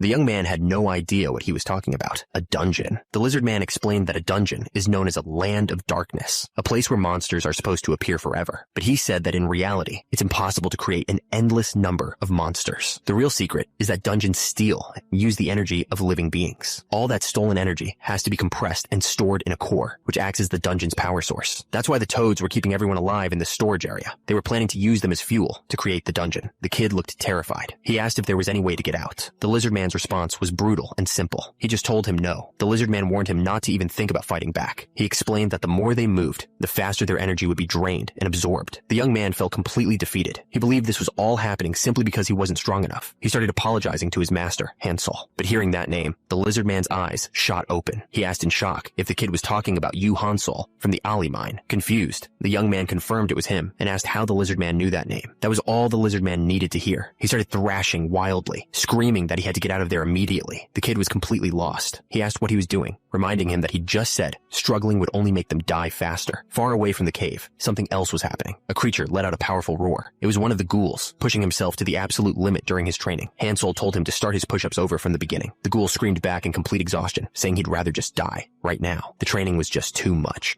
After the workout, Hansel noticed someone was missing. He asked where Blog was. One of his companions explained that Blog went out to hunt for slime because he forgot his resistance band. Hansel just said he should have asked, since he had plenty of extras. But one of the women with them looked worried. She pointed out that it was weird he hadn't come back yet. Hansel just smiled, completely confident. He told her not to worry, saying Blog was strong enough to take care of himself. But the older man with them wasn't so sure. He warned Hansel that they were in enemy territory, and it wasn't a good idea to be so comfortable. The older man just stood there, holding a giant rock, completely stunned by the suggestion. But Hansel just grinned and told him that if he didn't want to be comfortable, he should just do 100 squats. The older man looked completely broken. This training was just too much for him. Just then, a small creature started explaining their next mission. It said their target was a toad named Cork, who was planning to turn the area into a dungeon. It warned them not to focus their efforts in just one place, because that might accidentally end up helping the enemy. But Hansel wasn't thinking about strategy at all. The only thing he heard was toad, and he immediately started wondering about the protein in frog legs. The ghouls overheard him and went absolutely wild. The idea of a new food for muscle growth got them all fired up. They all crowded around the little creature, demanding to know where they could find this new source of protein. The mission had officially become a hunt for gains. The creature explained that it didn't know the exact spot, but the toad lived somewhere in a cave. The ghouls immediately came up with a plan. They would split into groups and signal each other by flexing their chest muscles. Hansel sighed. Of all things, he hated doing cardio. That's when the older man stepped forward, volunteering for the job. He told Hansel that searching was his specialty. He was practically begging, desperate to prove he could be useful. Hansel just smiled and asked him a simple question. Had he finished his 100 squats yet? The man's face fell. He admitted he wasn't done. With a cheerful grin, Hansel told him to finish his workout first. No excuses. The old ghoul closed his eyes and agreed. He was ready to do whatever it took. Miles away, one of the toads was dragging a heavy sack through a dark cave, singing to himself. He finally reached his destination, a hidden base deep underground. He went straight to his boss to report that the job was done. The boss pointed to a strange orb that looked like it held a galaxy inside and ordered him to put the captive in. The toad grinned, telling the person in the sack that they'd be meeting a lot of new friends very soon. Then he dropped the sack into a glowing pit, explaining that the captive would become food for the dungeon. Deep inside the prison, another captive felt the new arrival. He trembled in fear, whispering that the Reaper had come. Down in the pit, strange, worm-like creatures crawled through the darkness. Their red eyes glowed, searching for their next meal. Above them, 2 more captives were being slowly dissolved by some kind of green acid. The worms just waited patiently below. One of them opened its mouth wide, ready to eat whatever fell. It wasn't just the worms. Other prisoners had already started eating each other to survive. Meanwhile, far away from the dungeon, Hansel and his followers were resting by a fire. One of the ghouls turned to him, looking worried. He pointed out that Blog hadn't taken any chicken breast and asked if he'd be okay without his routine. Hansel just smiled. He told the ghoul not to to worry about Blog, explaining that his body was blessed. The ghoul looked confused. He asked if that meant Blog was just born naturally strong. Hansol shook his head. He explained that Blog's blessing was that he had the worst sense of taste imaginable. Then he added with a grin that this was actually a bad thing. He explained that having a bad sense of taste just meant that Blog wasn't a picky eater. Then he started shouting with this crazy energy. He yelled that there was nothing Blog couldn't eat, except maybe his parents. To drive the point home, he slapped one of the ghouls right across the face. The ghoul just took the hit, drool dripping from his mouth. He looked up, ready for the next person in line. Far away from Hansol's campfire, deep inside that dungeon pit, the newest captive was in a bad spot. He was stuck to a cliff by some kind of green slime, with a swarm of strange worm creatures waiting for him to fall. The prisoner trapped next to him started screaming in disgust. Turns out, Cross was just eating the green slime that held him to the wall. But Cross didn't seem to mind at all. He just closed his eyes and smiled, feeling the moisture finally spreading through his body. The other prisoner was yelling that it was impossible to break free, but with a single flex, Cross just ripped himself right out of the slime. The other guy couldn't believe what he was seeing. Cross stood there, completely free, his eyes glowing with a strange energy. He didn't waste a second and immediately started climbing up the rock wall. He pulled himself over the edge and looked back down into the pit, thinking about his next move. But he wasn't looking for an exit. He pointed down at the worms below and wondered which one he should eat first. The other prisoner would have been horrified. Cross just smiled, drool dripping from his mouth, already looking forward to his meal. Far away from that dark pit, the sun was shining. A group of ghouls were out for a run. One of them called out to Mr. Gurud, asking if there was anything good about making a dungeon. Gurud explained that dungeons are basically automatic systems designed to gather power. He showed them a map, explaining that once a dungeon is established, its territory expands, and it absorbs energy even faster. It lets you create your own little kingdom that no one can challenge. That made one of the ghouls wonder why humans don't just create their own dungeons. Gurud told them it's not that simple. Humans run on weak personal energy, and trying to drain that from people to power a dungeon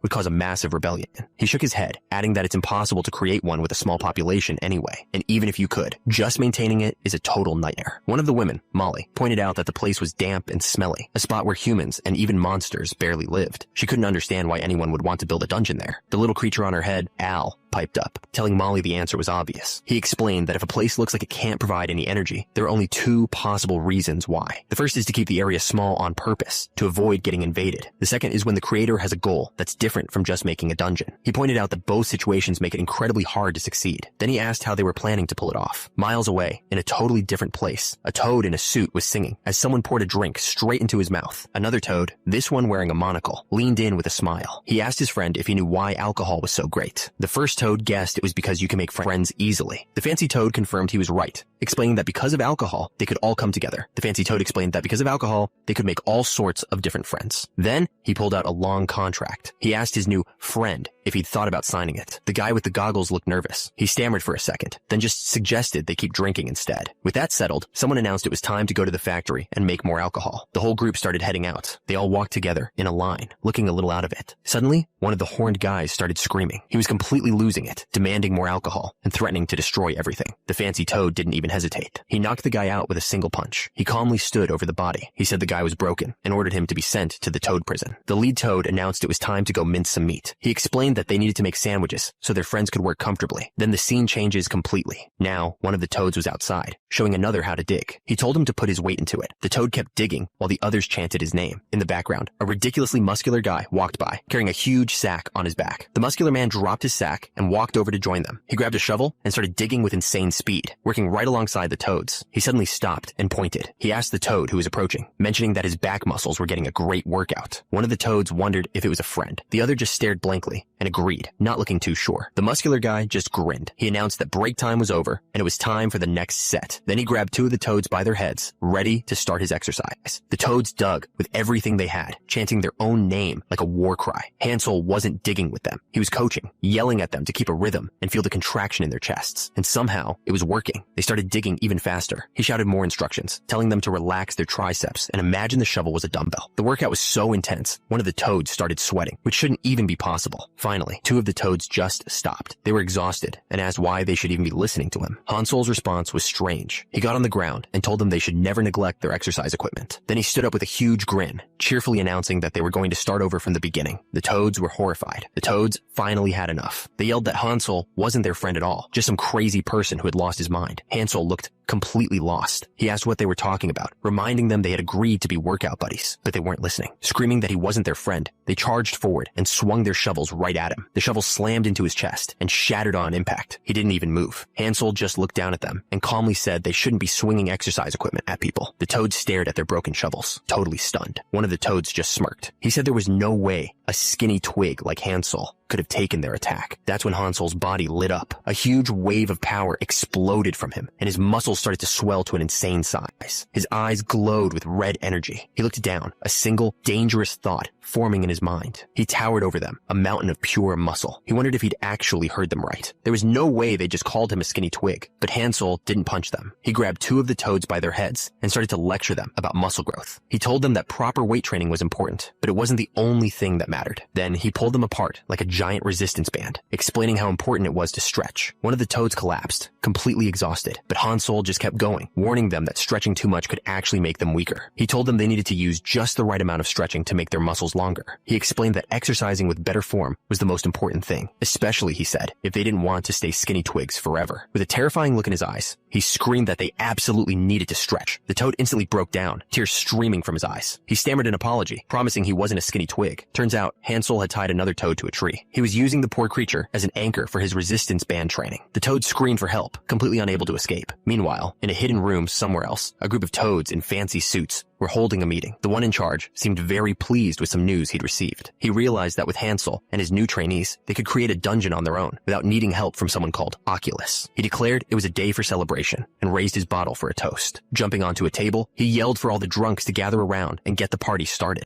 The entire room erupted in cheers. It looked like the whole town had shown up for the occasion. Someone walked into the toad boss's office. He was just sitting at his desk, taking a drink. He looked up and asked if his guests had arrived yet. Turns out, the guests were executives from the Redhead Gang. One of them, a wolf-like guy named Kabord, was already trying to start something, but his partner, Killity, told him to cool it. More members of the gang filed in, each one looking tougher than the last. The toad boss just grinned, happy to see them all together. The toad boss raised his glass. He declared it was time for everyone to enjoy themselves and announced the start of a drinking game. A massive magic circle suddenly lit up the entire area. They were transported to a huge storage room filled with barrels of alcohol. The game was simple. Grab the goods. A strange, floating die appeared. It introduced itself as 4 Eros, the one in charge of the game, and announced that everyone needed to pick a side. The die scanned the whole area, detecting 380 people. It then announced that it was dividing everyone into 2 teams based on their personalities. The floating die thing, 4 Eros, laid out the rules. It needed 5 people from each team to play its game. If nobody volunteered, it threatened to give everyone a penalty related to their blood alcohol content. Hansel had no idea what blood alcohol content even meant. But then he started thinking. He remembered that alcohol doesn't directly cause muscle loss. The problem is the liver. It has to break down the alcohol first, which means it puts off making protein. That delay is what messes with building muscle. On top of that, the whole process uses up water from the muscles, which makes you weaker and your workouts less effective. The thought of losing even a little bit of muscle was horrifying. Without a second thought, Hansel slapped his hand down, volunteering to join the game. Someone else was about to join too, but his teammates suddenly rushed in, yelling at him to stop. The man warned him that this was enemy magic and could easily be a trap. He argued it was smarter to hang back and see what happens instead of jumping in blindly. Garud thought it was fine to just press the glowing button, but his teammate Weirdo screamed at him not to touch it. Too late. The system announced that Weirdo was now a participant, and he let out a terrified scream. Garud figured if they didn't join, the enemy would think they were weak, so he slapped his hand down and entered the game too. That's when a small, cat-like creature started explaining the situation. It told them this was a special kind of enemy magic. It warned them that this type of spell doesn't have an immediate effect. Instead, it sets up conditions that could lead to much worse penalties later on. Hearing this, 2 others decided it was better for the 5 strongest to participate. They both pressed the screen, volunteering to join the game. With the last 2 spots filled, the clown's face lit up. It announced that all the players had been decided. It then revealed the lineup for Team A: Yu, Hansel, Garud, Ritinda, Puri, Weirdo, Line, and Reyna. The clown then announced the members of Team B: Cork, Randiv, Kabord, Killid, and Tailcack. They looked like a pretty serious group. With both teams decided, the clown announced it was time to pick the game. A glowing golden envelope appeared out of nowhere and floated down. The envelope transformed into a golden pyramid. The name of the game was Bunny Bunny. The clown explained that the rules were simple. All the players would become rabbits, but one person on each team would secretly be a carrot. The goal was pretty straightforward. Each team had to protect their own carrot while trying to catch the other teams, and the penalty was serious. If a team's carrot got caught, their entire team's blood alcohol level would instantly go up by 0.1%, which was like chugging a whole bottle of soju. Catching the carrot was way more important than than catching the other rabbits. Then he announced that even the people watching could join in on the fun. With a huge, creepy smile, the clown yelled for the drinking game to begin. One of the toads on Team A looked incredibly smug. He was sure they were in luck, but then he realized he had no idea who their team's carrot was supposed to be. Just then, a massive explosion ripped through the nearby forest. A moment later, one of his teammates came running up in a panic. He yelled that they needed support right away. The teammate pointed out that over 10 people had already rushed past him. He suspiciously asked if he was even the carrot. The toad just flashed a huge, crazy grin. He admitted he didn't know who the carrot was, but it didn't matter because they had Hansel. He was already going wild, and the toad knew their secret weapon was just too strong for anyone to handle. Turns out, Hansel wasn't fighting to win the game. He was screaming because there was absolutely no way he would accept muscle loss from the alcohol penalty. Hansel and his team were sprinting through the forest, but they weren't alone. From the shadows, figures with glowing red eyes were closing in fast. He completely lost his cool, screaming for his teammates to protect him at all costs. It turns out he was the team's carrot, the one person everyone was trying to catch. One of the ghouls, built like a tank, was leading the escape. They sprinted through the trees as fast as they could, but then Gurod stopped. He looked back, wondering why the enemy wasn't chasing him anymore. Guyod, one of the ghouls, explained that Gurod was sending a Morse code signal. The message claimed that Gurod was the carrot. He realized that's why the enemies had gone to catch the fake target. But Gurod was confused about how the enemy knew not to chase him. Guyod explained that he was just going around shouting it. Gurod completely panicked. He screamed at Guyod, asking why in the world he would shout that. With the plan ruined, the ghouls took off running again. They yelled for someone to stop the dangerous guy up ahead. Suddenly, a new enemy burst out of the trees. He was moving at an insane speed, his eyes glowing red as he charged right at them. The ghouls thought he looked weak, with skinny legs that looked like they'd break easily, but he was way more agile than they expected, dodging their clumsy attack with a perfect side lunge. He easily jumped right over them, calling them slowpokes. The ghouls could only watch in shock, completely unable to keep up. One of the ghouls decided he'd had enough. He started gathering energy for a massive attack, combining his kettlebell swing and heavy blunt skills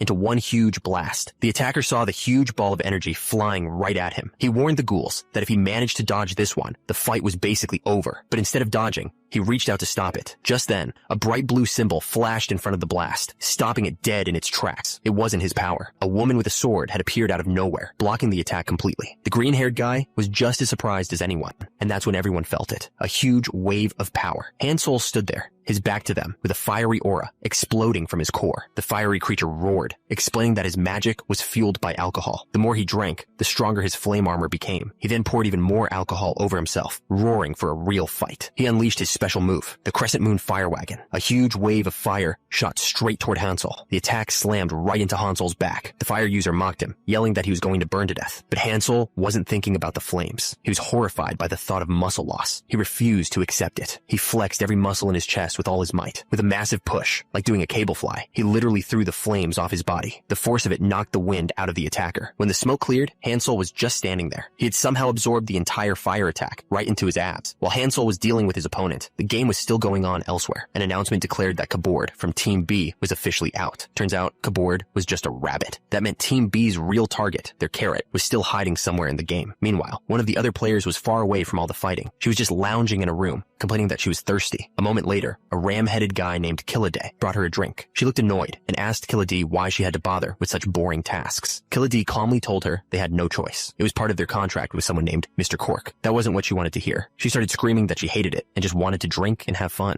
Kilade just tried to calm her down. He promised he would handle everything himself, so she wouldn't have to lift a finger. He tried to cheer her up, asking if she liked the new rabbit doll he'd brought. She admitted it wasn't bad, but she was getting really tired of just sitting around in the room. Then, all of a sudden, she changed her mind. With a huge, crazy smile, she announced it was time to go hunt them down. Meanwhile, in another part of the forest, a different fight was going down. A woman with red hair unleashed a powerful kick. Watching from nearby, a man with green hair smirked. He could tell her opponent was a strong one. The woman told her opponent not to dare look away from her. The green-haired man knew she wasn't talking to him. He was looking somewhere else. That's when a toad in a suit appeared right behind him, and an announcement declared that Mr. Cork had arrived. The toad in the suit just smirked. He told his opponent to go ahead and tell everyone that the carrot was right here. But his opponents were already running away. The toad yelled at them not to leave while he was talking. That's when a woman came flying through the air, aiming a kick right at him. She boasted that she could handle his level easily. Her kick slammed into the ground with incredible force, creating a huge crater. But the woman just stared, completely shocked by what happened. A massive shockwave ripped through the entire area, showing just how powerful that one attack really was.